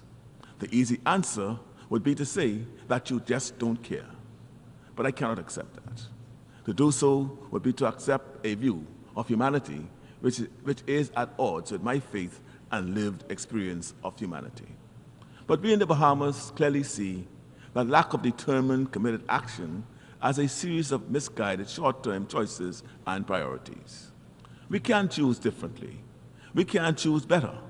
We can act to address real, consequential priorities, priorities that are already impacting the lives of every single one of us and will continue to impact the lives of our children and their grandchildren for generations to come. The irony is that generations before us did not have an established forum such as this, a place to come together as a whole world to work together for the common good. The genocidal crisis of the Second World War gave birth to the United Nations, and ensuing wars of independence and regional conflicts means that we have in place the structure for real, effective action. And so today, as the Bahamas celebrates 51 years of membership of the United Nations, we offer our service to the international community as we bid for non-permanent membership of the Security Council for the term 2032-2033. We do so because the present crisis of today, the looming crisis of tomorrow, requires even greater degrees of ingenuity, effort, multilateral cooperation, and sacrifice than the world needed in the aftermath of the Second World War. We understand well that the Council's mandate to maintain international peace and security goes far beyond the mere absence of war. But we also know that from where we stand, on the front line of the impact of climate change on humanity, that the mandate to cooperate in solving international problems, now more than ever, requires us to stand up and step forward. We do so to amplify the voices of small island developing states. We do so because the voices of small island developing states are the harbingers of what lies in store for all of us. The Security Council of the future will not be equipped to deal with the biggest crisis of our time without voices like ours at the table. The link between climate change and global security is undeniable. Things are bad now, and they're going to get a lot worse before they get better. Climate considerations must be integrated into all aspects of the Security Council's work. Because of this, the Bahamas stands ready to advocate and support whatever reforms are needed to help maximize the effectiveness of the work of the Council.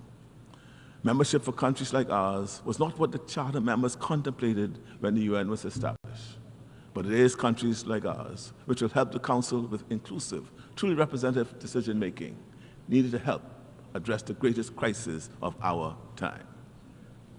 Friends, aspirations to lasting global peace and security will remain empty dreams if not supported by economic security. For too long, the global financial system has been skewed against developing nations.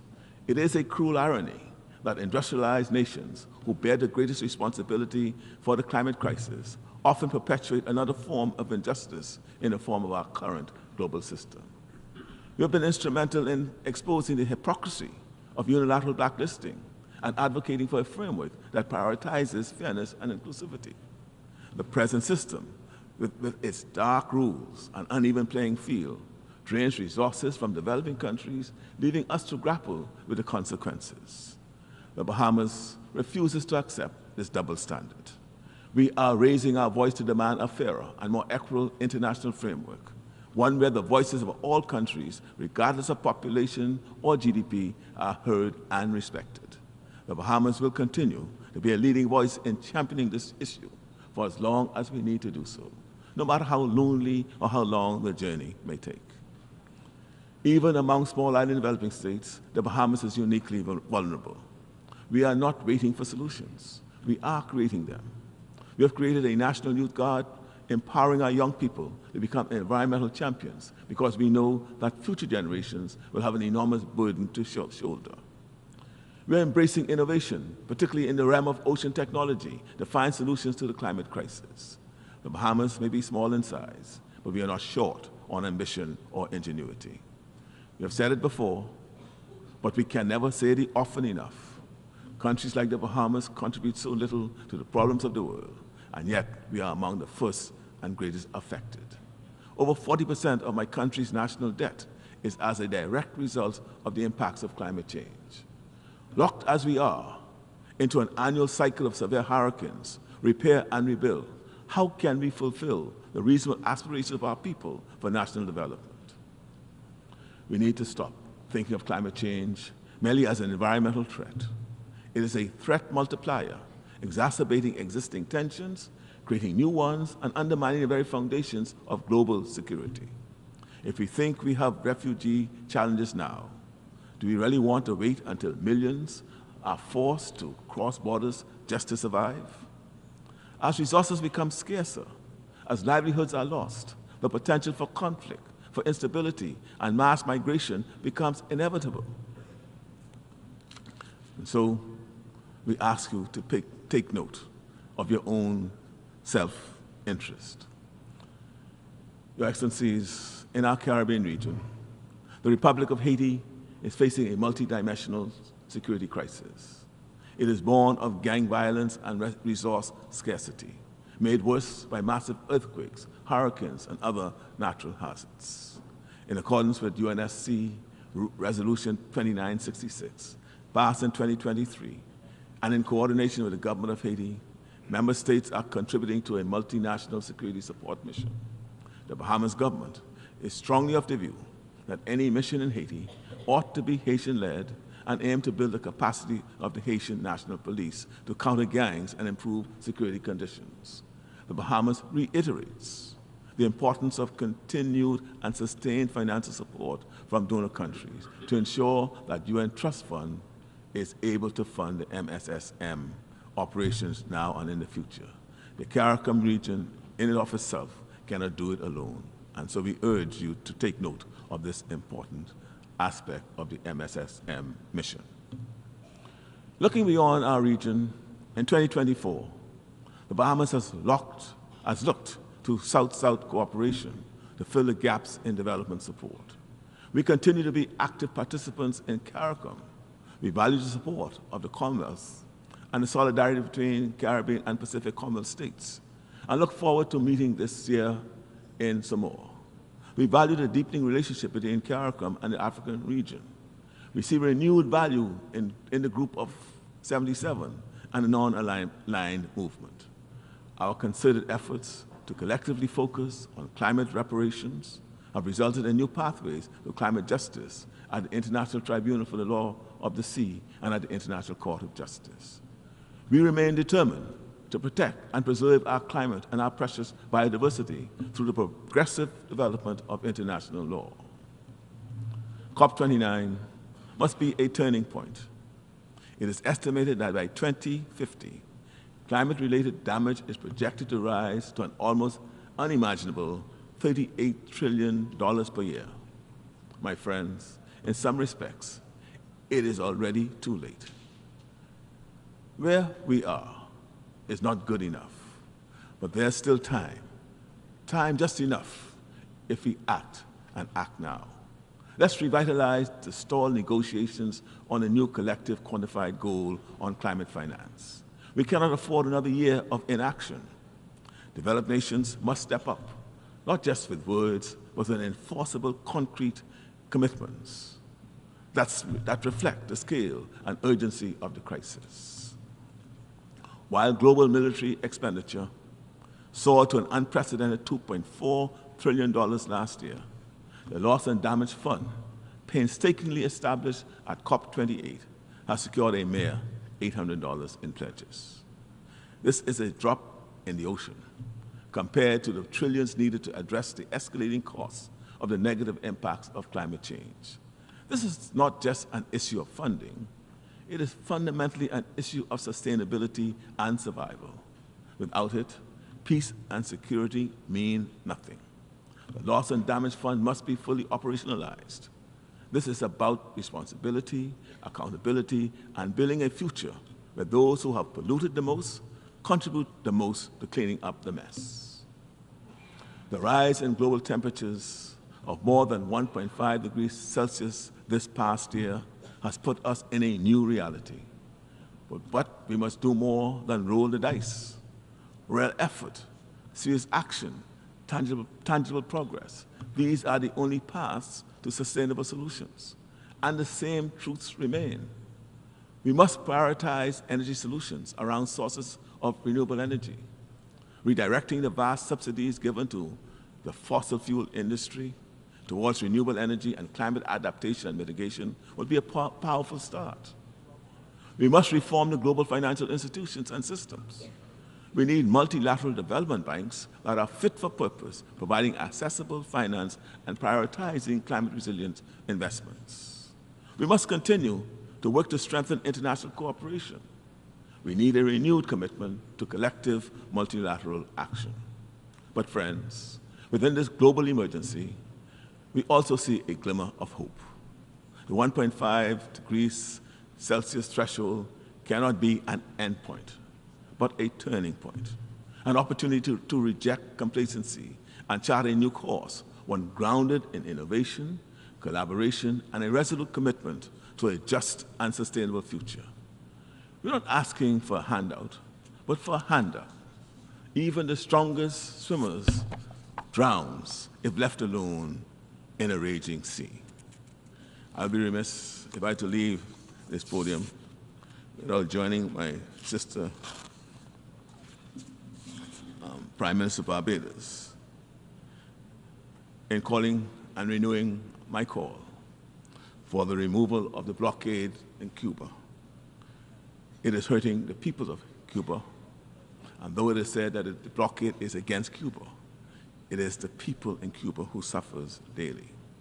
It has not worked. It's been in place now for how many years? Over 70 years. So why should it still remain? And we call upon all of us here present to seek to persuade those who have the blockade to remove it and move it as soon as possible. Thank you for listening.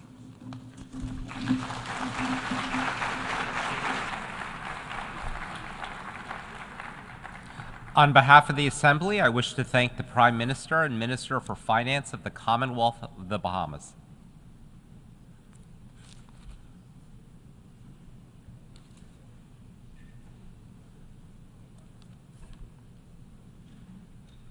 The Assembly will hear an address by His Excellency Kassim Majaliwa, Prime Minister of the United Republic of Tanzania. I request protocol to escort His Excellency and invite him to address the Assembly.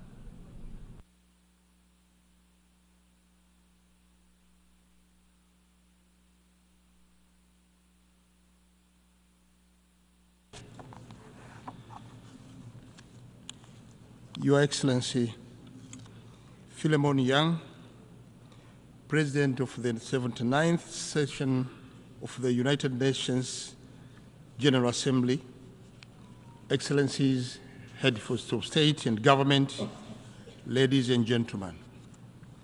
Mr. President, on behalf of Our Excellency Dr. Samia Suluhu Hassan, President of the United Republic of Tanzania, I stand before this august assembly to deliver a message of hope and peace to the people of the world. In doing so, I wish to convey warm and fraternal greetings from the President and the people of the United Republic of Tanzania. Her Excellency Dr. Samia Suluhu Hassan, President of the United Republic of Tanzania, wishes this assembly every success in its important deliberation. I would also like to join the previous speakers in commending you, Mr. President, for the excellent manner you are steering the work for the Assembly. Tanzania endorses and supports the theme chosen of this session, that is, leaving no one behind, acting together for the advancement of peace, sustainable development, and human dignity for present and future generations. This theme aligns well with the United Nations Charter and builds on the efforts of your predecessor, His Excellency Dennis Francis, whose remarkable leadership is truly appreciated. Tanzania recognizes and thanks the Secretary General for his great work and the important message he shared with us at the opening of this general debate. Mr. President, the participation in the 79th General Assembly has been a unique opportunity for us to share perspectives regarding to the pledge and the commitment made for addressing global challenges such as pandemics, extreme poverty, climate change, and the conflicts. I would like to share some of Tanzania's perspectives as follows. Sustainable development, Tanzania's path to inclusive growth. Mr. President, the Sustainable Development Goals are a beacon of hope in addressing global challenges. Tanzania's journey towards sustainable development reflects that of many nations facing significant challenges for the determined impact of COVID-19 on health and economic systems. Climate change, marked by extreme weather patterns like torrential rain and droughts, has deteriorated health issues and strained infrastructures. We are concerned about the slow pace in attaining these goals, whereas of 2023, only 17% of targets were on track, with over one-third regressing or stalling. Urgent action and global solidarity are needed to overcome barriers such as economic imbalances, climate change, conflict, and gender inequality. Mr. President, our commitment toward the realization of SDGs is focused on sustainability economic growth through strategic investment in agriculture, aquaculture, livestock, fisheries, infrastructure development, energy, and digital economy. Our goal is to improve food security, reduce poverty, ensure job creation, and drive inclusive economic growth. There are many success stories in Tanzania emanating from this investment, such as the empowerment of youth through the Building Better Tomorrow agriculture initiatives in mainland Tanzania, and empowerment of local women in Zanzibar through seaweed farming. On the other hand, Tanzania implements policies to ensure access to quality healthcare and education for all citizens, including the Universal Health Insurance Act and the free basic education. The government also invests in vocational training and STEM education to prepare youth for job market and digital economy. Defending human dignity, inclusivity, and equality. Mr. President, for decades, Tanzania's foreign policy has prioritized respect for human dignity. Addressing this assembly on 4th December 1961, Mwalimu Julius Kambarage Nyerere, the then Prime Minister of Tanganyika, stated that the basis of our action, internal and external, will be an attempt, an honest attempt, to honor the dignity of man. Mr. President, Tanzania has maintained this pledge by leading the fight against colonialism and racism. In this regard, Tanzania hosted the OAU Liberation Committee, supporting freedom fighters in their struggles for independence. Despite gaining political liberation, many countries still face economic sanction and inhuman conditions which hinders the achievement of genuine development. Thus, we call for realization of right of self-determination of all people under colonial occupation and the fighting and the lifting of economic sanction imposed against them. This Assembly must continue to more boldly call for the lifting of economic sanctions placed against the people of Cuba and other countries too. So, to allow the peoples of these countries realize their basic rights, including rights to development. Mr. President, global humanitarian crisis due to war, conflict, and natural disaster requires unrestricted access to humanitarian aid, fair treatment of victims, accountability to actual sites, and the United Nations commitment to uphold human dignity for a peace world. Tanzania believes that every individual deserves to live in dignity, freedom, and security to reach their full potential. The United Nations must not remain indifferent in these solutions, as doing so would only determine its legitimacy. Mr. President, let me talk about peace and security. Security is indivisible. In the face of global health insecurity characterized by the pandemic, such as COVID-19 and current mpox, the saying no one is safe until everyone is safe truly gathers meaning. It is imperative that we should invest more in peace, foster unity, and rebuild trust. In this regard, Tanzania welcomes the adoption of General Assembly Resolution 78/312, which proclaimed July 7th as World Kiswahili Language Day. Kiswahili is a language spoken by over 200 million people in all continents of the world. It is an important tool for advancing peace, unity, and cultural diversity. While Tanzania and other Kiswahili-speaking countries looking forward to commemorate this day in 2025 and beyond, we also call on this assembly to explore the possibility of recognizing Kiswahili as an official language of our esteemed organization or as this assembly.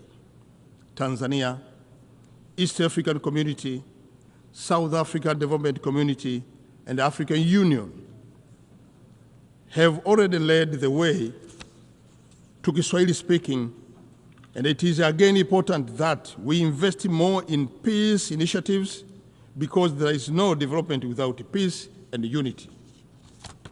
Your Excellency, Mr. President, in recognition of this requirement, Tanzania has several decades participated in peacekeeping, peace building, and mediation efforts. Tanzania has and continues to contribute towards world peace through its membership in the United Nations Security Council and the African Union Peace and Security Council.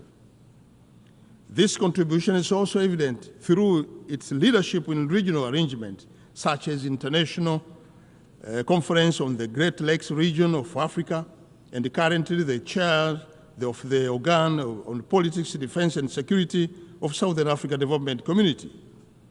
I wish to reassure this august assembly that Tanzania's commitment toward peace will not weaken. Tanzania will continue to diligently dispense the obligations emanating from culture of the United Nations. Mr. President, let me talk about climate and change. Tanzania, like many other developing countries, is highly vulnerable to droughts, floods, desertification, and effect to sea level rise. It is estimated that the sea level will rise by 41 centimeters by 2080.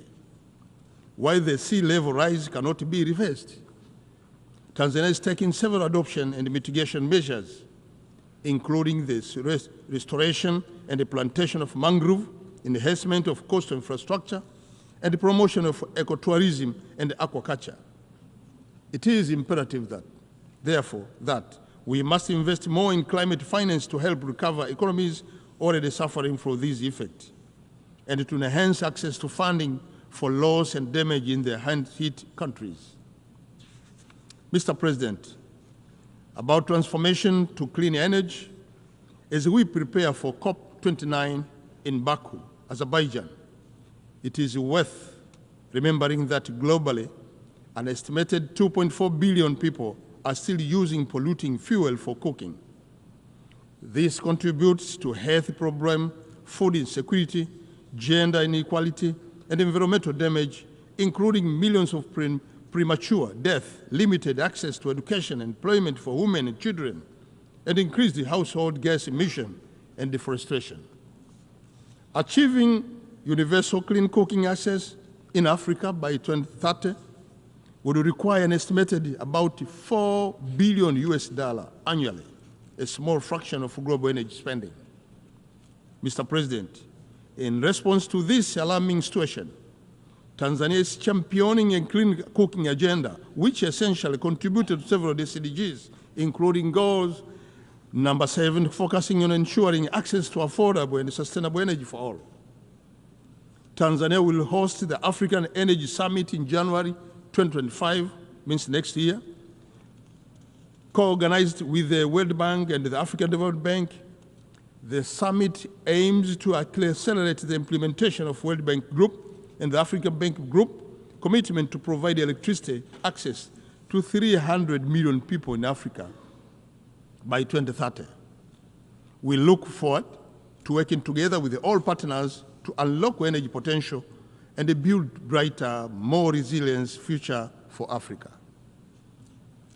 Mr. President, delivering on democracy. In November this year, Tanzania will hold the local government election, followed by the presidential and the parliamentary election in October next year. As we prepare for this electoral event, I wish to assure this Assembly that democracy, human rights, and the rule of law will be upheld in line with President Samia's vision as captured in the 4 R's philosophy, namely reconciliation, resilience, reform, and rebuilding. Since the announcement of 4R principles in 2021, the government of Tanzania has continued to foster harmony and promote unity across political, religious, and ethnic divides. In implementation of 4R, the government has also undertaken several monument reforms that seek to address shortfall within the criminal justice system, allow the effective political process, and enhance the enjoyment of human rights. Mr. President, reforms are crucial for countries and international organizations to stay relevant, for greater inclusiveness, transparency, and accountability, especially in multilateral bodies like UN Security Council and the Bretton Woods institution. Tanzania remains committed to rebuilding its economy and society, focusing on inclusivity and empowering its citizens for a stronger future. Mr. President, when I go to conclude my speech, Tanzania argues all the world leaders to unite against international threats that undermine unity, peace, and human dignity. We are obliged to work together with goals stipulated in the Charter of the United Nations of sparing succeeded generation from the scourge of war. We must stop war and suffering that cause death and wanton suffering to innocent civilians, including women and children. Let us leverage innovation, adopt inclusive policies, and strengthen international cooperation in accelerating the implementation of SDGs. Together, let us build perhaps partnership that transcend borders, ensuring no one left behind. Let us undertake the necessary reform to make our multilateral institution fit for purpose. Let us rebuild trust and reconcile our differences. Let us cooperate to build resilience of our institution and people. We can achieve the future we want if we commit to rebuild and restore what has been damaged by our past action. As we look to the future, let us honor the commitments made in various international fora. Together, let us embrace this moment with optimism and the shared dedication to inclusivity. Asante sana kwa kunisikiliza. Thank you so much for listening. Thank you so much for your attention.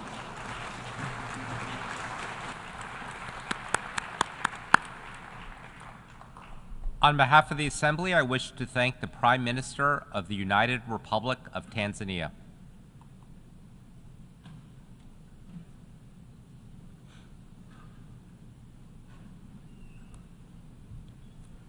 The Assembly will hear an address by His Excellency Ralph Gonsalves, Prime Minister and Minister for National Security, Legal Affairs, and Information of St. Vincent and the Grenadines. I request protocol to escort His Excellency and invite him to address the Assembly.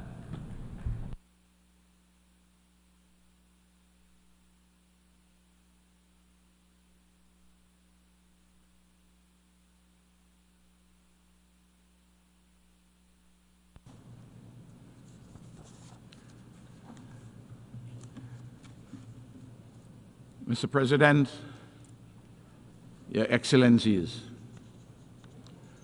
St. Vincent and the Grenadines is a magnificent exemplar of our Caribbean civilization.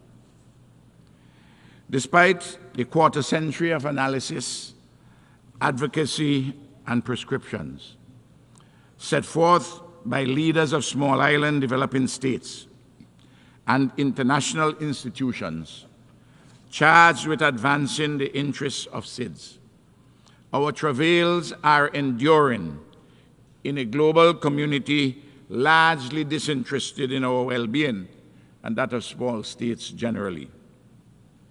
We in SIDS remain unequally yoked in a global community motivated by the baser instincts of the untrammeled power of money, ideology, guns, lethal weapons, territorial and global dominance. To be sure, the SIDS have made incremental advances in the global community and in the architecture of international relations. Nevertheless, for us in SIDS, it has been a situation akin to going up a dung escalator, in which the dung escalator is moving at a faster pace than the upward baby steps. Frequently, it appears as though much of the powerful would wish the SIDS not to exist. But here we are, stubborn as the heavens. We're not going anywhere despite our massive vulnerabilities. Our people have a permanence in this world. Even if some of our lands wash away, we have a voice and we will continue to use it. We demand, as of right, a special support from the international community to address efficaciously the unique social, economic, and environmental vulnerabilities of SIDS in the interests of the nearly 70 million people who permanently occupy the seascape and landscape of the SIDS, and in the interest, too, of all the other 8 billion or so persons who inhabit Mother Earth. Small island exceptionalism ought to be a category embedded formally in international law and accorded most favorable treatment. Rather than securing a most favorable treatment, the SIDS are required to fight to maintain the special considerations which providence or serendipity has bestowed upon them. A case in point is the attempt currently by the International Development Association, IDA, to pit the most vulnerable, the SIDS, against the poorest countries in its quest to tighten the terms under which qualifying SIDS of a particular income level, such as St. Vincent and the Grenadines, obtain soft loans through the World Bank IDA nexus. In any event, why is the World Bank persisting with the single, anachronistic, and ill-designed metric of average per capita income in respect of vulnerable SIDS in the age of the Anthropocene, as against a more comprehensive and sensible measure of a multi-dimensional vulnerability index? Your Excellencies, the unvarnished truth is that the developed countries have not kept their promises to the SIDS, except the most marginal ones. Importantly, the countries of the developed world, the major historic and contemporary emitters of greenhouse gases, have failed and or refused to keep their solemn commitments of restricting the global temperature at below 1.5 degrees Celsius above pre-industrial levels. Unless there are drastic alterations in the patterns of consumption, production, life, and living in developed and large emerging economies, our planet is inexorably on a path to a proverbial hell in a handbasket. In the process, countries of an island or seaboard civilization are likely to be inundated by raging seas and enveloped in searing heat. On the matter of the financing of climate change, the developed countries which have the means and the major historic responsibility to contain this existential threat have been parsimonious and less than responsible in practice. Even today, the cynicism and doublespeak of several major developed countries is breathtaking in response to the quest of most of the global community to transform the international financial institutions as fit for purpose in today's world, and for responsible, reasonable alterations in the actual modalities of climate financing.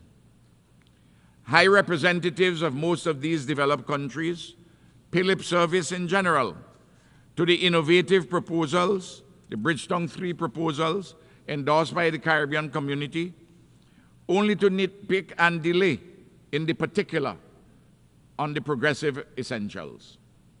Brazenly, when these developed countries make a marginal concession, they trumpet it as a major advance so as to send the proverbial fool a little further. The Antigua and Barbuda Agenda for SIDS, adopted earlier this year, encompass an action-oriented framework for the way forward.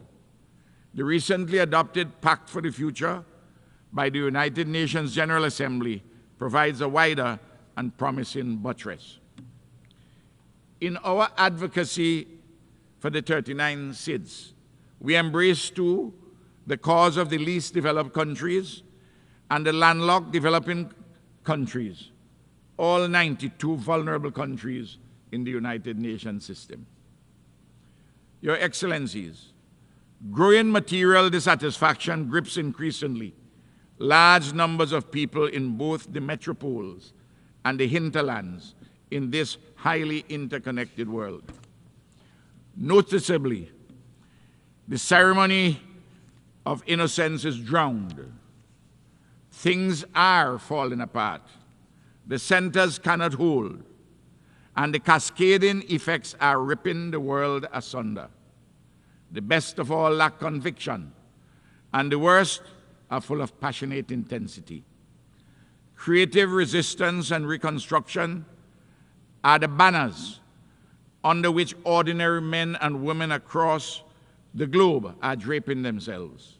Sadly, in the North Atlantic countries, there is a growing and dangerous constituency for an illiberal, even a neo-fascist option of looking forward to an illusory past in search of making again their countries unalloyed, mythical paradises of unrivaled dominance.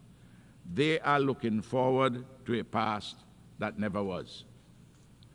At the same time, even a modest middling social democracy is on the retreat because this old political shell of the post-1945 global order can barely contain the erupting contradictions within and outside it. A search for new modalities is emerging, but not yet fully formed, in part because the old order is unprepared to relinquish, cede, or share power, even as it realizes that it cannot continue to rule in the old way, but the new is yet to be born, and the forces of change lack a sufficiency of strength to deliver satisfactory alterations. Your Excellencies, the war in Ukraine, the genocide in Gaza, the conflicts in the Yemen, Sudan, and the Democratic Republic of the Congo, the threats across the Taiwan Strait, and empire's designs on revolutionary Cuba and Venezuela, the violence and more in Haiti, and such like disruptions of the peace globally, all have specific origins and contexts. But they are all reflective, too, of a failure of multilateralism, a hamstrung United Nations framework, and a derogation from the fundamental precepts of the Charter of the United Nations. Large, powerful nations, singly or in allied combinations, have a propensity to seek dominance. In this milieu, opportunistic or servile alliances emerge or persist as the particular circumstances admit. It all degenerates into a Manichean politics of the madhouse. Hypocrisy, disinformation, and folly reign supreme. Your Excellencies, in this context arises the trope of the neoliberal global order that the principal contradiction in today's global political economy is between democracy and autocracy. Still, all the self-serving shibboleths and gloss of this fictional construct will not wash away the unrepentant sins of the past or the cruel impositions of the present. The blinding truth is that the central contradiction in today's political economy is not between democracy and autocracy. The main contradiction has been, and still is today, that which revolves around the fundamental material questions of who gets what, when, where, and how. It is essentially about the struggle or competition for ownership, control, and distribution of material resources, which constitute the basis for regional or global hegemony. Everywhere, more and more, the poor, the hungry, the marginalized, the disadvantaged are clamoring and organizing for a different and better future. Not an unacceptable past, not a present without possibilities of upliftment, but for a future beyond unbounded elements. Your Excellencies, sadly, in our region, we have been experiencing the lived reality that the imperial ghost of Monroe still stalks the marbled halls of the citadels of a neighboring great country of extraordinary possibilities to the detriment of countries in Latin America and the Caribbean. No country in our hemisphere can reasonably be considered a security or other threat to this great nation. Yet St. Vincent and the Grenadines and other Caribbean countries have been damaged collaterally and directly in significant material ways by the weaponizing of the financial system and the unjust unilateral coercive sanctions against Venezuela and Cuba, which are in breach of international law. I am pleading with our friends for an amicable reset of these troubled relations in the interest of peace, mutual respect, justice, and prosperity. The international community continues overwhelmingly and rightly to demand the end of the unilateral sanctions, the embargoes, and unfair declarations about state sponsorship of terrorism and more made against Cuba. Your Excellencies, on July the 1st, 2024, the Category 4 Hurricane Beryl battered St. Vincent and the Grenadines, Grenada, and Jamaica. Since the dawn of the 21st century, this is the 12th significant natural disaster to have struck my country. Hurricane Beryl has adversely affected 1/5 of our population and has caused economic damage amounting to 1/3 of our country's gross domestic product. The relief, recovery, and reconstruction processes are underway.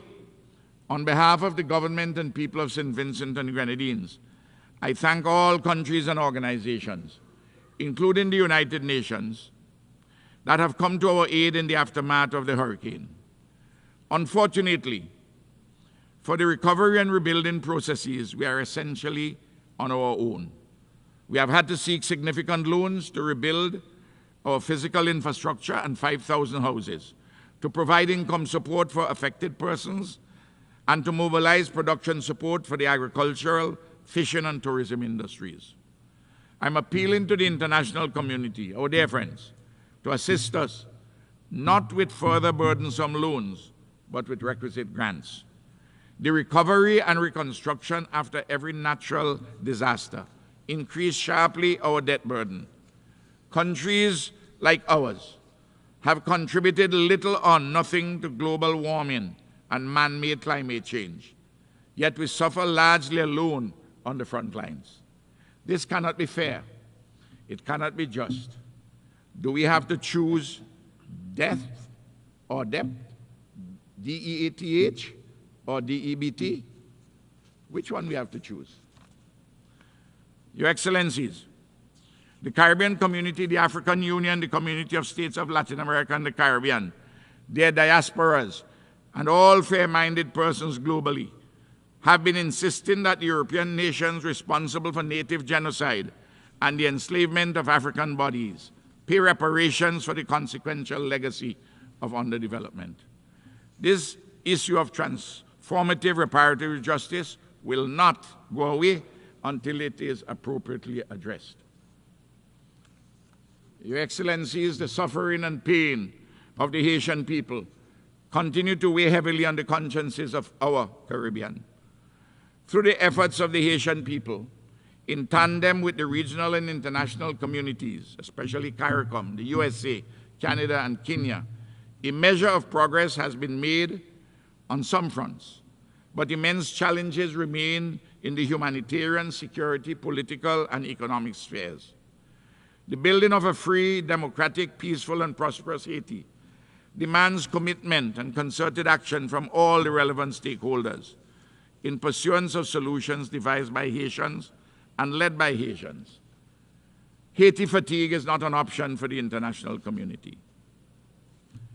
Your Excellencies, in our Caribbean, there is a growing challenge of violent crime involving the combustible mix of imported guns and bullets, illegally exported marijuana, and the trafficking of cocaine from South America. It is evident that this challenge demands much closer cooperation operationally between all the countries concerned in the Caribbean, North America, South America, and Europe. In the Middle East, the collective punishment meted against the Palestinians in Gaza and the continued illegal occupation of Palestinian lands, including in the West Bank, amidst accompanying state terror by an Israeli regime in total defiance of international law, is utterly unacceptable. Surely, despite the complexities of the problems at hand, this United Nations, especially the Security Council, ought to summon the courage and will to stop the carnage and facilitate a lasting peace and security. Your Excellencies, in the Far East, the prospect of a disruption of the tenuous peace across the Taiwan Strait is alarming. The quest for hegemony and the denial of a people's inalienable right to self-determination are wrong in the East as it is in the West. Bullying is objectionable in the West as it is in the East. Unilateral coercive action by a big power in the East is contrary to international law as it is surely in the West. St. Vincent and the Grenadines continues to urge that Taiwan be allowed to participate fully in the specialized agencies of the United Nations, including those pertaining to health, air and sea transport, climate change, disaster preparedness, and global policy. Your Excellencies, it appears that there have been recently some positive movements in the long quest to effect a judicious and just reform of the United Nations Security Council. It is evident to all reasonable persons that reform of this body is long overdue. As the chair of the L69 group, St. Vincent and the Grenadines will continue its advocacy for an inclusive, more accountable, effective, representative, and relevant Security Council. Excellencies, we know that a better world is possible. On the United Nations rests our hopes for a better world for peace, justice, security, and prosperity. Let us also act in accord with our responsibilities, obligations, and means. Please, let us not desecrate our future. Thank you.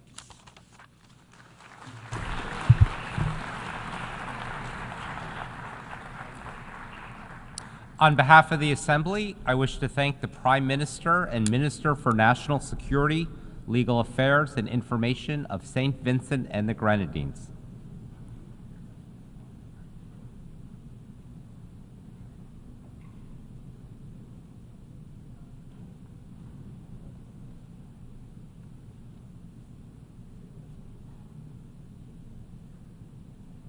The Assembly will hear an address by His Excellency Russell M. Iso Dlamini, Prime Minister of the Kingdom of Eswatini. I request protocol to escort His Excellency and invite him to address the Assembly.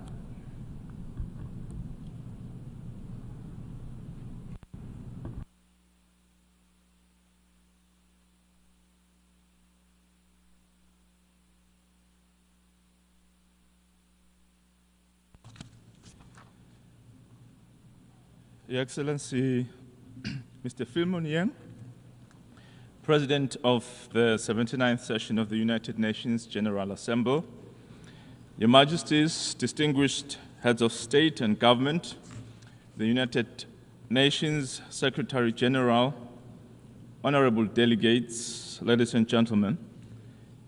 Mr. President, it is with profound gratitude and deep sense of responsibility that I stand before you today at this pivotal gathering of the 79th United Nations General Assembly.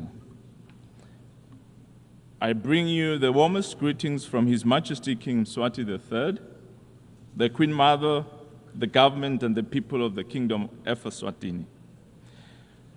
We are convened here not merely as representatives of our nations, but as stewards of a shared global community, united in our commitment to peace, security, and sustainable development. As we gather under the theme, Leaving No One Behind, acting together for the advancement of peace, sustainable development, and human dignity for present and future generations, we are reminded of our shared duty to create a world where every individual has the opportunity to thrive. Our obligation is to leave this planet in a better place for our posterity. The Kingdom of Eswatini joins this global assembly with unwavering dedication to the principles of peace, sustainable development, and human dignity. We recognize that the challenges we face today, marked by unprecedented crises, are deeply interconnected. It is only through collective action, innovation, and a firm commitment to multilateralism that we can forge a path towards a more just and equitable world. We commend the Secretary General for convening the recently concluded Summit of the Future, which has provided a unique opportunity to reinvigorate multilateralism, enhance global solidarity, and reform our international governance structures. Eswatini fully supports the summit and its outcomes, as they resonate with our belief in a fairer and a more inclusive world. Since the establishment of the United Nations in 1945, there are concerns that it no longer addresses adequately the issues faced by the global community. There is a need to reconsider the operations of the multilateral institutions such as the IMF and the World Bank, and particularly the Security Council. The Kingdom of Eswatini stands by its efforts to call for reforms in the United Nations. In 2005, the Kingdom of Eswatini hosted the African Union meeting that resulted in the Eswatini Consensus, which articulated Africa's common position on the reform of the United Nations, including the call for greater African representation on the Security Council. While it has taken nearly 2 decades for this conversation to advance, Eswatini is proud of her early role in championing this cause. We urge the global community to implement these long-standing commitments and ensure that all regions, and peoples have a voice in shaping our collective future. Mr. President, in Eswatini, we have embraced the spirit of Nkwe, which means run. This national ethos symbolizes our collective resolve to accelerate progress towards achieving the Sustainable Development Goals. It is a call for urgent action, for picking up the pace, and for ensuring that every effort is made to meet the needs of our people and our planet. With only a few years left until 2030, time is not on our side. We must double our efforts to bridge the gaps in development, combat poverty and inequality, and address the climate crisis. Nkwe is our rallying cry to run faster, to work harder, and to leave no one behind. We invite the global community to join us in this accelerated drive towards a better future for all. Africa is the youngest continent in the world, brimming with potential and promise. The Kingdom of Eswatini is committed to harnessing this demographic dividend by investing in our youth. Our youth empowerment program, supported by government, the United Nations in Eswatini, and other friends of the Kingdom, aims to equip young people with the skills and resources they need to succeed in a rapidly changing world. We believe that by creating opportunities for employment and entrepreneurship, we are laying the foundation for a more prosperous and inclusive society. Addressing youth unemployment and providing our young people with meaningful opportunities is not just an economic imperative, but a moral one. We must act now to ensure that our youth can participate fully in building the Africa we want, an Africa of peace, prosperity, and dignity. Poverty remains one of the greatest challenges facing our continent. In Eswatini, we are committed to eradicating poverty through inclusive growth and robust social protection programs. We have prioritized policies that provide safety nets for the most vulnerable in our society, including women, children, and persons with disabilities. We urge the international community to support these efforts by promoting fair trade, increasing development assistance, and fostering partnerships that create jobs and uplift communities. Let us work together to build a world where no one lives in poverty and every person can achieve their full potential.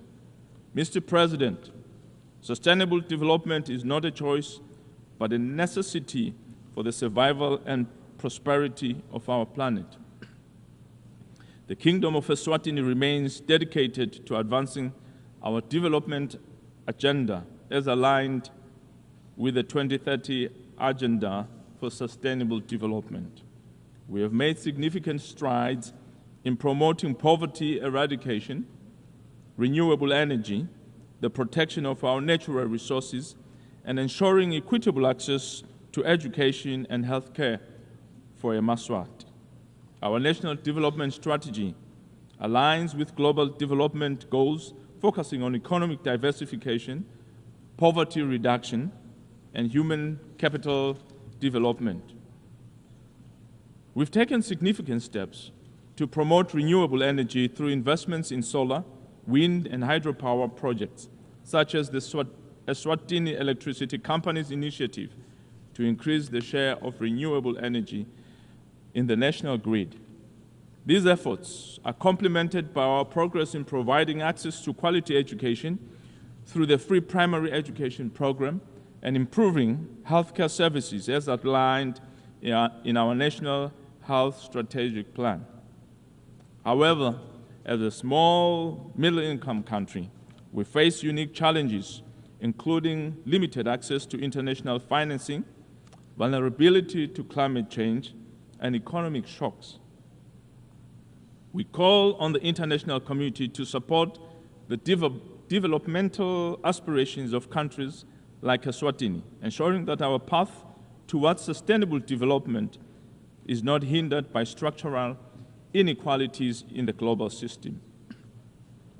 In response to these challenges, Eswatini has put forth a comprehensive SDG recovery and acceleration plan valued at about $1.6 billion, covering diverse areas including digital transformation, renewable energy, agriculture, industrial expansion, and social protection.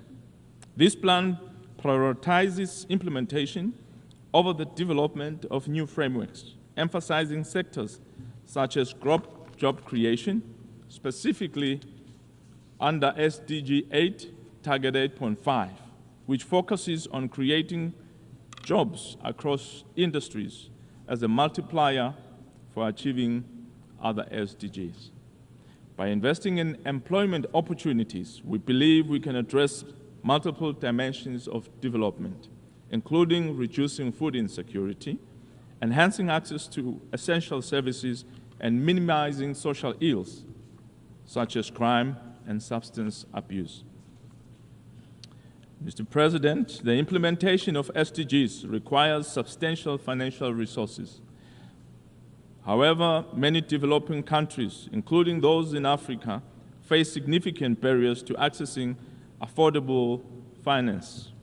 The current global financial architecture is not fit for purpose and must be reformed to make the financing more accessible and equitable.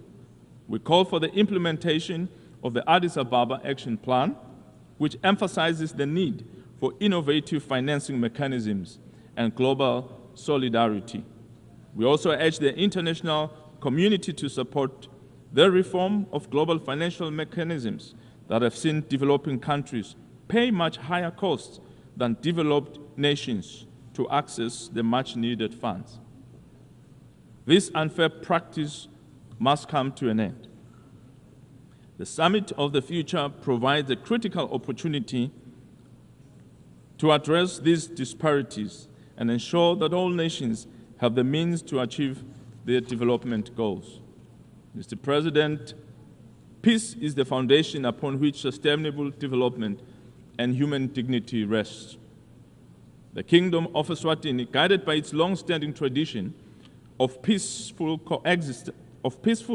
coexistence, continues to advocate for dialogue and peaceful resolution of conflicts. We condemn all forms of violence and support efforts aimed at silencing the guns across the world, particularly in Africa.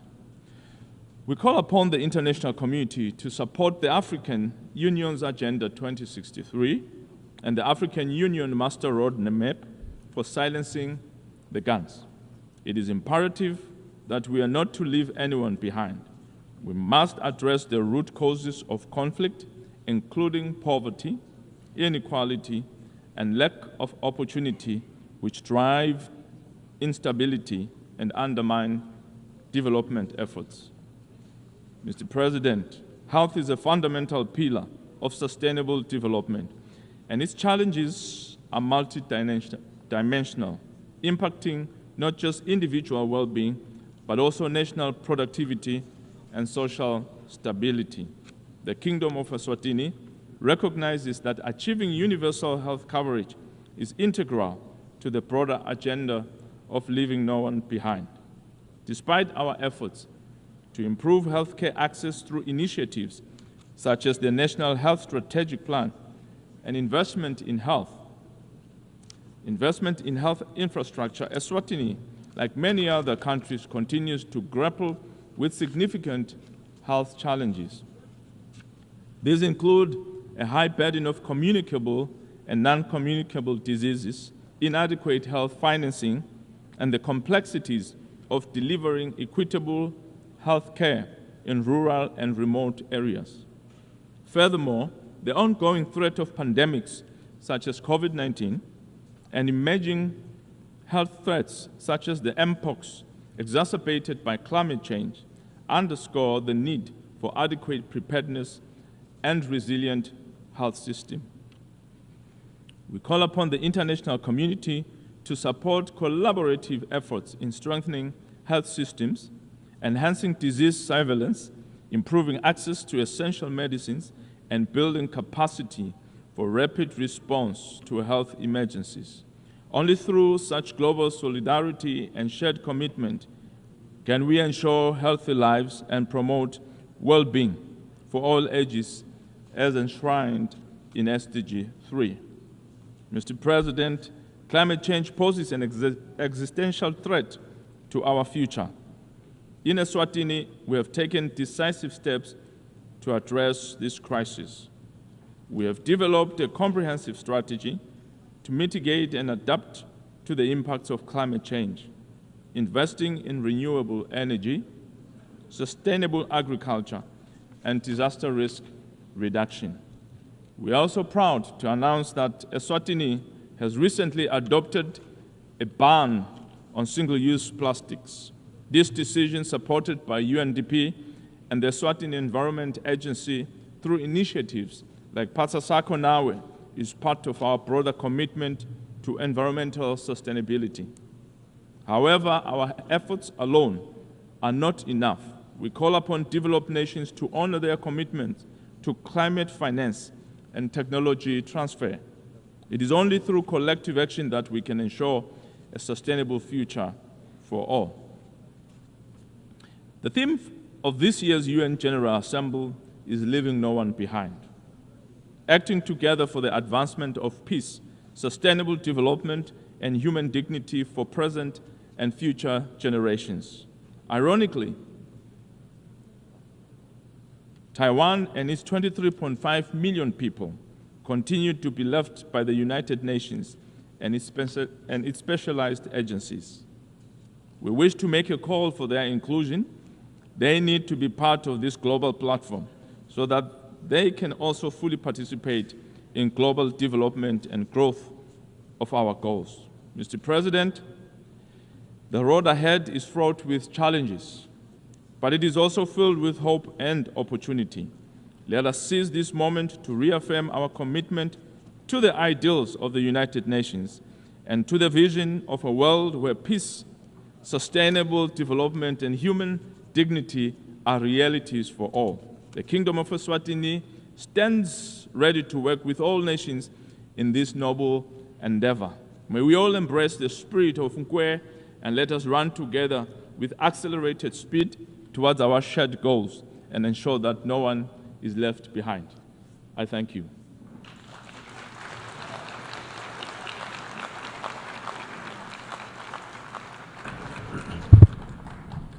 On behalf of the Assembly, I wish to thank the Prime Minister of the Kingdom of Eswatini. The Assembly will hear an address by Her Excellency Robina Nabanja, Prime Minister and Leader of Government Business in Parliament of the Republic of Uganda. I request protocol to escort Her Excellency and invite her to address the Assembly.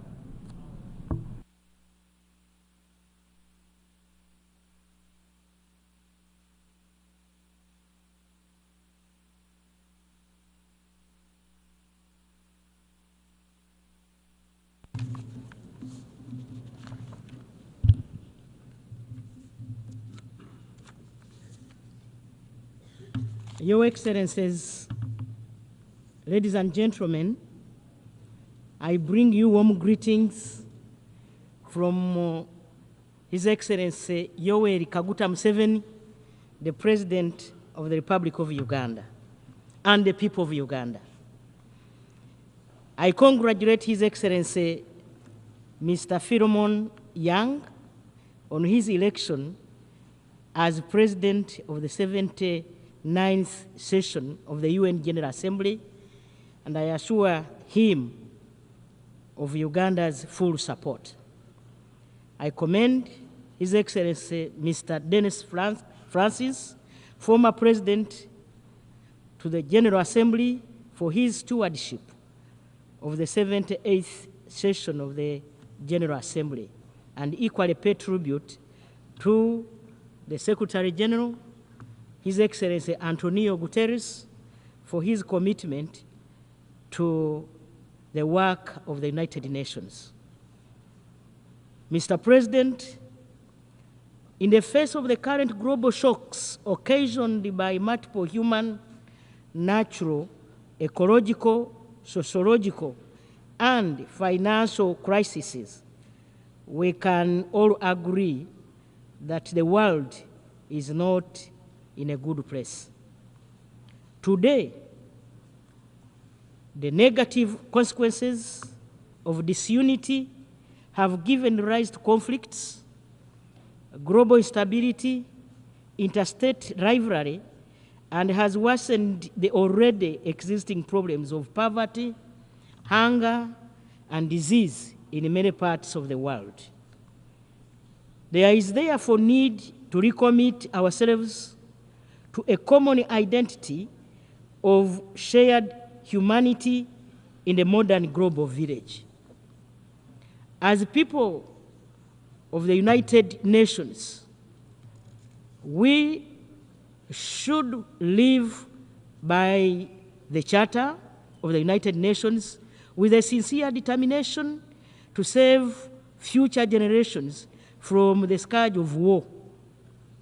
We should fully commit ourselves to upholding the dignity and worth of human person for peaceful coexistence and tolerance regardless of our differences in values, cultures, race, ideologies, and religions without political, military threats or dominion by war. Your Excellencies, we must resolve our political commitment for the full implementation of the globally agreed frameworks for the promotion of socio-economic development and advancement of all people. In this regard, Your Excellency, urgent action is required to address global inequalities with regard to poverty, hunger, and disease, which continue to affect disproportionately the poorest and most vulnerable. Therefore, this is the time to ask the following questions. Why have we failed to forge stronger international cooperation in response to collective global challenges? The second question is, why is it that, in spite of the multiple global commitments derived through conceptually formulated solutions, decisions, and commitments, do all these remain unimplemented? This year's General Assembly, unlike others, should seek to answer these questions. Mr. President, we are all aware that most conflict drivers begin as unresolved local or regional tensions or problems, which become increasingly complex, sometimes involving multiple actors. Regional conflicts must be addressed comprehensively beyond security, with the need for broad and strong political commitments by the regional governments. Uganda believes in the peaceful resolution of conflicts wherever they occur. We are at the forefront of promoting regional peace, security, and stability necessary for economic development. In this respect, Uganda encourages international partners to support local and regional-led initiatives or solutions for building peace and stability as prerequisites for sustained and inclusive economic growth and development in our countries and regions. We call on the increased collaboration by the international community to eliminate or reduce the incidence of conflicts caused by factors such as inequality, climate change, pandemics, new technologies, transitional organized crime, and terrorism. Uganda believes that the benefits of this world must be shared with all humanity and detests all forms of exclusion by the relatively few wealthy nations. we reject the increasing competition and confrontation between major powers, which undermines the collective international responses to security, peace, stability, and socio-economic development. Your Excellencies, Uganda reiterates its call for the urgent and comprehensive reform of the UN Security Council for Africa to be represented in both permanent and non-permanent categories as a special case in order to address the historical injustice and the urgent imperative to address it, and fully supports the common African position on this matter. The African Union Committee of 10 heads of state, under the leadership of the Republic of Sierra Leone, has been pursuing the mandate to promote, advocate, and canvass for support of the common African position on the reform of the United Nations Security Council as stipulated in the Eswatini Consensus and the SATI Declaration. The position is that Africa should have 2 permanent seats with a veto if others have it, and 2 additional non-permanent seats on the Security Council.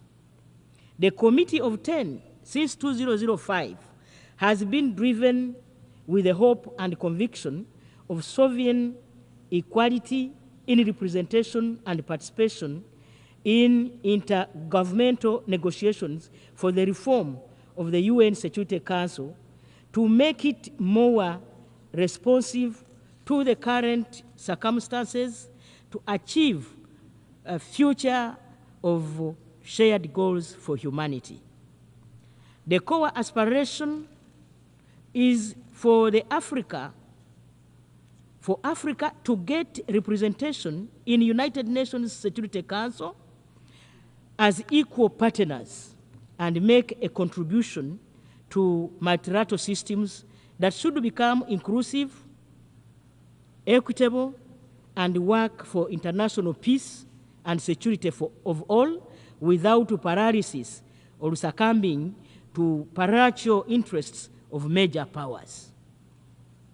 Mr. President, we demand for the right to development as equal members of the international community without any preconditions and politicization, for greater human dignity, freedom, and socio-economic injustice. We call for fair access to means of production, technology, and capital for the socio-economic transformation of our economies in line with our national legal frameworks and development plans. Uganda believes that the perpetual preservation of poverty and inequalities in developing countries undermines the fundamental human rights, in particular the rights of the marginalized and the poor, and remains a threat to international peace and security, which should no longer be overlooked. Uganda, as a chair of non-allied movement, will work with countries of the non-allied movement as well as other countries on the intergovernmental processes that shall lead to the adoption of the UN Covenant on the Right to Development. Mr. President, financing remains one of the greatest challenges that undermine the efforts of developing countries to fully implement the 2030 Agenda for Sustainable Development and achievement of its 17 sustainable goals. Borrowing is critical for financing investments in sustainable development. Sovereign debt is an important tool for financing sustainable development, enabling low-income countries to invest in infrastructure, health, education, and other critical areas. We emphasize that loans to low-income developing countries should be concessional and at zero interest rate. This will enable our countries to finance productive investments, including building infrastructure to improve connectivity, make debt sustainable in the long run, and spur economic growth, which will in turn help to improve domestic tax collection and raise revenues. Uganda, like other developing countries, faces constraints of domestic resource mobilization due to limited tax base. We call for strengthening of the international cooperation in tax matters to ensure that it is effective and inclusive by making multinational corporations pay taxes in countries of their operations, including collecting revenue generated by e-commerce in cross-border transactions. Mr. President, we fully support the ongoing discussions on adoption of the UN Framework Convention on International Tax Cooperation and call upon all countries to negotiate constructively. We also call for the strengthening of international cooperation in the prevention of and combating illicit financial flows, with a view of ensuring that all illicit funds, all resources, including assets, are returned to their countries of origin. Furthermore, Uganda calls for the urgent reform of the international financial architecture, including the international financial institutions and their rules, to ensure equitable representation of developing countries in international economic governance decision-making that affect the trajectory of their national development. Your Excellencies, Uganda identified 4 key sectors of wealth and job creation in line with its national development plan, and that includes agro-processing, industrialization, services, information and communication technologies, digitalization, and skills development to support our socio-economic transformation.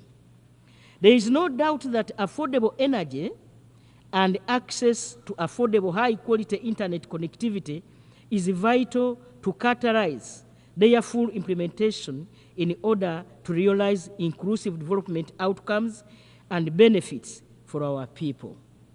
We need to strengthen deeper collaboration with the Global South, with the support of our partners in the North, to unlock shared prosperity by building the necessary infrastructure and connectivity to increase productive capacity for rapid growth, economic takeoff, and sustainable development.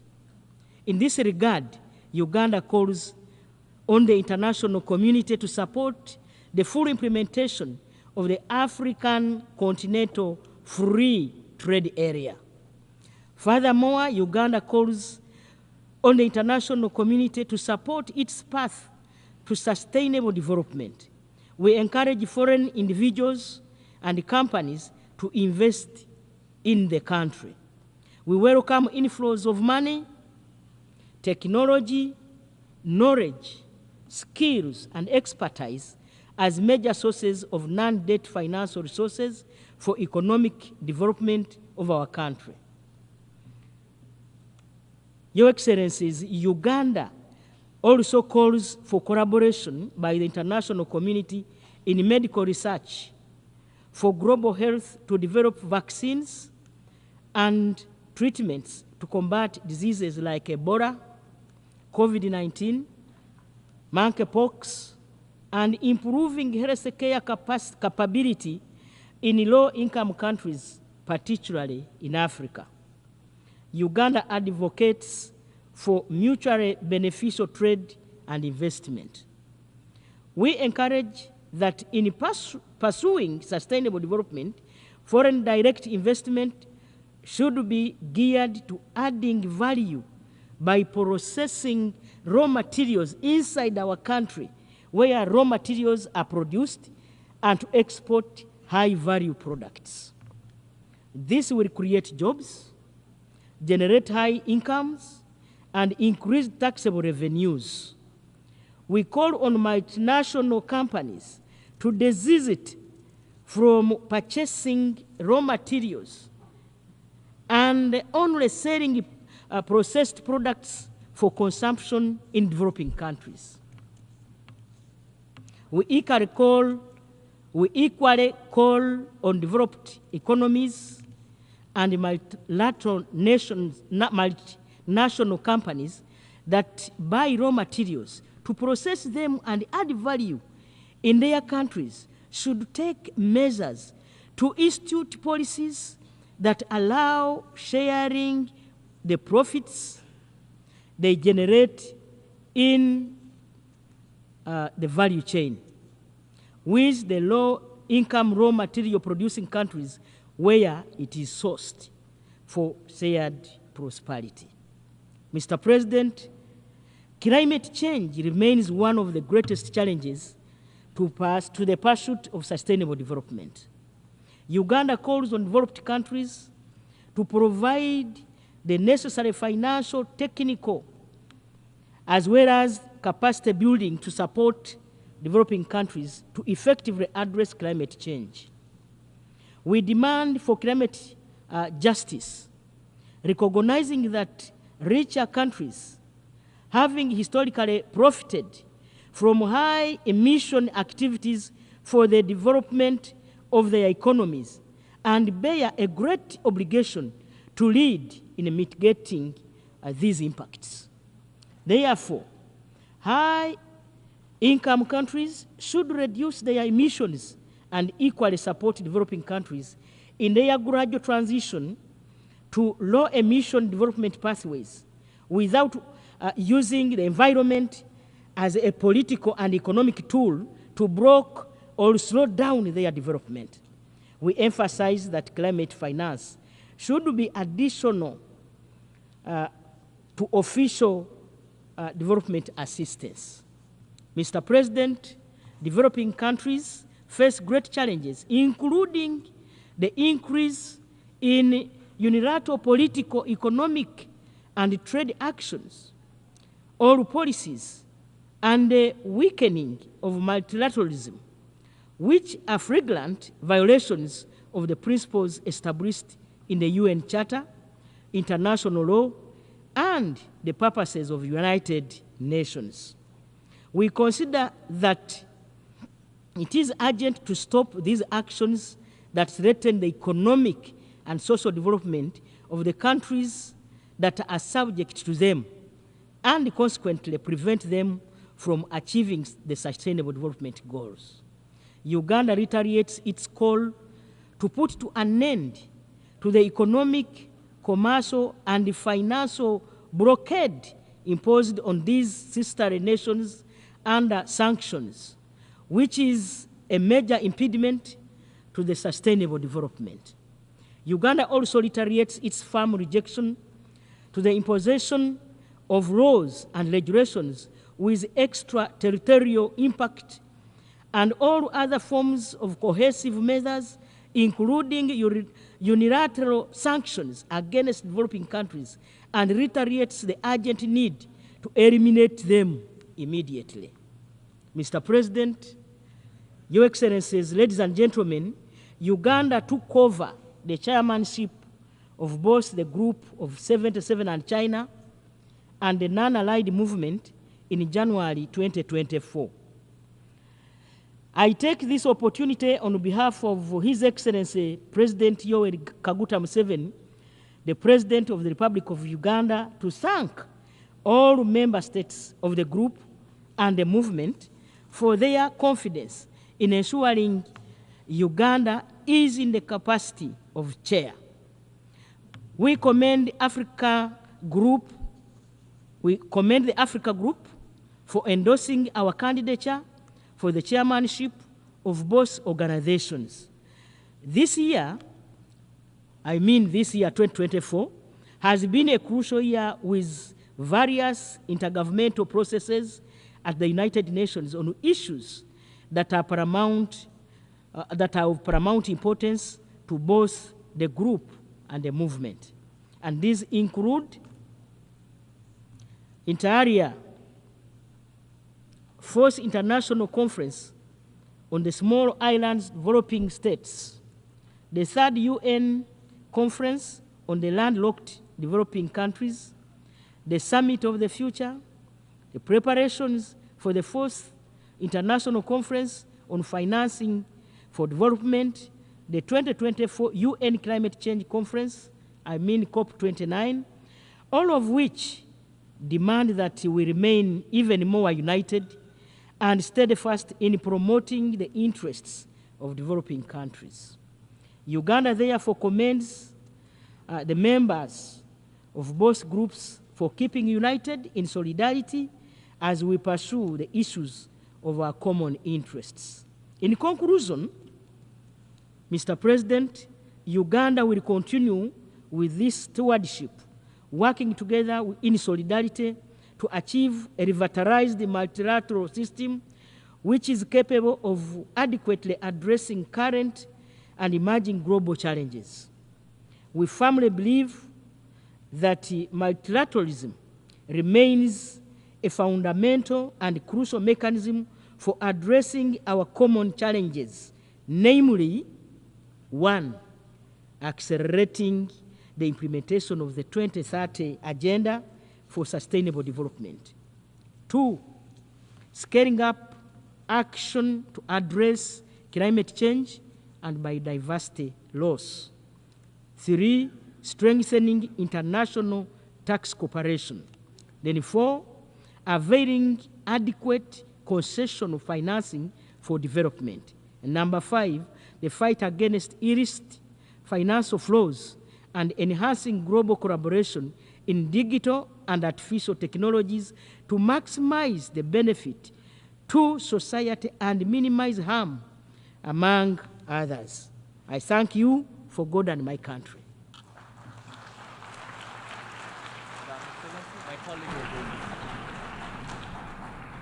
On behalf of the Assembly, I wish to thank the Prime Minister and Leader of Government Business in Parliament of the Republic of Uganda.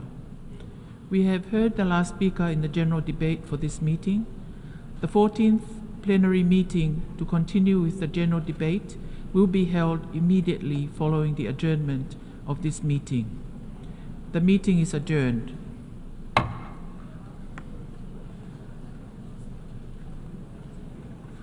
The 14th plenary meeting of the General Assembly is called to order.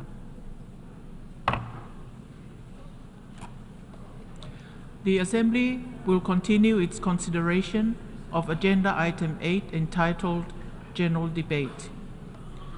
The Assembly will hear an address by His Excellency Gaston Alfonso Brown, Prime Minister and Minister for Finance, Corporate Governance and Public-Private Partnerships of Antigua and Barbuda.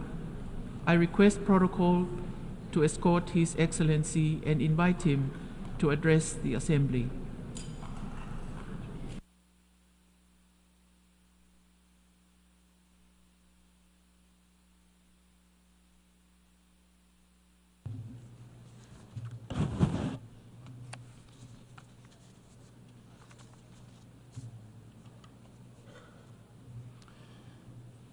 Excellencies, distinguished ladies and gentlemen, today we all stand at the edge of a precipice. Never before has humanity been confronted with such stark choices: to end wars or condemn humanity to endless suffering, to eliminate poverty or watch millions starve, to act on climate change or doom future generations to a scorched planet. The choices we make today here in this Assembly and in every institution of governance will shape the survival of entire nations and the future of our world. For small states like Antigua and Barbuda, these are not distant realities. They are existential threats. Our islands are on the front lines of a climate catastrophe that we did not cause. a debt crisis we did not create, and conflicts in which we have no part. And yet, we suffer the heaviest toll. The world is at a pivotal point, and inaction is no longer an option for any of us. Small island developing state SIDS are the first to suffer, but we certainly will not be the last. All will be consumed if we continue to dither and delay. SIDS have learned to fight for survival against the rising seas and violent storms. But today, we must also fight for something greater: the survival of justice, of equity, peace, and human dignity itself. The time for games and lofty rhetoric has passed. We demand committed, concrete action, and we demand it now. We do not do so only for ourselves, but for all of humanity. The Fourth United Nations Conference on Small Island Developing States, SIDS-4, is a pinnacle of monumental achievement, a milestone that marks not only our collective progress as SIDS, but also our unrelenting resolve. SIDS-4 gave birth to the Antigua and Barbuda Agenda for SIDS, the ABAS, a renewed declaration for resilient prosperity. This agenda is not just a roadmap for the future, it is a lifeline for now. For SIDS, the ABAS represents the difference between thriving and perishing. It's our roadmap to a prosperous future. At its core is the SIDS Center of Excellence, built by SIDS for SIDS. This center is intended to be more than just an institution. It is an instrument for meaningful change, a center for groundbreaking technologies, revolutionary processes, and certainly pioneering solutions. With its global data hub, innovation and technology mechanism, as well as the Island Investment Forum and Debt Sustainability Support Service, the DSSS, the Center of Excellence can be literally transformed the way in which we adapt to our vulnerabilities and set a path for resilient prosperity. However, this vision cannot succeed in isolation. We need the cooperation and support of the global community to ensure its success. Without global cooperation, our hope of a secure future within our countries will crumble under the weight of inaction. That is why today I call for unwavering commitment of the international community to the center's success. Our survival depends on it. Mr. President, climate change is not an abstract or academic threat. For my people and the people of SIDS, it is a persistent and destructive reality. Intense hurricanes are now an annual terror. Coastal erosion is wiping away our productive areas for tourism and agriculture. The climate crisis is not on the horizon, it is here. Now burning through our ecosystems, flooding our villages, and leaving us with fewer tomorrows. And yet, we find ourselves at an absurd situation. Continue to subsidize the very industries that are accelerating our destruction. Fossil fuel companies have become the architects of our demise while generating ostentatious profits for the owners. We must fight to end this madness, and I emphasize that we must fight to end this madness in protection of our planet and the interests of humanity. We need a fossil fuel non-proliferation treaty to halt the reckless destruction of our environment, to end fossil fuel subsidies, and to chart a course toward a sustainable future with a negotiated and graduated transition. Let COP29 be the moment we draw a line in the sand. Let it be known that we can no longer afford the luxury of delay. While we recognize that fossil fuels still play a vital role in the energy security of many countries, and we do not expect their production to cease overnight, we should not support companies extracting oil and gas to continue generating extravagant profits at the expense of our planet. It is only fair and just that these companies pay a global levy to fund mitigation efforts and compensation for the damage that they continue to inflict. And this is not punishment. It's climate justice. It is a moral and legal responsibility in which the polluter pays. And it is also very appropriate that the time for action is now. While we face the climate emergency, we are also drowning in a sea of plastic pollution that is choking our oceans and devastating our biodiversity. It is no longer a question if we act, but how swiftly we can mobilize against this threat. Our nations must commit to a binding treaty as required by the UNEA Resolution 5.14 to put an end to plastic pollution and safeguard our world's most fragile ecosystems. Let us not allow this tightening suffocation of our planet to continue. Distinguished delegates, Antigua and Barbuda, in concert with other small island developing states, has played a leading role in pursuit of climate justice. And I said to all of us that we cannot relent on the issue of climate justice. At COP26 in 2021, together with Tuvalu, we established the Commission of Small Island States on Climate Change and International Law, COSIS. Today, an expanded membership from the Caribbean and the Pacific stands united in our demand for accountability. In 2022, the Commission sought the first ever advisory opinion from the International Tribunal for the Law of the Sea on the obligations of states to mitigate greenhouse gas emissions. In May of this year, the tribunal rendered a historic opinion affirming that major polluters are under legally binding obligation to protect the oceans and, by extension, small island states from the catastrophic harm of climate change. This precedent sets the stage for the advisory proceedings now before the International Court of Justice, initiated under the leadership of Vanuatu, with the co-sponsorship of Antigua and Barbuda and other SIDS. It is remarkable that the smallest nations are those driving this global response to the greatest threat to human survival. Yet, despite our efforts, the COP process continues to fail us.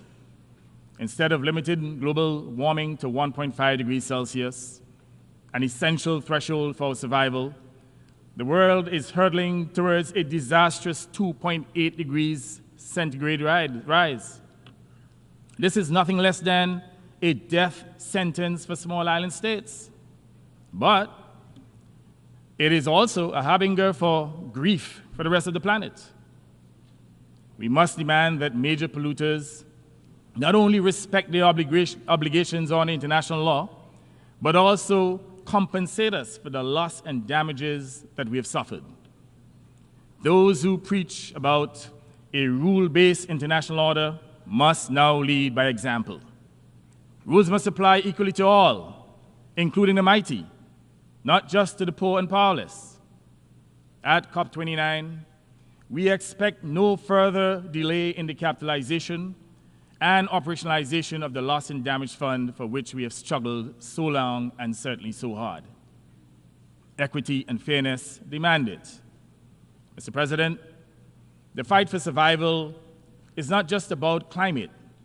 It's about financial justice, reparatory justice, and other injustices and equity. The international financial system is skewed, outdated, and unjust, literally punishing the most vulnerable, while rewarding the already rich and prosperous with favorable terms for their financial instruments. For too long, small states like mine have been shackled by debt we did not cause, debt that arose from recovery spending on recurring disasters that are beyond our control. We cannot achieve climate justice without addressing the structural inequities in the international financial architecture. It is time to lift the burdens that keep us bound to the past and unable to invest in our future. The SIDS Debt Sustainability Support Service is a critical mechanism that can provide tailored solutions, utilizing debt for climate swaps, debt relief, repurposing of SDRs and carbon pricing funding, to help us escape the cycle of unsustainable debt. This is not charity. It is the justice of financial inclusion. And in the end, by remedying past injustices, it will establish a world that is fairer, more just, and more at peace with itself. Excellencies, the adoption of the Multidimensional Vulnerability Index, the MVI, which Antigua and Barbuda was honored to help advance in this organization, offers a path towards correcting the imbalance of unjust treatment accorded to small and vulnerable nations. It is a vital tool designed to acknowledge the complexities we face, not just in terms of limited economic capacity and other structural vulnerabilities and a lack of resilience, but also in our exposure to myriad external shocks. International financial institutions must act on this, integrating the MVI into their policies to ensure that support is targeted where it is most needed. The work has been done. The case has been made. The arguments are irrefutable. There can be no just and sustaining reform of the World Bank, other IFIs, and multilateral banks without their effective implementation and use of the MVI. There can be no legitimate excuse for failing to utilize the MVI. As I said before, the arguments for its use are irrefutable and just.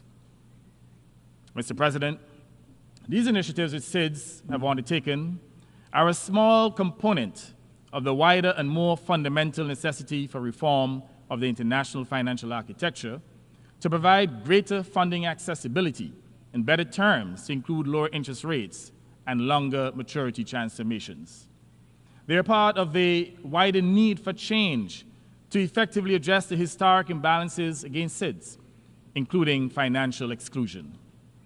The international financial institutions and the nations that sit on their controlling boards must develop bespoke funding instruments that meet the needs of small, vulnerable states and other developing countries, taking into consideration their vulnerabilities and lack of resilience. Mr. President, we must also recognize that the principles of justice and equity we champion here apply equally to all nations and are conditions precedent for a peaceful world. In this spirit, Antigua and Barbuda calls for the end of the designation of Cuba as a state sponsor of terrorism and for the lifting of the long-standing, senseless embargo that has restricted its economic development. The time has come to cast off the chains of this outdated measure, which no longer serves the interests of our modern, interconnected world. Let us work together toward a future built on mutual respect and cooperation, where Cuba, like all nations, can fully participate in the global community. This is not a matter of politics. It's a matter of fairness and human dignity. The delegitimization of governments based on ideological differences, utilizing misinformation and disinformation, including atrocity propaganda, serves no useful purpose, but creates unnecessary tensions and conflicts. Let's embrace and respect our differences, standing in solidarity with each other in defense of global peace and prosperity. Excellencies, I wish now to address the grave issue of small arms and light weapons that are routinely exported from wealthy nations to our shores, creating havoc and instability. I call on the United States and other small arms and light weapons producing countries to put systems in place to curb the exportation of these lethal weapons to our shores. They are causing immense harm. This issue is now emerging as a public health epidemic among SIDS, to the extent that I hereby make a clarion call for a high-level meeting at the 80th UNGA to debate the threats of these weapons to peace and security and to devise effective solutions. Antigua and Barbuda cannot remain silent as innocent lives are destroyed and generations are condemned to fear and hatred. The events unfolding in the Middle East, particularly the conflict between Israel, Hamas, and Hezbollah, are deeply troubling. The violence is destabilizing the entire region and reverberating across the world. Every missile fired every life lost deepens wounds already too many to bear. The violations of international humanitarian law are alarming. We call on all parties to end the suffering by sitting down at the table of peace, where sincere negotiations can lead to a lasting solution. We believe that the only sustainable resolution is the creation of two sovereign states with borders respected and rights upheld. It is time for the people of this region and all conflict zones to end these conflicts and to give peace a chance. Let us give peace a chance. From Gaza to Sudan, Ukraine to Yemen, the scars of conflict run deep, leaving devastation in their wake. The anguish of families torn apart by war reverberates across the globe, and it is our collective humanity that bleeds. Conflict kills the victims of bullets and bombs, but it also diminishes all mankind. On September 17th, inspired by the Secretary General's impassioned call for peace, I wrote to him proposing an initiative that transcends borders, language, and conflict.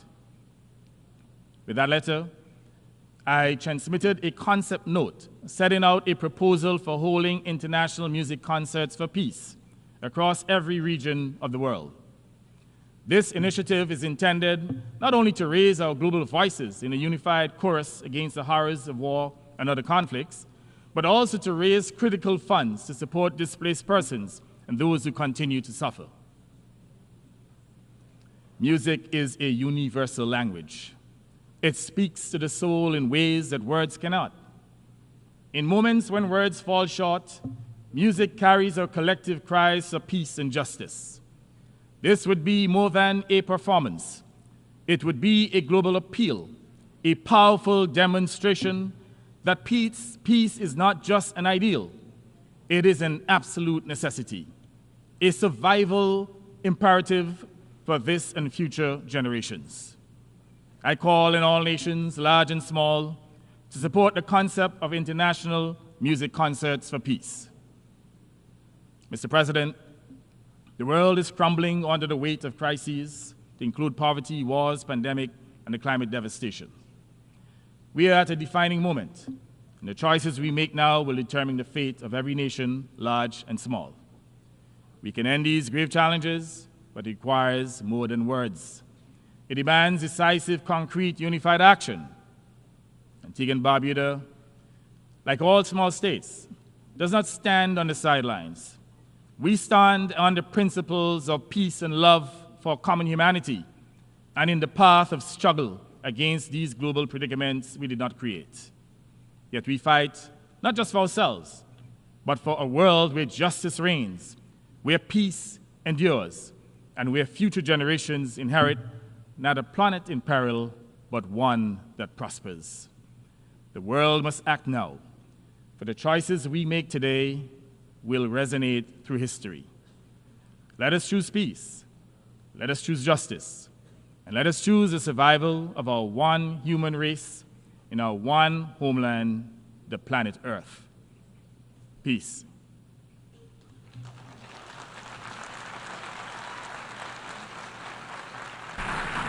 On behalf of the Assembly, I wish to thank the Prime Minister and Minister for Finance, Corporate Governance, and Public and Private Partnership of Antigua and Barbuda. The Assembly will hear an address by His Excellency Edi Rama, Prime Minister of the Republic of Albania. I request protocol to escort His Excellency and invite him to address the Assembly.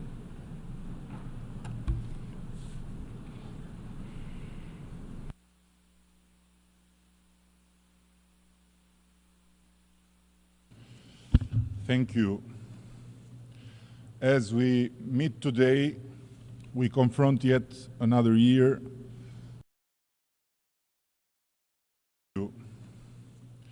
As we meet today, we confront yet another year of complex crisis and conflict as a deeply divided world watches. Our prospect for a more peaceful, just, and equitable world are blurred today. Our times are challenging. A few days ago, we committed to the Pact of the Future, a sound framework with a high level of ambition and actionable deliverables. We have made other similar major commitments in the past. We have not always kept them, to put it very mildly. We have paid the price. This is yet another chance, one we take under pressure to make a difference for a more peaceful and prosperous future, while the time we live in could not be grimmer. Albania humbly joins this discussion after the conclusion of its mission for the first time at the UN Security Council. We aim to represent this community of countries that stand together for those values and principles that are non-negotiable, and we sincerely hope to have met the expectations of many. Today, more than ever, we need tolerance and trust, and an extended hand of friendship to each other. Make no mistake, by tolerance, I do not mean complacency. Tolerance demands that we go beyond our comfort zones and not merely tolerate, but tolerate respectfully, actively and graciously, by not simply accepting others' views, but constantly engaging with the complexity of all our own histories. Tolerance for us Albanians is not merely the passive acknowledgement and grudging acceptance of someone's diversity. That form of tolerance, the tolerance that Muslims and Christian Albanians expressed during World War II towards the Jews by putting their lives on the line against evil, and making Albania the only country in Europe to end the war with more Jews than it had when the war began, requires its own partisan spirit. It requires engaging with the one who is different from us, accommodating disagreements with respect, and continuing to build bridges so that we can continue to debate and foster further understanding and peace by putting ourselves in the other's shoes. But it also requires that we continue to challenge ourselves by reflecting on the possibility of our own biases and prejudices, by reflecting on the arbitrariness and unilaterality that we attribute to others, and by constantly interrogating our own double moral standards. It is with the trust in humanity and humanism that Albania became a safe haven for the people who escaped death after the fall of Kabul under the Taliban, who were welcomed and accepted by my country, while bigger and richer EU member states of NATO turned the back to them. In the same spirit, we gave shelter to several thousand Iranian refugees whose lives were in daily danger in Camp Liberty, in Iraq, where they were raided and killed by Tehran assassins. We paid a dear price for being their hosts. The Tehran totalitarian regime engaged in a large-scale cyber attack against Albania, which aimed to bring the country to its knees by wiping out all our digital infrastructure of public services. They were very brutal, but they failed miserably. We didn't waver, and we will not waver in our commitment to shelter those people in our country for as long as it takes. Our hospitality was not and is not at all related to any political stance against Iran, but only to humanitarian belief engraved in our spirit as a nation. We recently extended a hand of help to our neighbor and special friend Italy in an effort to ease the difficulties that geography has burdened on them with one of the most pressuring phenomena of our times, immigration.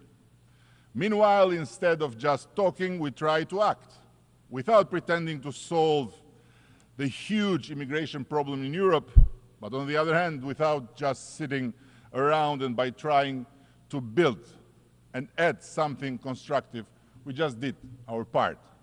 This attitude of solidarity, cooperation, and good neighborly relations is the linchpin of our policy in our region, the Western Balkans. In our region, after more than a quarter of a century, the deep wounds left by the violent disintegration of the former Yugoslavia still need to be healed. But we have also seen the construction of peace, reflected above all by the vision, unparalleled wisdom, and courage that led to the creation of the European Union. All of us in the Western Balkans have tried for over a decade to come together and meet and talk about the challenges and plans for our common future. It is Albania's firm belief that we need to look at the past with the eyes of the future and not look at the future with the eyes of the past. Today, the peoples of the Balkans have a moment of historical opportunity in a context of historical danger in the wider Europe, where the Russian aggression against Ukraine should serve us all as a permanently ringing bell. I would say that the Western Balkans is in a much better position today than ever before. But we must work tirelessly and patiently among ourselves in the region and above all with our allies and partners to make sure that the return to the past is not just impossible, but simply unimaginable. In this context, our brotherly Republic of Kosovo is an irreversible reality as a state among the six countries of the Western Balkans with a clear European perspective and an undisputed allegiance to the large democratic community of nations. Any artificially drawn parallels between Kosovo and the occupied areas of Ukraine are meant to distract and to confuse whomever possible under this roof and the whole international public opinion, but they can never achieve to dilute the truth, which is Kosovo is now an intrinsic part of the international reality, an inspiring member of the Euro-Atlantic community, and must not be held hostage by anyone with false pretensions and excuses, starting with a group of 5 EU members that still do not recognize Kosovo's rightful place in every international forum and organization. In the third year of the unprovoked and unjustified war of aggression of Russia against Ukraine, we feel compelled to renew our call for Russia to stop this war. This is a war that neither Ukraine nor our community of like-minded nations choose, a catastrophe conceived by the decision of one country, and indeed one delusional dreamer of an old imperial past, rewarding an aggressor who annexes the territories of a sovereign country by disarming the victim of the aggression does not bring peace, but paves the way for more war.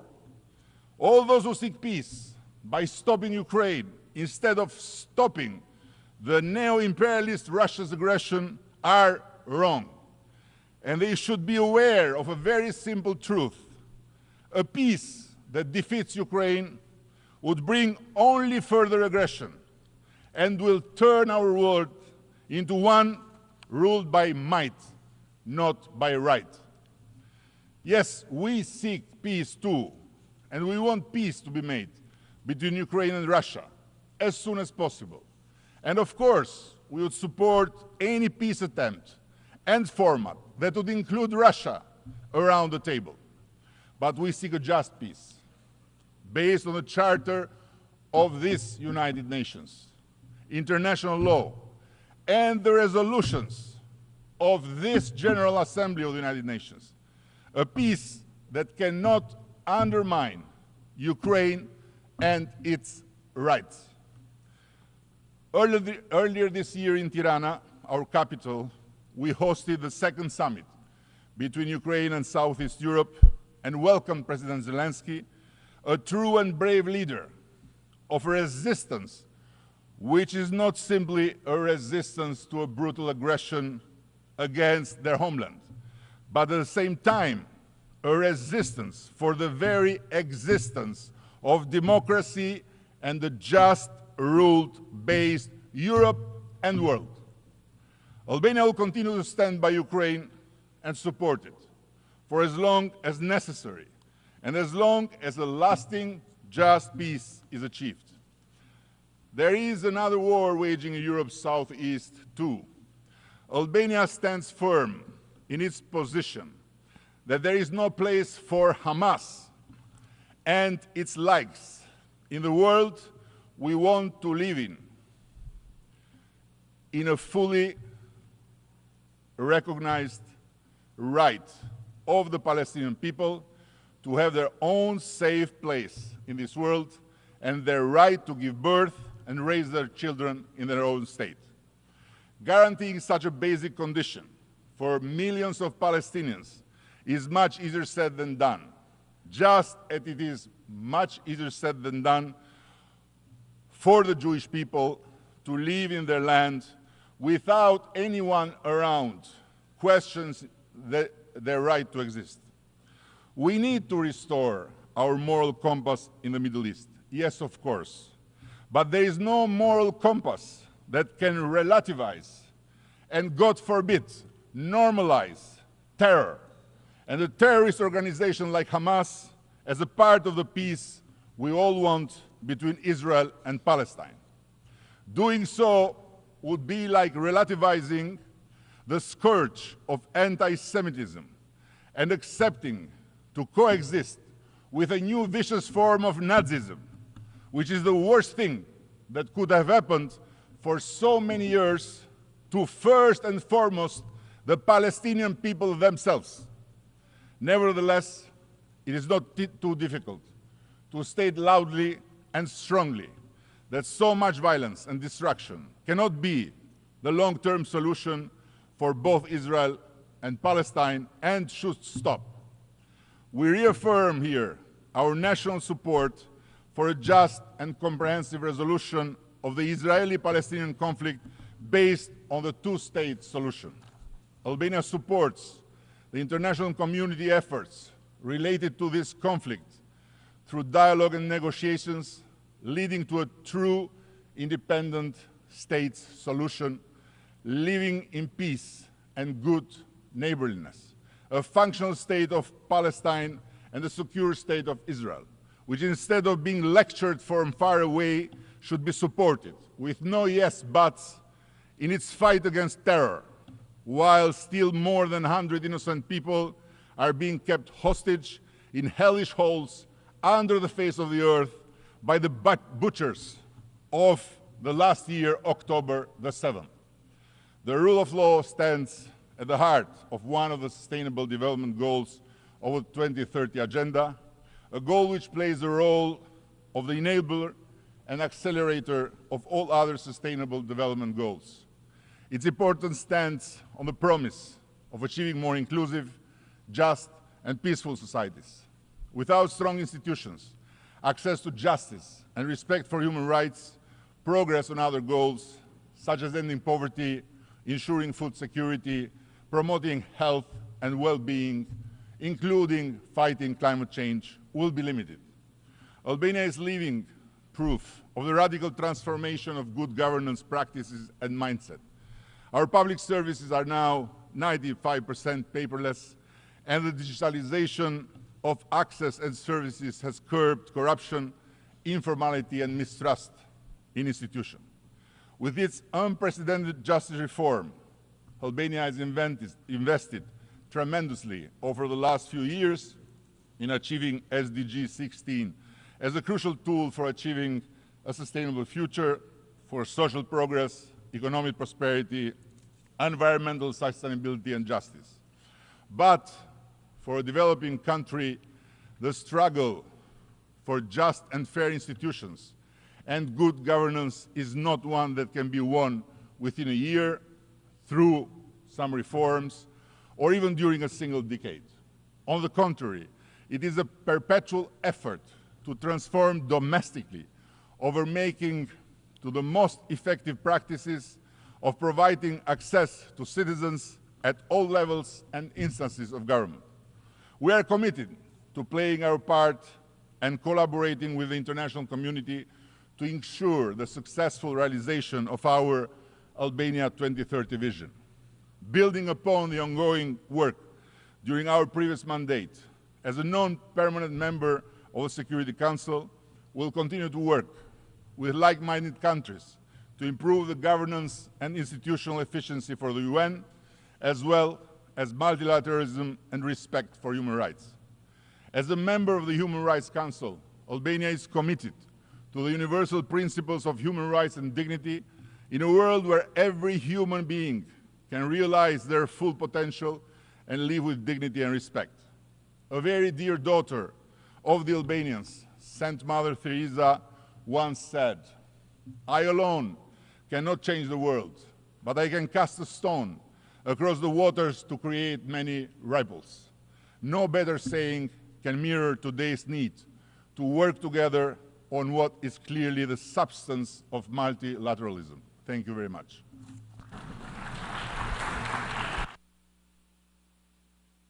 On behalf of the Assembly, I wish to thank the Prime Minister of the Republic of Albania.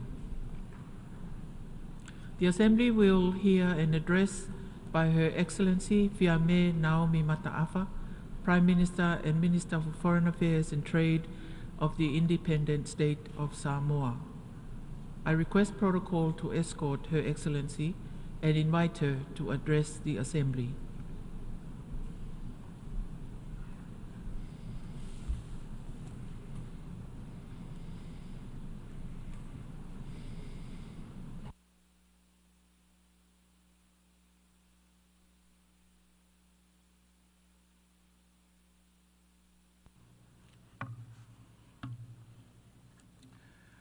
Madam President, Excellencies, Tarafalawa, and good afternoon. I would like to extend my congratulations to His Excellency Mr. Philemon Yang of the Cameroon on the assumption of the presidency of the 79th session of the General Assembly. The theme of your presidency is one which resonates with us as we strive to navigate a path towards a more peaceful, sustainable, and resilient future for our people and the planet. Please be assured of Samoa's support in the successful execution of your mandate. The effects of climate change are being lived in real time. We're not even at the end of 2024, yet we've witnessed countries in all corners of the globe endure extreme weather events, from ferocious wildfires to devastating floods and scorching heat waves. In July this year, we saw the earliest Category 5 Hurricane Beryl hit the Caribbean with such ferocity, causing devastation, and even in parts of Mexico, Venezuela, and the USA. Our collective efforts must not end at national borders. In our most difficult times, it is easy to abandon the collective to safeguard the individual. But history reminds us of the folly of that approach. Climate change remains one of the gravest concerns for all countries, especially SIDS. Its impacts are more extensively felt due to our special circumstances and the lack of capacity to respond quickly and effectively. Unless substantial investments are made to mitigate climate change, boost adaptation, and build more resilient economies, we face urgent climate and financial risks. Climate change also has significant security implications for our food, water, and energy supplies.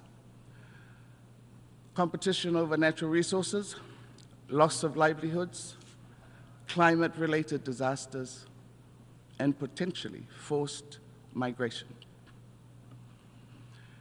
We must do more to turn the tide, to honor our commitments and obligations, and to take urgent and ambitious climate action now. Our expectations for the upcoming COP29 in Azerbaijan include securing an agreement on NCQG that is truly fit for purpose. It is time to review the outcomes of the first global stocktake to ensure that new NDCs due in 2025 are as ambitious as possible. Excellencies, we must keep global temperatures below 1.5 degrees Celsius. This is a red line for many SIDS like my country, Samoa. In this era of unprecedented sea level rise, international law must evolve to meet the climate crisis and the disproportionate effect it has on SIDS. Earlier this week, AOSIS leaders adopted a declaration of sea level rise and statehood. The declaration provides affirmation that international law is based on the fundamental principle of the continuity of states. Our statehood and sovereignty cannot be challenged.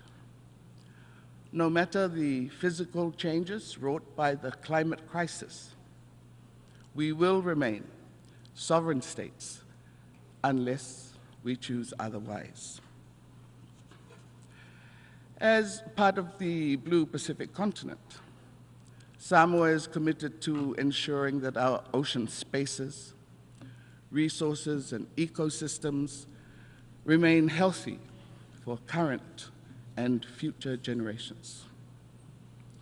We have witnessed many demands on our marine resources from a variety of sectors.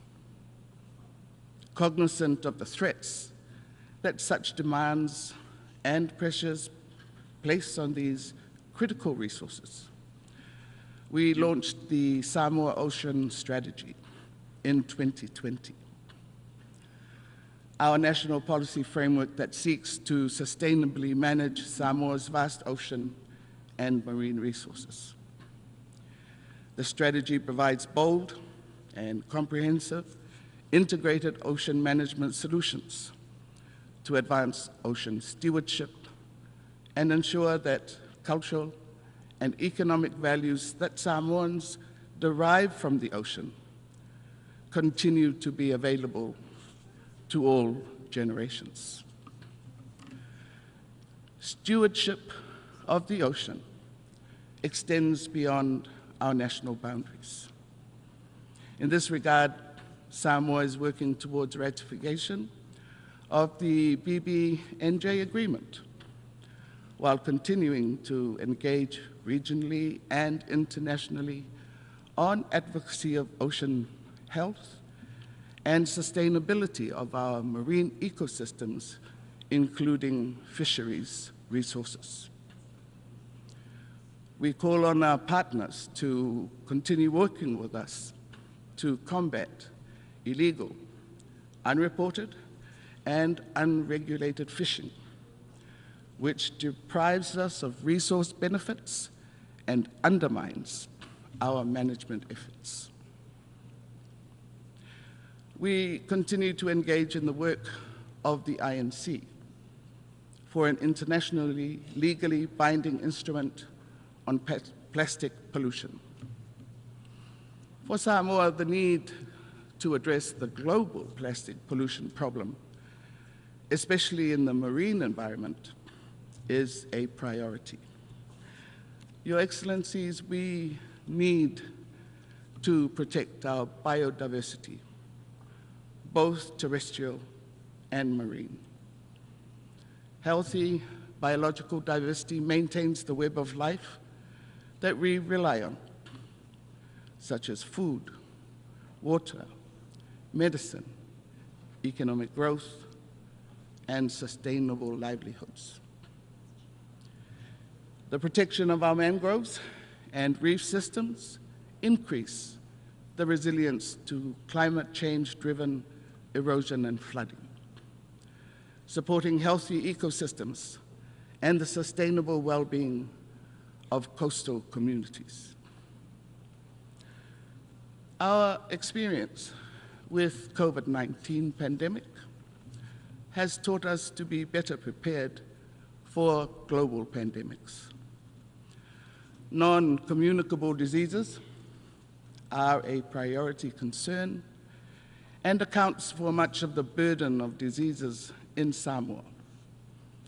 Chronic NCDs are overtaking communicable diseases as the dominant health problem and are the leading causes of mortality, morbidity, and disability.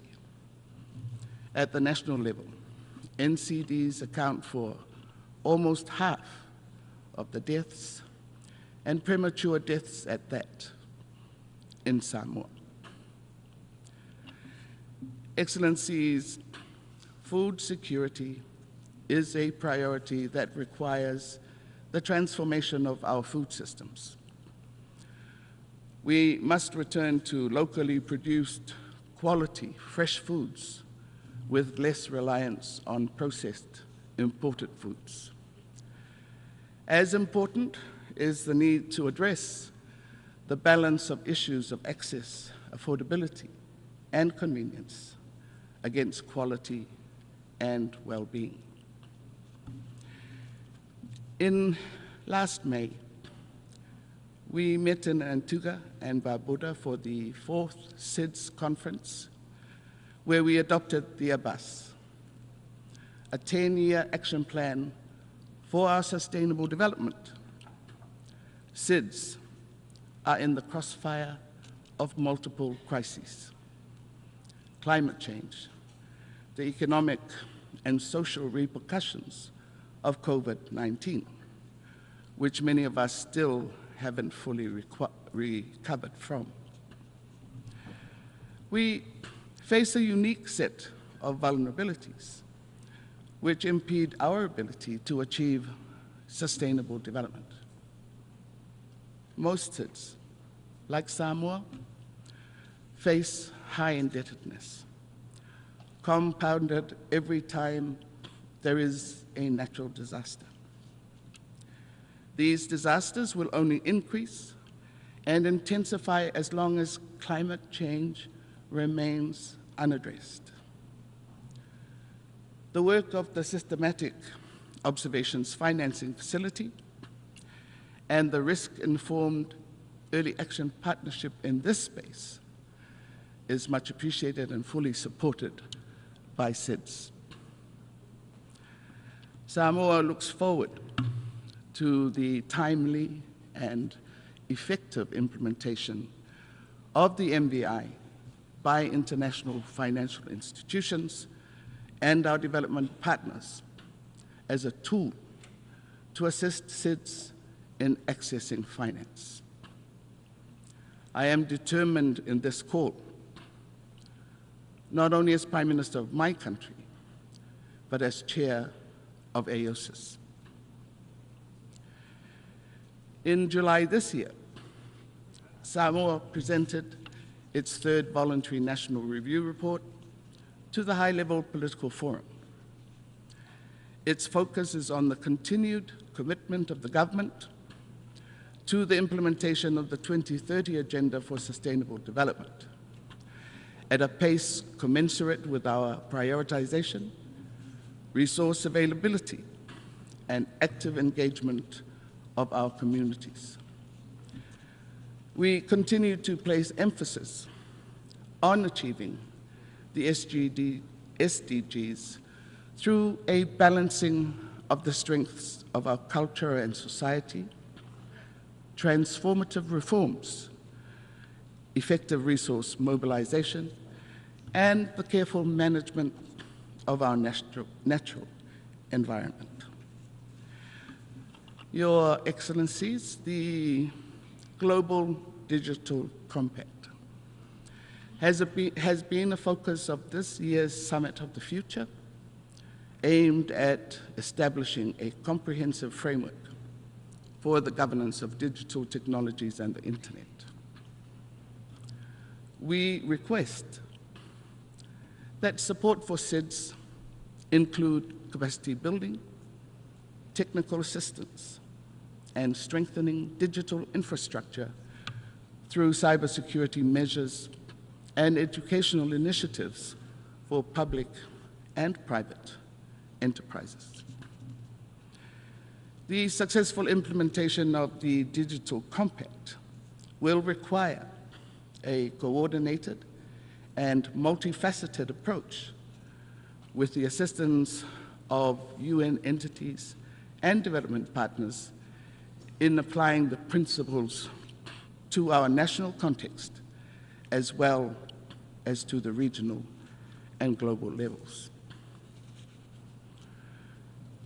Samoa remains a peaceful country, committed to justice and the protection of human rights.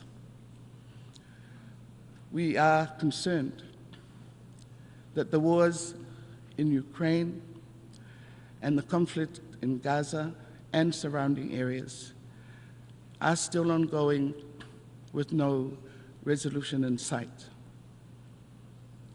The terrible loss of civilian lives, displacement of people, as well as the destruction of infrastructure and the environment is something we do not condone.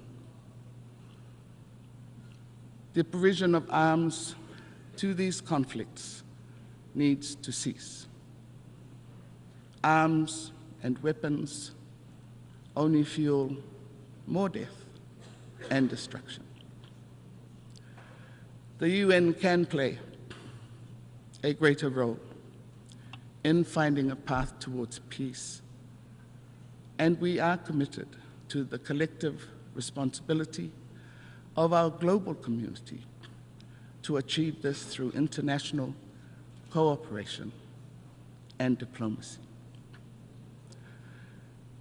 2025, being the 80th year of the UN anniversary, presents an opportunity, all of us, to seriously consider the reforms of the Security Council. We must consider the expansion of both the permanent and non-permanent seats of the Security Council to enhance the representation of the underrepresented and the unrepresented regions. Your Excellencies, the more things change, the more we cannot afford to stay the same. The tools of a foregone era can no longer ensure our future. The complexity of the challenges that beset us requires a greater understanding of the challenges themselves, as well as those being challenged. Samoa remains committed to the United Nations, and our conviction that it remains the foremost forum to address all international issues. Whaftai, and thank you. On behalf of the Assembly, I wish to thank the Prime Minister and Minister for Foreign Affairs and Trade of the independent state of Samoa. The Assembly will hear an address by His Excellency Sonexay Siphandon, Prime Minister of the Lao People's Democratic Republic. I request protocol to escort His Excellency and invite him to address the Assembly.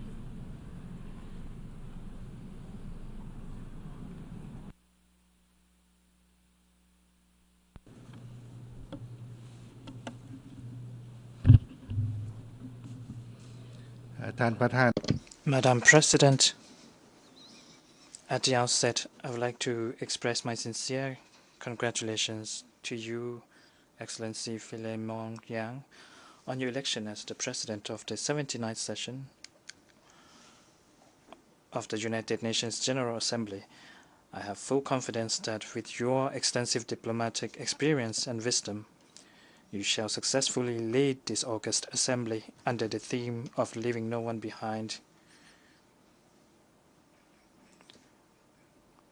acting together for the advancement of peace, sustainable development, and human dignity for present and future generations, which is of most importance and relevance to the current global situation. In the same vein, I would like to commend His Excellency Dennis Francis for successful conduct of his tenure as the President of the General Assembly. Madam President, today the international community is facing multifaceted challenges taking place across various regions such as geopolitical tensions, armed conflicts,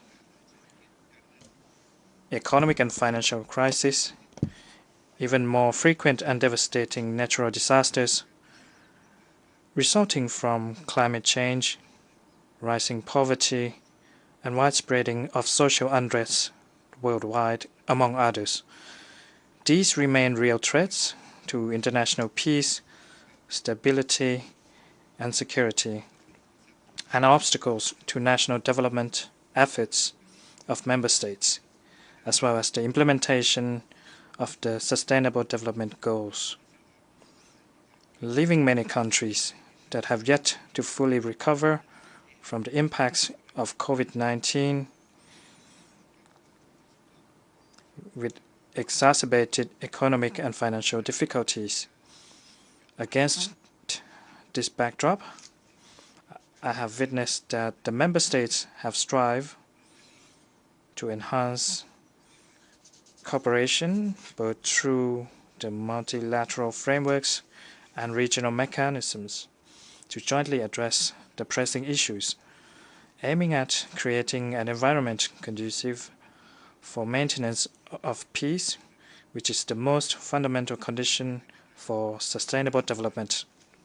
However, these challenges that we are facing are much more fragile and could lead to more dire consequences and potentially reshape the current and future international peace and security landscape, especially the geopolitical tensions that are becoming more confrontational and widening division, all of which require immediate attention, including the prolonged conflicts in Gaza, Ukraine, and many countries in Africa.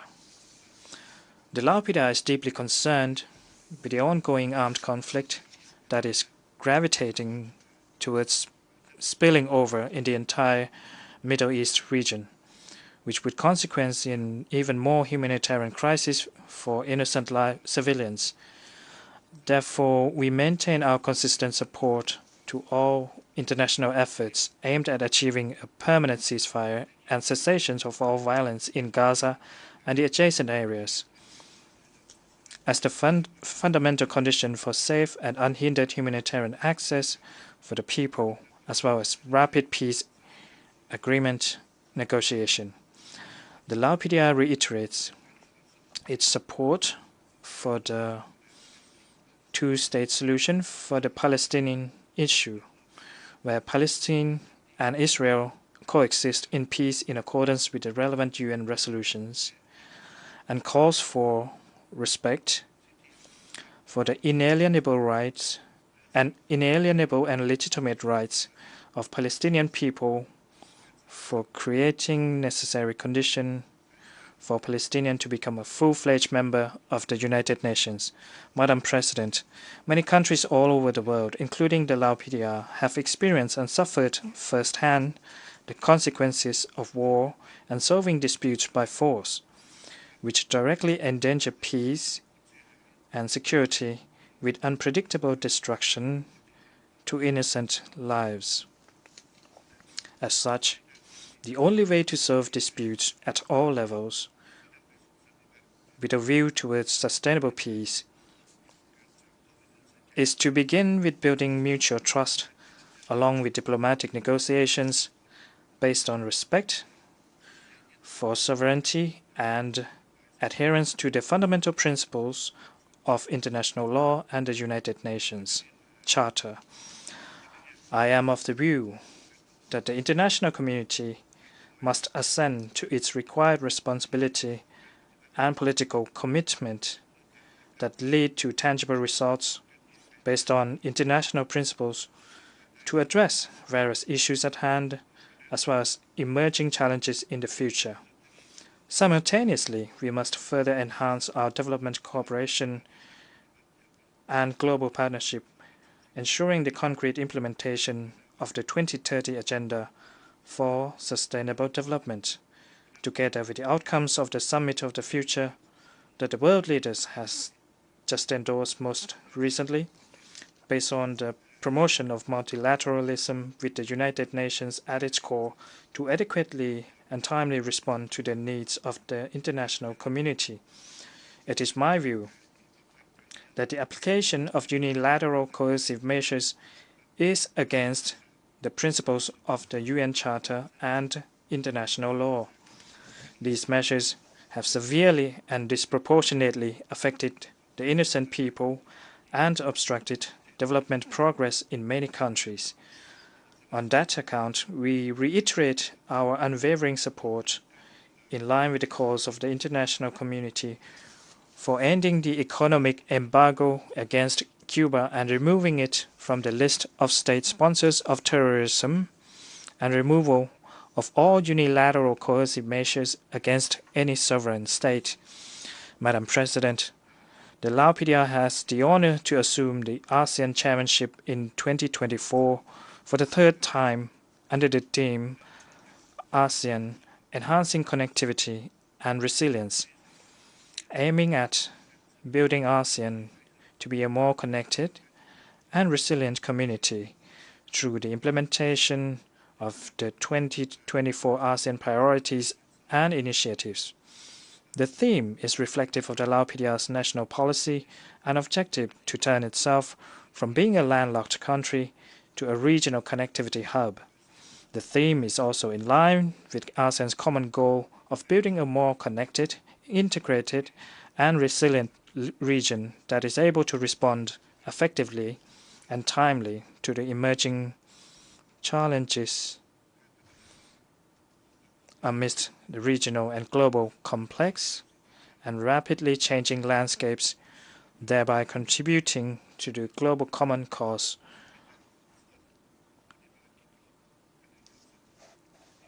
of maintaining peace, stability, and security, as well as sustainable development in the region and the world.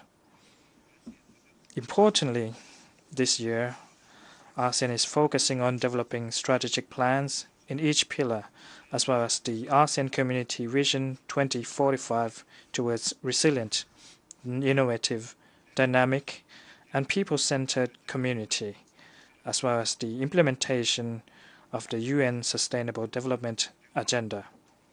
In addition, ASEAN is accelerating the accession process to admit Timor-Leste as a full member of ASEAN in the near future.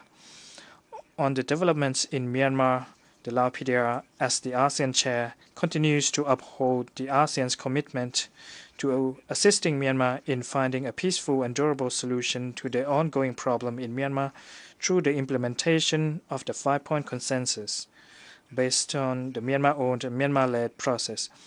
The Lao PDR will continue to engage with relevant stakeholders, aiming at building a conducive environment to implement the 5-point consensus, including the inclusive national dialogue and humanitarian assistance. Madam President, the Lao PDR remains steadfast to achieving the sustainable development goals, focusing on socio-economic development, together with the environment protection and reduction of poverty. Last July, the Lao PDR presented its third voluntary national review of the SDG implementation at the 2024 High-Level Political Forum, which demonstrated that there remains small progress and off-track goals. Among them, the implementation of the national SDG 18, lives saved from unexploded ordnance, has made progress in varying degrees. However, the unexploded ordnance remains a major threat to the lives of the Lao people and poses obstacles to the national development while hindering the progress of the other SDGs. We therefore take this opportunity to call upon the international community to provide predictable and adequate support and assistance to the Lao PDR in addressing this long overdue and challenging problem in accordance with the Convention on Cluster Munitions. The Lao PDR is of the view that one of the main obstacles to implementing the SDGs is insufficient funding.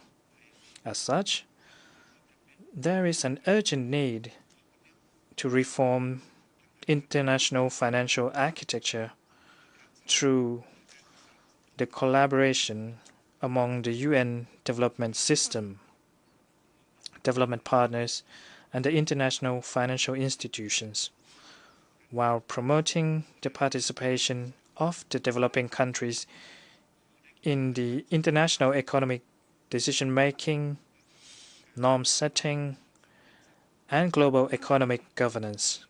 Currently, it is our view that the UN development system at all levels must enhance its roles in incorporating with and providing support to the member states, especially the least developed countries, the landlocked developing countries, and small island developing states in order to help tackle their special needs and challenges. Another key factor that can help accelerate national development efforts is the role of science, technology, and innovation, including artificial intelligence, in facilitating green growth and digitalization that is environmentally friendly and investment in carbon capture and storage. Thus, the Lao PDR calls on the international community to facilitate access and transfer of appropriate technology in innovation to help leapfrog the development, including support for the implementation of strategic plan and vision for the development of digital economy of the Lao PDR. Furthermore, I am of the view that human capital is another decisive factor. Presently, 1/3 of the Lao population are within the age range of 10 to 24, making the Lao PDR the nation with the youngest population in Southeast Asia. And those figures are projected to continuously increase for the next 10 years. At the same time, the working age population is expected to increase around 67% of the total population by 2030, as compared to 63% in 2020. The government of the Lao PDR invested in its human capital development in order to reap the benefits of its demographic dividend. As part of such efforts, the government of Lao PDR organized the first Human Capital Summit on Education in 2023 and the second Summit on Nutrition in 2024, aimed at enhancing education quality basic healthcare and nutrition of the Lao people. On graduation from the least developed country status, the Lao government has adopted the Lao PDR smooth transition strategy for LDC graduation by 2026 and beyond. From the result of the triennial review by the UN Committee for Development Policy in early 2024, the Lao PDR continues to meet all three thresholds for graduation by 2026. However, given the current situation, we are of the view that there remains the necessity for us to continue to focus our forces and efforts to cope with external shocks and address domestic economic and financial difficulties, as well as impacts of natural disasters, including the ongoing floodings, in cooperation with the United Nations and development partners in order for the Lao PDR to be able to overcome various obstacles and continue its development momentum towards a smooth, quality, and sustainable graduation from the LDC status.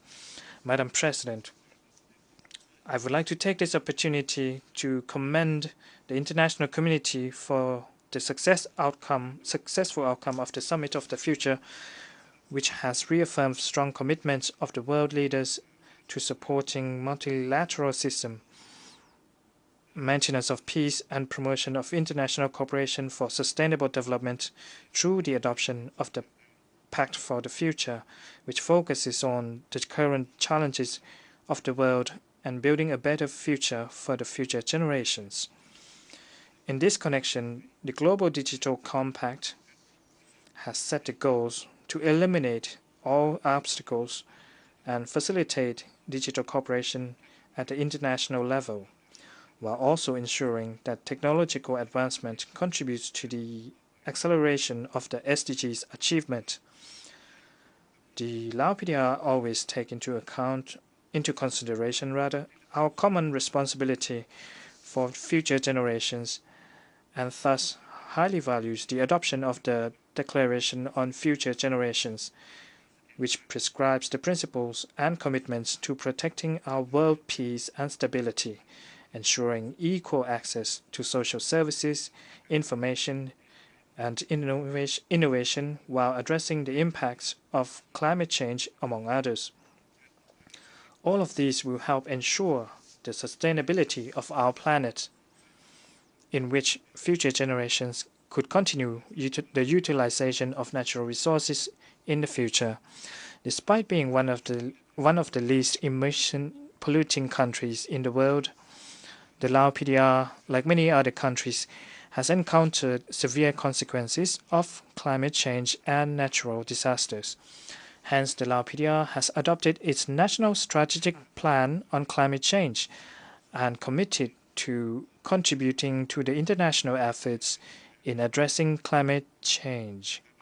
Allow me to take this opportunity to congratulate all on the success of the high-level meeting on sea level rise on 25 September 2024, which has reiterated the need for strong international cooperation to address climate change. Notwithstanding the fact that the Lao PDR is a landlocked country, we stand ready to contribute to the international efforts to protect the environment while calling for support measures to further increase adaptation capacity and resilience for responding to future impacts. President, last but not least, I would like to reaffirm the consistent support of the government of the Lao PDR to the multilateralism and the principles stipulated in the UN Charter and international law. The Lao PDR continues to uphold its cooperation with the member states of the UN and regional countries to contribute to the cause of maintaining peace and security, promoting prosperity of all nations worldwide, as well as overcoming the challenges of today and achieving the Sustainable Development Goals in order to provide an enabling condition for a bright future of the current and new generations. I thank you. On behalf of the Assembly, I wish to thank the Prime Minister of the Lao People's Democratic Republic. The Assembly will hear an address by His Excellency Feleti Penitala Teo, Prime Minister of Tuvalu. I request protocol to escort His Excellency and invite him to address the Assembly.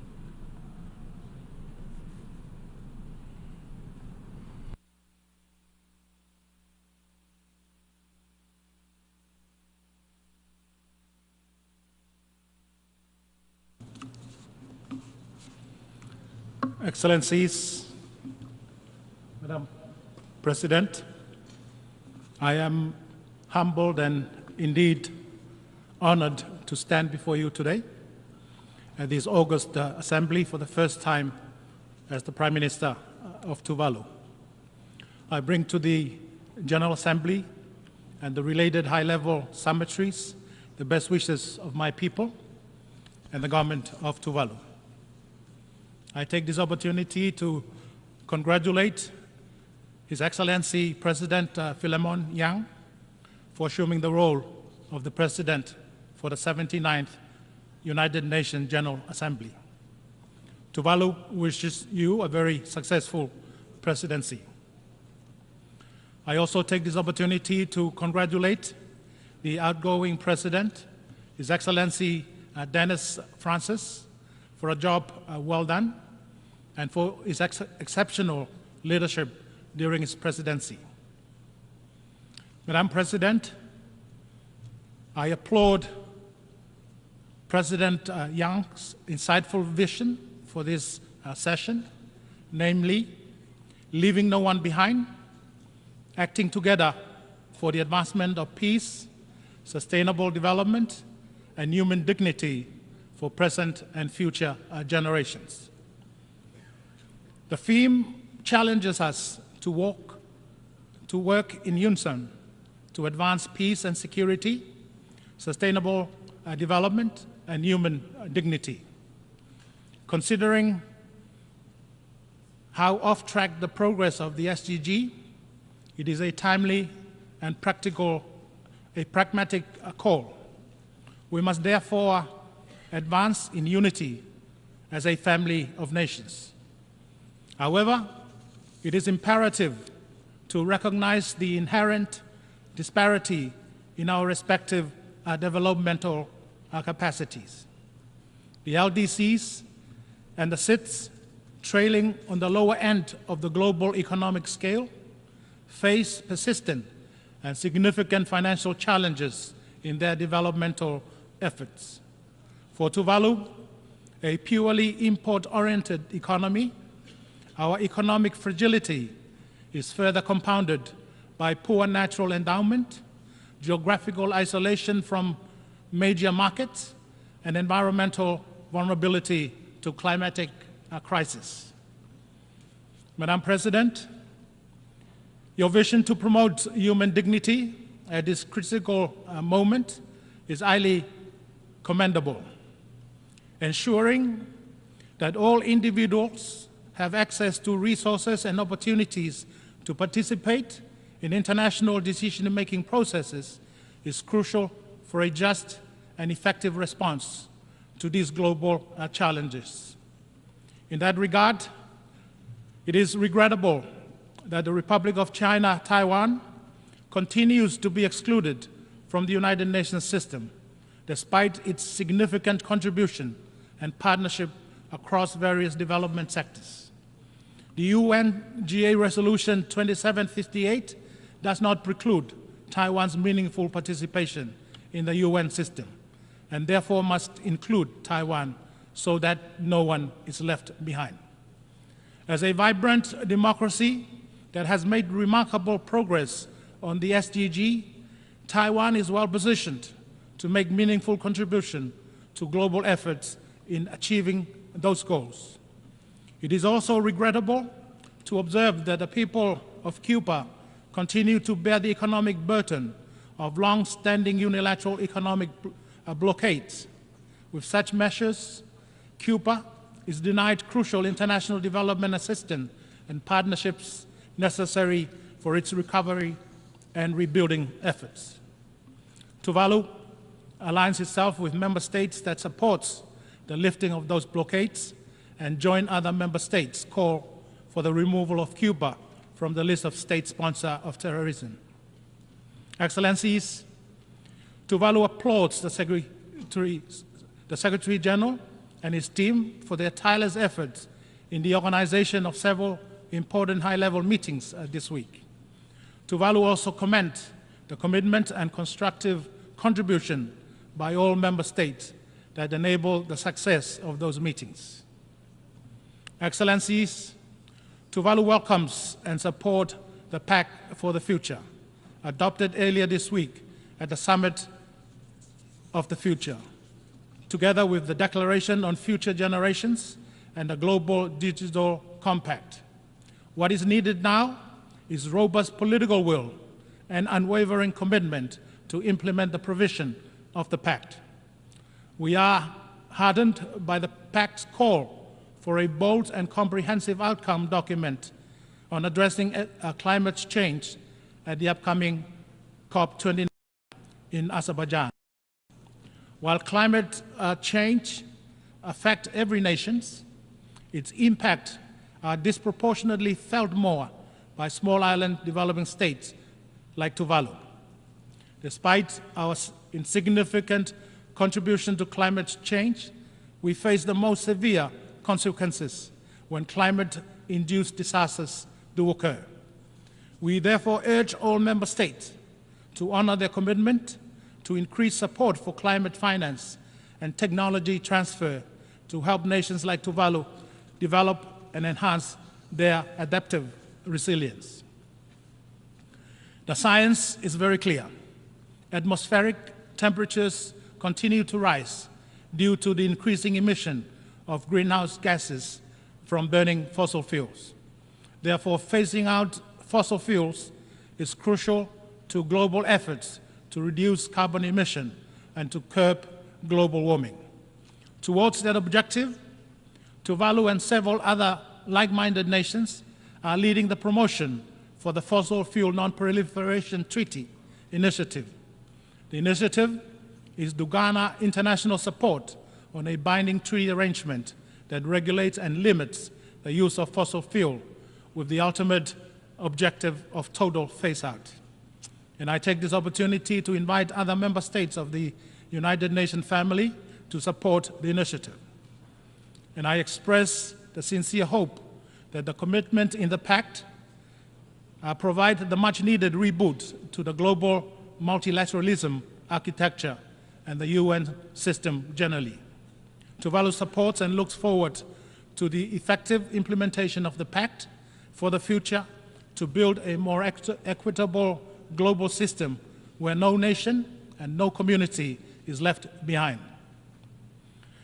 Excellencies, climate change-induced sea level rise is and will always be a top priority for Tuvalu.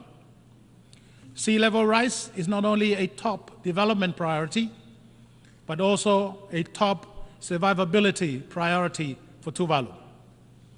The Pacific Ocean that used to define us will soon engulf us and will determine our future existence if sea level rise is not halted and the Tuvalu coastlines are not suitably fortified and reinforced. Sea level rise is a global and a multidimensional phenomenon that requires immediate global actions. For Tuvalu, sea level rise poses the greatest existential threat to our economies, to our culture and heritage, and to the land that nourished our ancestors for centuries.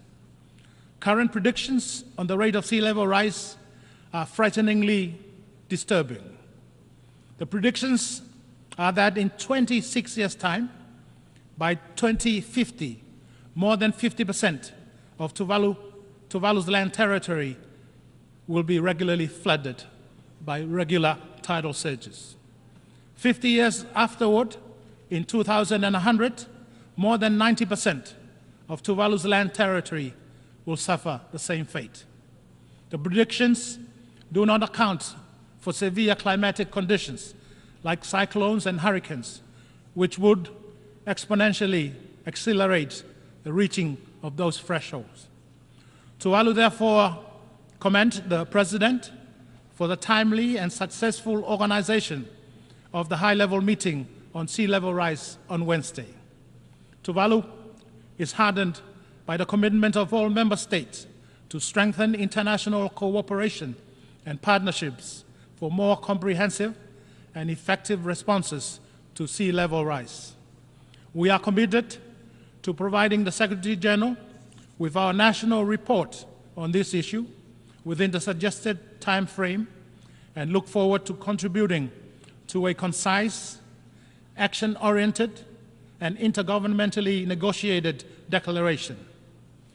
The high-level meeting marks the takeoff for our global effort to shape an ambitious declaration by the General Assembly in September 2026. The declaration, in my considered view, must be a strong pronouncement in support of the expectation of the 1 billion people affected by sea level rise. The declaration shall be an unwavering commitment to our sovereignty, dignity, prosperity, and rights. The declaration must be action-oriented and comprehensive. And toward those objectives, we expect the declaration to include the following principle. Firstly, the declaration shall ascertain the principle of statehood continuity as a tenet of international law and international cooperation, and to affirm that statehood cannot be challenged under any circumstances of sea level rise. Secondly, the declaration shall reaffirm the permanency of maritime zones established in accordance with the United Nations Convention on the Law of the Sea. Thirdly, the declaration shall call on the international community and regional institutions to enable human mobility pathways that facilitate movement safely, orderly, and with dignity. Fourthly, the declaration shall devise concrete programs for the international community to support our efforts to safeguard our unique culture and heritage, both tangible and intangible. Fifthly, the declaration shall establish dedicated and innovative financing mechanisms to support the positive adaptation journeys of the most vulnerable communities. And finally, the declaration shall underscore the importance of knowledge, data, and science to anticipate and plan for the impact of sea level rise. Excellencies, I wish to reiterate the commitment of Tuvalu to address the effect of climate change through identified science-based transformative adaptive solutions. These solutions are designed to reclaim and elevate land, enhance our resilience against sea level rise, and ensure our sovereign rights to our land and cultural identity are safe and protected for our future generations. I acknowledge the efforts of the Pacific people and leaders in addressing the pressing issue of sea level rise. The Pacific leaders, in their annual meeting in Tonga last month, reiterated the importance of the 2021 Declaration on Maritime Boundary Preservation and the 2023 Declaration on Statehood Continuity and Climate Change-related sea level rise protection.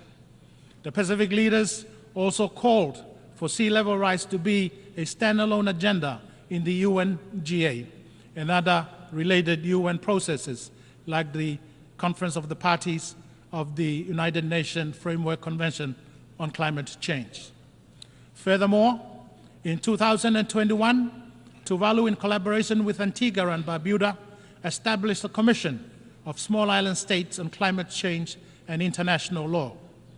The said commission successfully secured in May of this year an advisory opinion from the International Tribunal for the Law of the Sea, which clarifies that greenhouse gas emissions pollute the marine environment, and that states have the legal responsibility to take all necessary measures to prevent, reduce, and control them.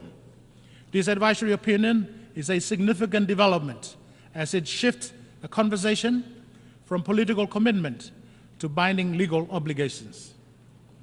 Excellencies, the science on climate change is comprehensive and clear, and that the climate is changing and is significantly impacting small island states through rising sea levels.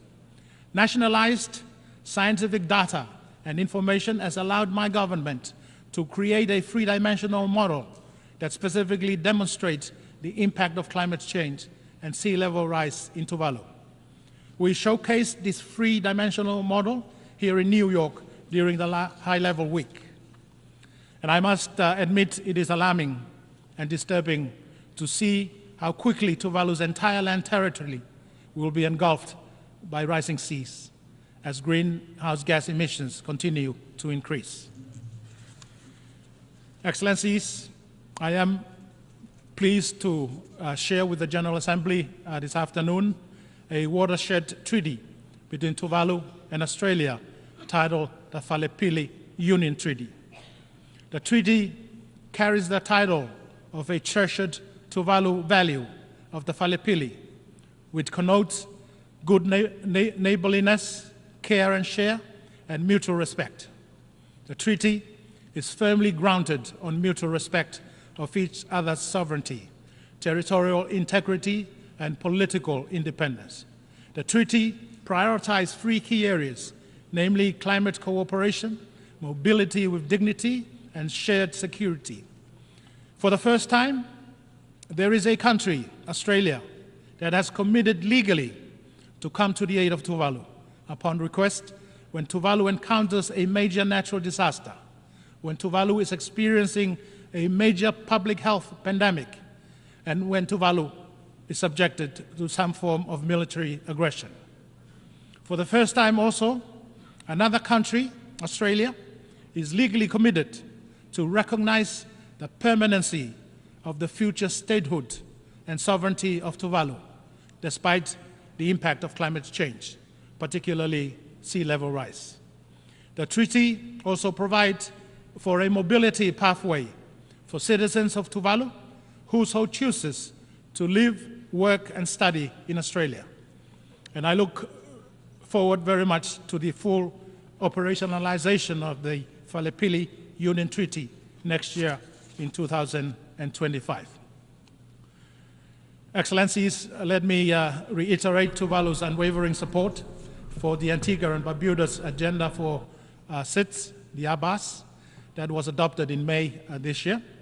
ABAS addresses the unique challenges faced by small island developing states through a multifaceted approach that includes climate action, economic diversification, and social development. Excellencies, Tuvalu is one of the smallest states in the world in terms of its land territory and population. But it is a very large ocean state, considering the extent of its exclusive economic zone. So Tuvaluans have a very close affinity with the Pacific Ocean. The Pacific Ocean sustains our daily lives and economic prosperity. The impact of climate change on fish stock migration and declining marine resources, together with IUU fishing and marine pollution, pose a major challenge to Tuvalu's progress towards sustainable economic development. As a signatory to the Biodiversity Beyond National Jurisdiction Agreement, Tuvalu is committed to the sustainable utilization and equitable distribution of marine resources. Tuvalu is also committed to the 2050 strategy for the Blue Pacific continent, which aims to protect the ocean. This commitment is reinforced by UNEA Resolution 5/14 to develop an ambitious international legally binding agreement to end plastic pollution based on a comprehensive approach that addresses the full life cycle of plastic, including its production, design, and disposal. Excellencies, Tuvalu expresses its sincere gratitude to the Economic and Social Council for their consideration of deferring Tuvalu's graduation from the least developed countries category earlier this year. It is important to reiterate that while Tuvalu has met the graduation threshold for some time now, Tuvalu continues to have serious reservations about leaving this group. As one of the last remaining Pacific Island countries in the LDC category, Tuvalu is exceptionally vulnerable to the impact of climate change and rising sea levels. Even the Committee for Developing Policy has recognized that Tuvalu's vulnerability to climate change is not only severe, but permanent. For this reason, Tuvalu applauds the newly developed multidimensional vulnerability index that could complement the traditional gross national income indicator as the basis for development and climate finance access. Excellencies, Tuvalu commends the commemoration and promotion of the International Day of the Total Elimination of Nuclear Weapons this year. The event serves as a powerful reminder of the catastrophic consequences nuclear testing and warfare, as well as the ongoing threat posed by these weapons. By observing this event annually, as agreed to in Resolution 78/27, reinforces our commitment to nuclear disarmament. Tuvalu is also a party to the Treaty on the Prohibition of Nuclear Weapons.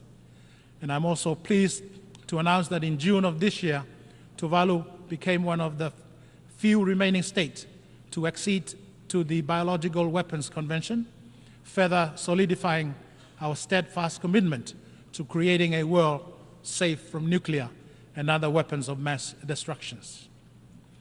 Excellencies, 12 months ago, we adopted a declaration on universal health coverage following the review of implementation of the 2019 Universal Health Coverage, titled Moving Together to Build a Healthy World. This year's adoption of the political declaration on antimicrobial resistance has once again unified us in a concerted global effort to build a healthier world. As unified as we ought to be, achieving equitable and adequate essential healthcare services for all must remain a common priority. International cooperation remains appropriate to the efforts of improving and strengthening healthcare systems, particularly those that are lacking. On the 5th of this month, Tuvalu celebrated its 24th anniversary of membership in the United Nations. It has been over 2 decades since Tuvalu joined this august body as the 189th member state. Tuvalu remains grateful for the privilege to engage with other member states in our common pursuit for the advancement of peace and security, sustainable development, and human dignity for present and future generations. Next week, on the 1st of October, will be Tuvalu's 46th independence anniversary. And as I prepare to celebrate this momentous occasion for the first time as the Prime Minister of Tuvalu, I wish to take this opportunity to express my special appreciation and gratitude to the United Nations and its member states, and in particular, Tuvalu's generous traditional and emerging partners for all the support and assistance afforded to my country. Excellencies, in conclusion, I render Tuvalu's unwavering support to the Pact for the Future and for the accompanying declaration and compact adopted during the Summit of the Future earlier in the week. I express the sincere and genuine hope that the commitments in the Pact provide the much-needed reboot to the global multilateralism architecture and the UN system generally. The global community must seize this opportunity to reaffirm and to recommit to multilateralism and international cooperation, to the Sustainable Development Goals, and to the principle of the United Nations Charter. Tuvalu calls on the global community to rally behind the Pact for the future and to build a more equitable global system where no nation, no community is left behind, particularly those frontline nations to the devastating impact of climate change and the climate change-induced sea level rise, like my country, Tuvalu. I thank you, Madam President. Whakaftailasi, Tuvalu Modetua, Tuvalu for God.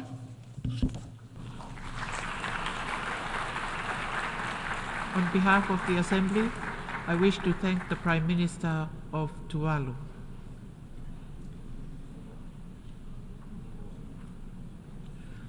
The Assembly will hear an address by His Excellency Terence Kiodru, Prime Minister and Minister for Finance, National Security and Immigration, Health and Social Security of St. Kitts and Nevis. I request protocol to escort His Excellency and invite him to address the Assembly.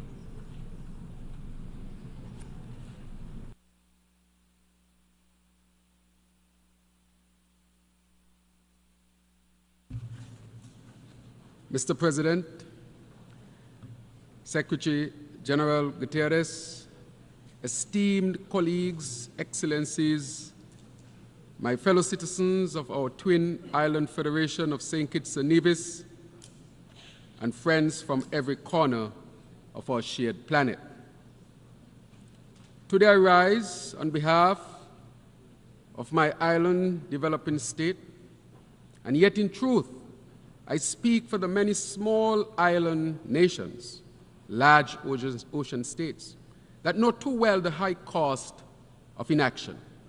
We are small, yes, but our voices carry the weight of rising seas, thundering storms, and livelihoods teetering on the edge of erasure.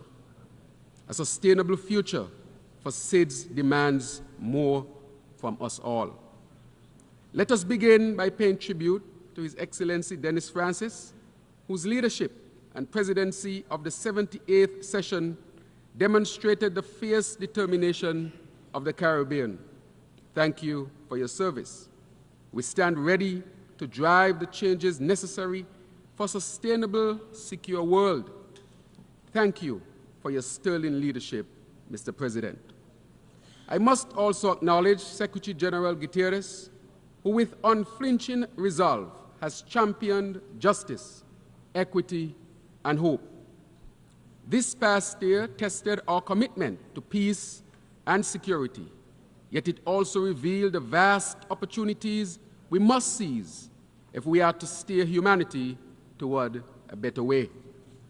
Mr. President, Philemon Yang, congratulations on your election as President of the 79th session of the United Nations General Assembly.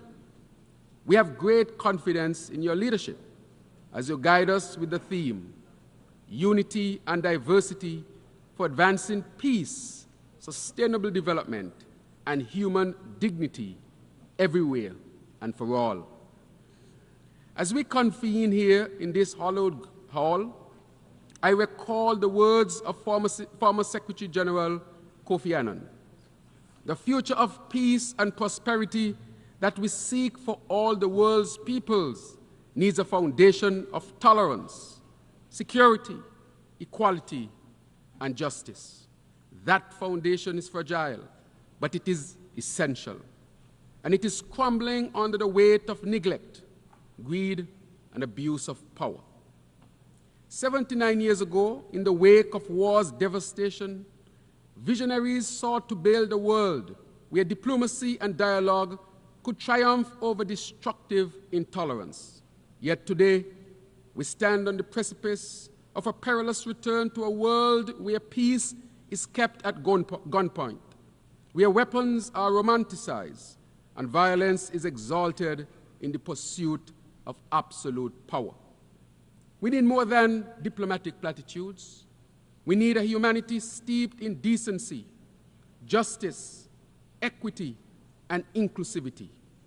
We must rise from these chambers, not resigned to the idea that the children of Haiti, Congo, Sudan, and Palestine are less deserving of the rights and freedoms that we enjoy. We are all one people, one world. We cannot have peace without justice, nor justice without true, solid equality. In the Caribbean, our lived reality of rising tides, washing away our hopes of unforgiving heat, setting ablaze our dreams. We pray for rain and receive the floods, dragging our homes and our futures to the abyss. When the guns flood our communities, tearing children from their mothers' arms, it is a collective cry for action.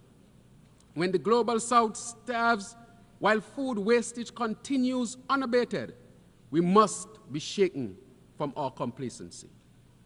The harsh truth is that the world is becoming mortally insecure.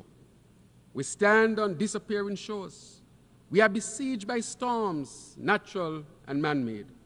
Corporate greed, colonial arrogance, and unchecked consumerism have torn apart our social contract with each other. We are no longer at peace with nature.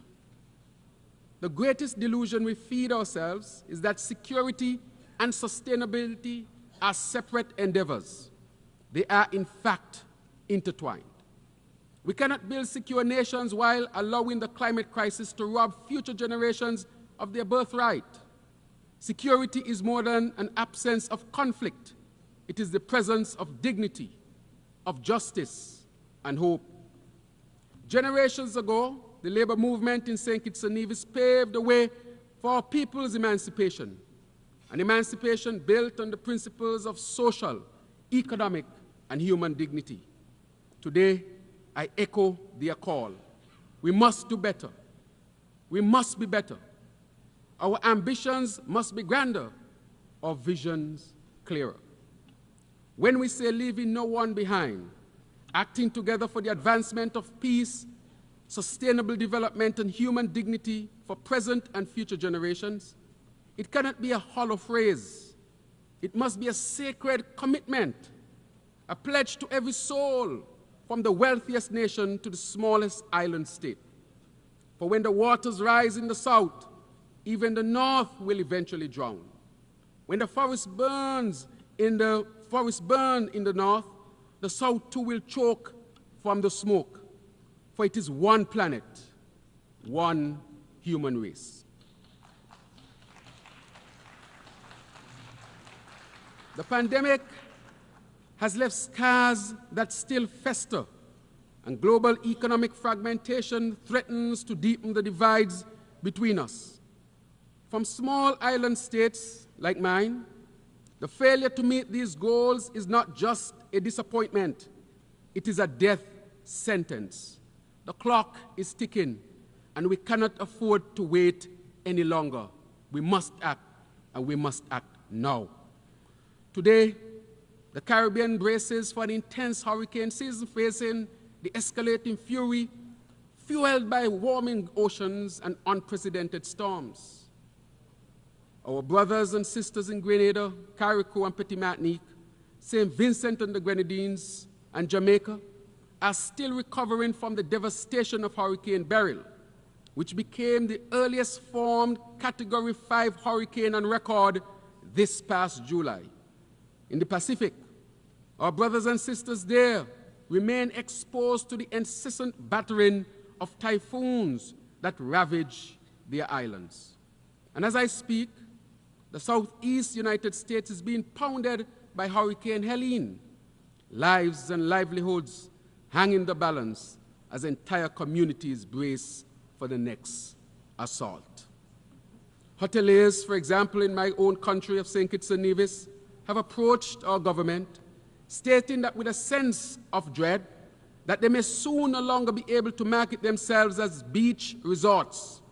Our famous beaches, once the lifeblood of our tourism-driven economy, are steadily disappearing under the relentless rise of the sea. The sands that once beckoned visitors from across the globe are now receding, swallowed by seas which continue to rise. The loss will be irreversible if we do not act, and if we do not act now. The Sustainable Development Goals were meant to shield us from such devastation, offering a progressive agenda to build resilience and safeguard all our citizens. Yet despite their promise, according to the UN's 2024 SDGs report, only 17% of the targets are on track. Nearly half are showing minimal or moderate progress, and over 1/3 have stalled or even regressed. The clock is ticking, and we must do more than observe its passage. We must act before these realities become permanent fixtures in our collective future. In May 2025, the government of St. Kitts and Nevis will proudly co-host the Global Sustainable Island Summit with Island Innovation, a pivotal event dedicated to advancing sustainable development on islands across the globe, titled Sustainable Future for Island Communities.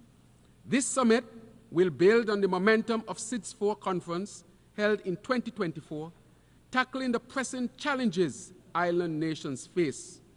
This summit will call to action, a space where we share practical solutions and partnerships that ripple far beyond our shores. Our islands are sentinels of climate change and the proving ground for sustainable development. It is with this spirit of shared responsibility and urgent action that I extend a heartfelt invitation to all leaders of island nations gathered here to come, to engage, to commit to meaningful change. A recent and commendable stride toward equity and inclusion has been the adoption of the MVI, the Multidimensional Vulnerability Index. This serves as a powerful testament to the potential of multilateralism when it is both purposeful and effective. St. Kitts and Nevis stands with the Caribbean community and the Alliance of Small Island States in welcoming Resolution 78/322, while urging this esteemed body to rally the necessary political will and resources to drive its implementation across international financial institutions and multilateral development banks. For us small island developing states, the MVI is not just another metric. It is a lifeline, offering a means to cushion the relentless blows of climatic and economic crises that disproportionately affect us. Its full implementation will demonstrate to the world that the United Nations, and by extension the global system, remains committed to uplifting those most vulnerable. It will restore trust in a system that must not only recognize vulnerability, but actively work to address it. The time has come to reshape the United Nations, to reform its structures so that they reflect the realities of our modern world. Too many voices remain unheard. Too many nations marginalized. The UN Security Council must include representations from the regions most vulnerable to the threats of our time. Regions such as Latin America, the Caribbean, and Africa.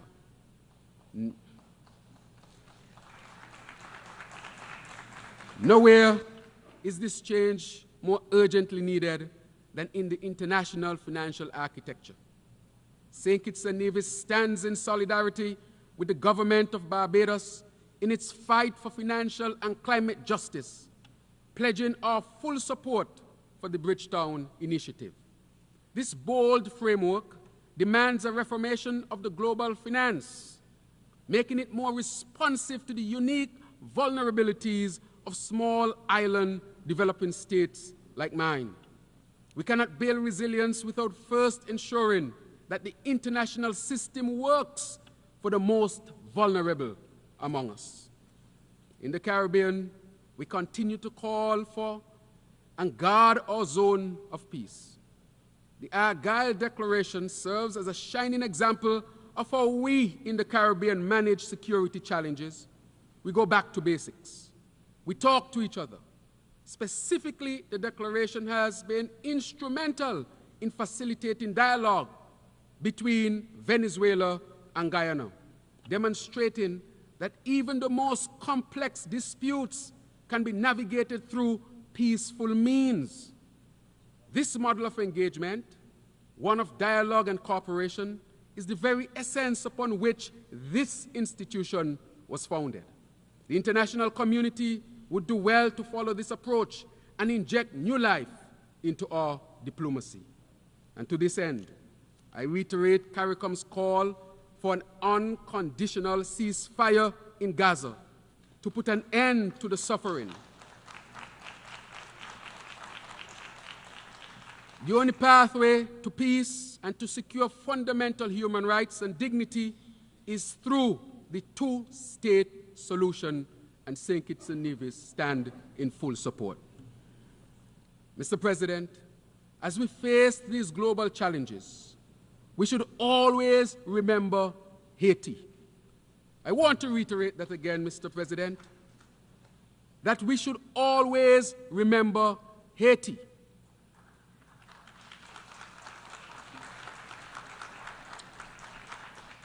Haiti, the beacon of resilience and courage, stands at the crossroads of its next chapter. St. Kitts and Nevis, alongside the Caribbean community, firmly supports the work of the National Transitional Council as it strives to create an environment conducive to a multi-stakeholder political solution. Haiti was there for the downtrodden of the world, lighting the path toward freedom for many. And now the world must be there for Haiti, not because it is a place of sorrow, but because it remains a symbol of human endurance and defiance against injustice.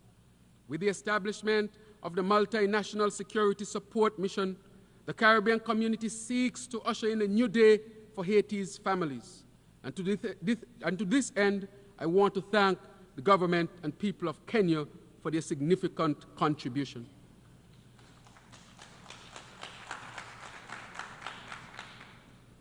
And of course, we want to usher in a new day for Haiti's families, a day where schools become places of learning, hospitals are places of healing, and markets are not arsenals for gangs, but havens for community and prosperity. Haiti's future is not only one of security, but one of sustainability, and we must rally to give it the peace it deserves. Mr. President, year after year, this body sends a strong message to the people of Cuba, a message of hope and a message of support.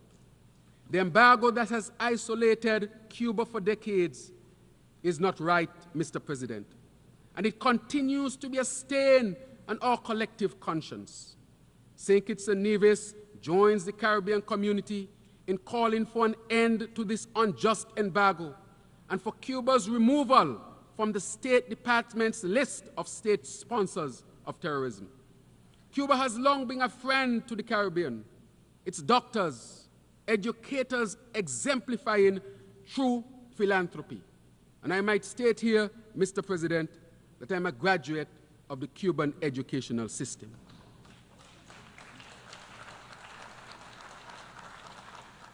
Instead of denigrating the island, we should elevate and learn from its sustainable solutions that have empowered their people and in turn the region. A stronger, more sustainable Cuba enhances the security and sustainability of the Caribbean. Mr. President, in the same breath, we must not forget Taiwan. The people of Taiwan have proven time and time again their firm commitment to sustainable development. The theme of this assembly, leaving no one behind, compels us to ensure Taiwan's inclusion in the work of the United Nations system, particularly in the World Health Organization and the International Civil Aviation Organization. Taiwan's leadership in innovation and technology is not just an asset, it's a necessity for the global community to meet the challenges of tomorrow. The United Nations must extend its vision to include Taiwan, a nation whose exclusion undermines the very principles we stand for: peace, sustainable development, and human dignity. Mr. President, esteemed colleagues, citizens of St. Kitts and Nevis, citizens of the world, St. Kitts and Nevis is not seeking for pity.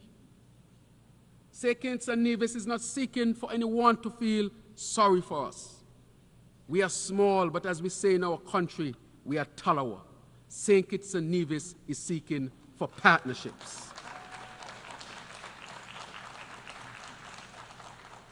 We are on a transformative journey to become a sustainable island state, guided by 7 pillars, which are water security, energy transition, food security, sustainable industry, sustainable settlements, circular economy, and social protection.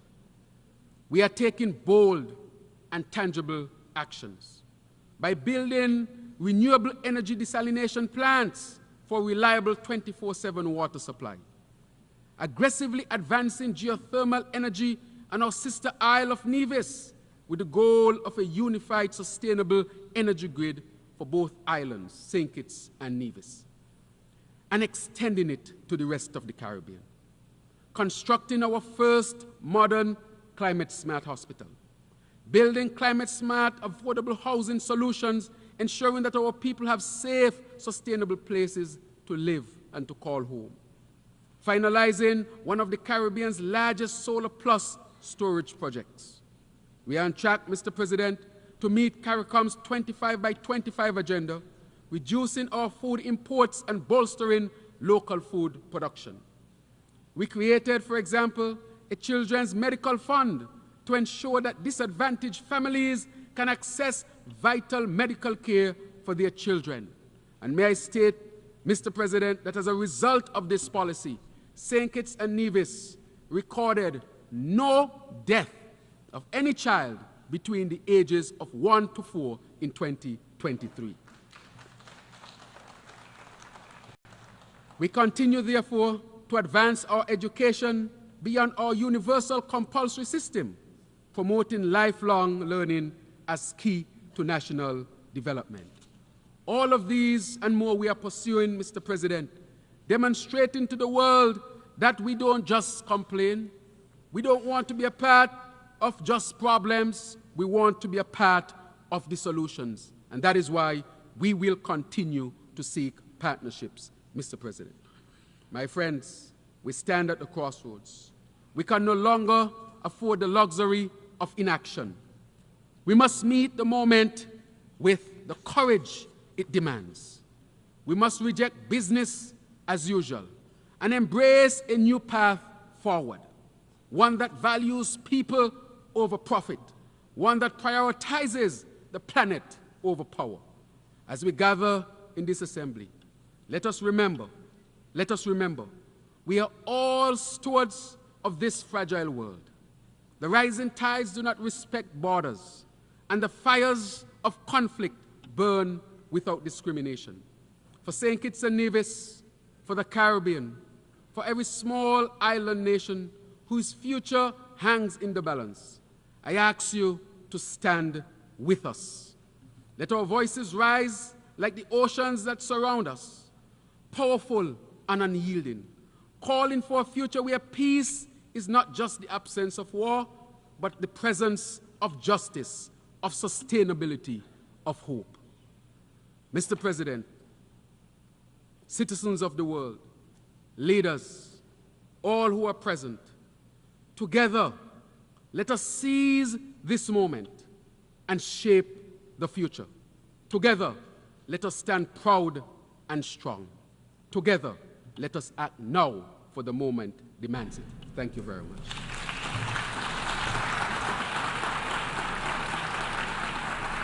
On behalf of the Assembly, I wish to thank the Prime Minister and Minister for Finance, National Security, Immigration, Health and Social Security of St. Kitts and Nevis.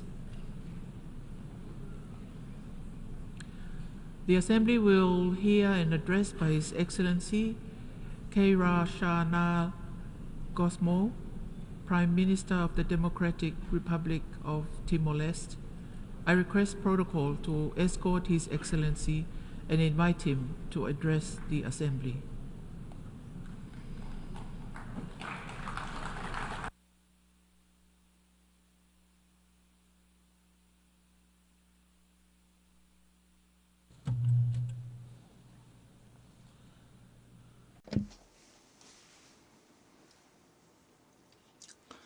Your Excellency, the President of the United Nations General Assembly, all protocols observed. It is an honor to address this Assembly once again on behalf of Timor-Leste. This session holds a special significance for the Timorese. Last month, in Dili, with the esteemed presence of the United Nations Secretary General, we celebrated the 25th anniversary of our historic popular consultation. A quarter of a century ago, the people of Timor-Leste, under the auspices of the United Nations, exercised their vote for independence. With the support of the international community, we were able to return the destiny of our country to its people, the destiny of living in peace, freedom, and independence, after 24 years of resistance and a forgotten war in which more than 200,000 Timorese sacrificed their lives. In 2002, when we became the 191st member of the United Nations, it was a memorable day for the Timorese people and was undoubtedly a triumph for the international system. Today, I stand before you with pride, representing a vibrant democracy, a democracy that has embraced peace, dialogue, human rights, and the rule of law. Although a small country and a young state, Timor-Leste is an example of this relentless pursuit of peace and has affirmed this position on the international stage. Immediately after our vote for independence, we began a process of internal reconciliation among Timorese and external reconciliation with our Indonesian neighbors. Reconciliation is a powerful mechanism for healing the past and building the future. Reconciliation and trust are the instruments of peace that the world needs. Your Excellencies, the story of Timor-Leste is a story of hope and resilience. The creation of the United Nations was founded on hope. The hope of achieving peace in all its dimensions and in all places, promoting sustainable development, finding collective solutions to global challenges and threats, and uniting international cooperation around these goals.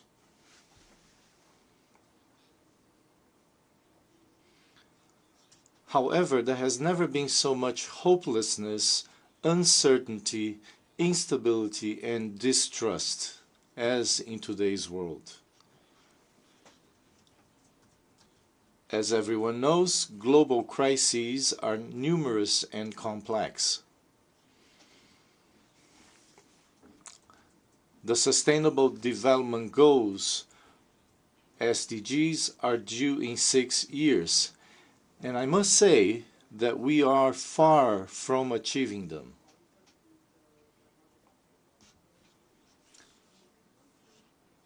Some countries have lost the race even before leaving the starting line.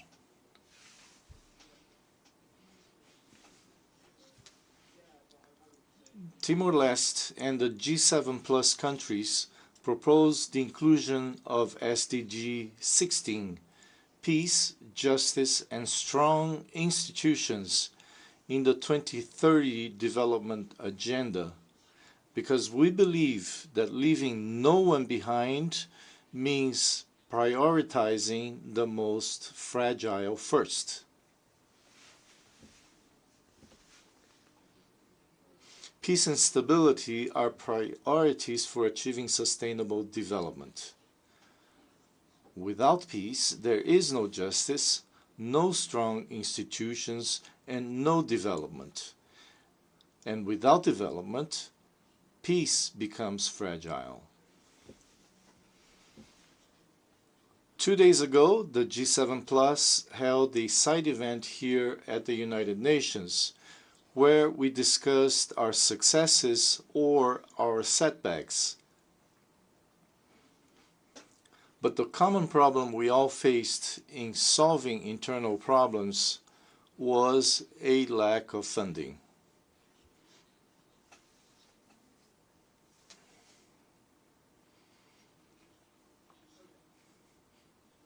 Timor-Leste is proud to have already made some significant progress. However, we are well aware that much remains to be done. The overlap of crises in the world has exacerbated social and economic inequalities. Hunger is the most illustrative face of inequality. And it is women, young people, and children who suffer the most from this tragedy.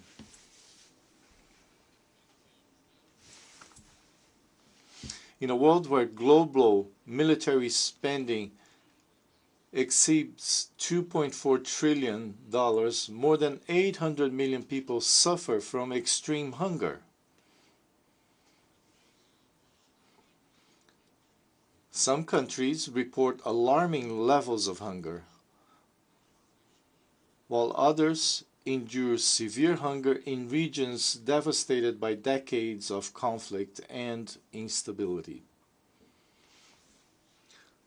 Your Excellencies, Timor-Leste, being a half-island, is currently focused on diversifying its economy, with particular emphasis on agriculture and the blue economy. By investing in these sectors, we aim to improve the livelihood of our people and enhance food security. Like many other countries, Timor-Leste is grappling with climate change and unsustainable activities in the ocean. As we know, in the words of Sylvia Earle, we need to respect the oceans and take care of them as if our lives depended on it, because they do. Timor-Leste is located within the Coral Triangle, a magnificent area of marine biodiversity. Our seas host important ecosystems and marine life and serve as an important migratory route for species such as the incredible pygmy blue whales.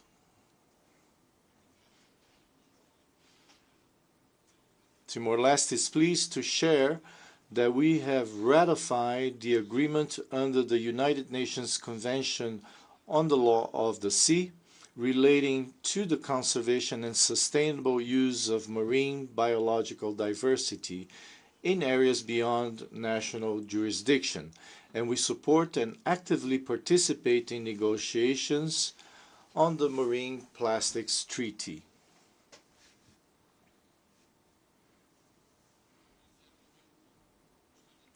Internally, we are committed to exploring our ocean resources in a balanced and sustainable manner, ensuring that we can develop our country while simultaneously protecting our marine environment for future generations. Your Excellencies, we recognize that small island developing states and least developed countries face enormous challenges in achieving the SDGs. During the 4th International Conference on SIDS in Antigua and Barbuda, I saw that we shared a perception of geographical and historical disadvantage. Without financial conditions, capacity building, and technology transfer, we cannot do better.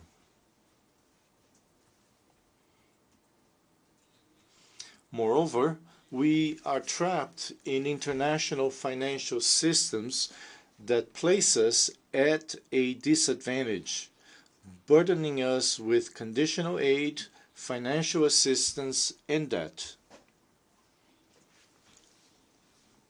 The Loss and Damage Fund, approved at COP28 in Dubai, must secure more significant contributions from the wealthy and developed countries.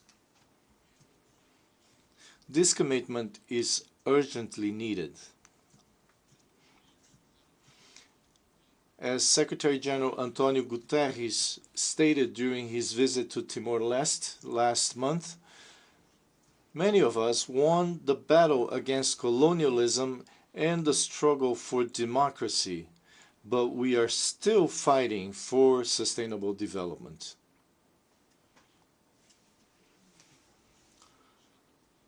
In his new agenda for peace, he also notes that the unequal suffering caused by the effects of climate change is among the greatest injustices in the world.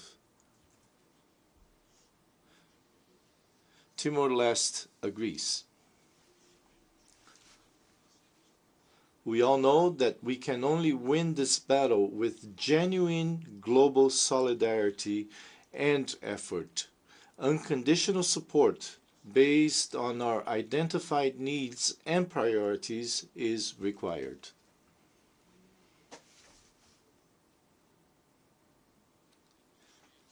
It is with sadness that I stand before you in a world ravaged by international conflicts and wars. A world that, if not entirely at war, is threatened by war. We possess the instruments of international law, diplomacy, and multilateral cooperation to resolve disputes peacefully. But these instruments are not applied consistently and are often ignored.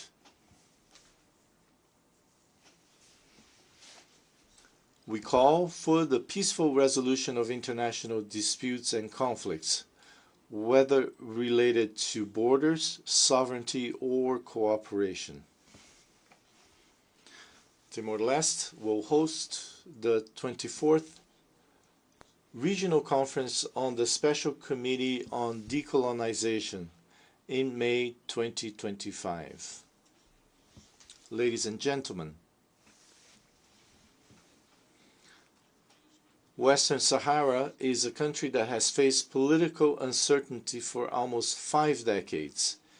In October 1975, the International Court of Justice held that Western Sahara was a non-self-governing territory and that it should follow the parameters and principles stated in the UN General Assembly resolution for self-determination through the free and genuine expression of the will of the peoples of the territory. More recently, rulings by the European Union courts, as well as the decision of the African Court on Human and People's Rights, state that Western Sahara is separate and distinct from Morocco, without Morocco exercising any sovereignty over the territory. When in 1991, the United Nations Security Council established the United Nations Mission for the Referendum in Western Sahara, through Resolution 690, the Timorese were motivated and hopeful that one day it would be our turn too.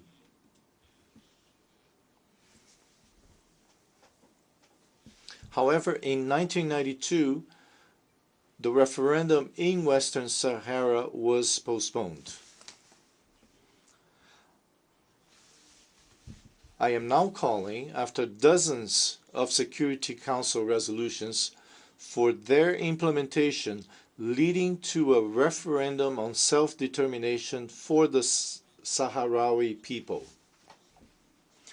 I am pleased to see the presence of the Palestinian delegation as an observer member of the United Nations, and I hope that next year we will also have the presence of a Sahrawi delegation.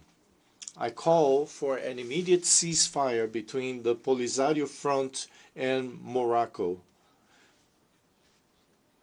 to pave the way for an exhaustive dialogue based on goodwill between the parties for a negotiated peaceful solution acceptable to both sides, but which respects the will of the Sahrawi people. I call on the United Nations Secretary General Antonio Guterres to embrace this just cause of the Sahrawi people, as Kofi Annan did for the Timorese cause. Your Excellencies, war cannot be an instrument of domination. It is a scourge that destroys lives, communities, and nations, and it must not, and indeed does not, remain confined within borders. We must ensure that international law is respected by all, not just by some.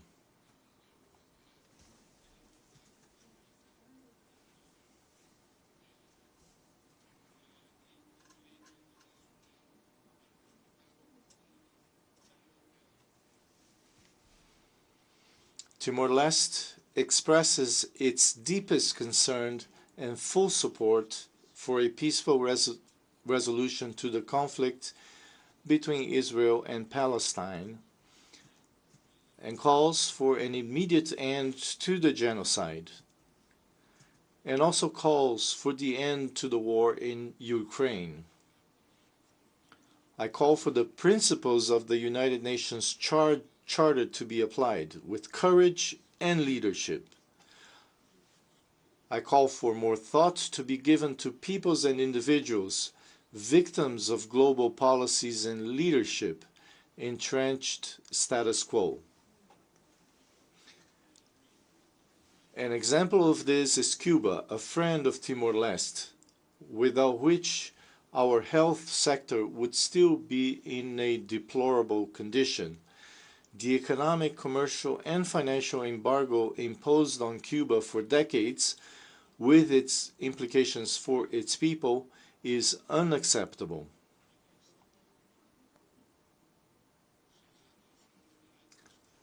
If the focus this year is on human dignity, let us not forget, please, the most forgotten people of the world. Your Excellencies, the Security Council must become more representative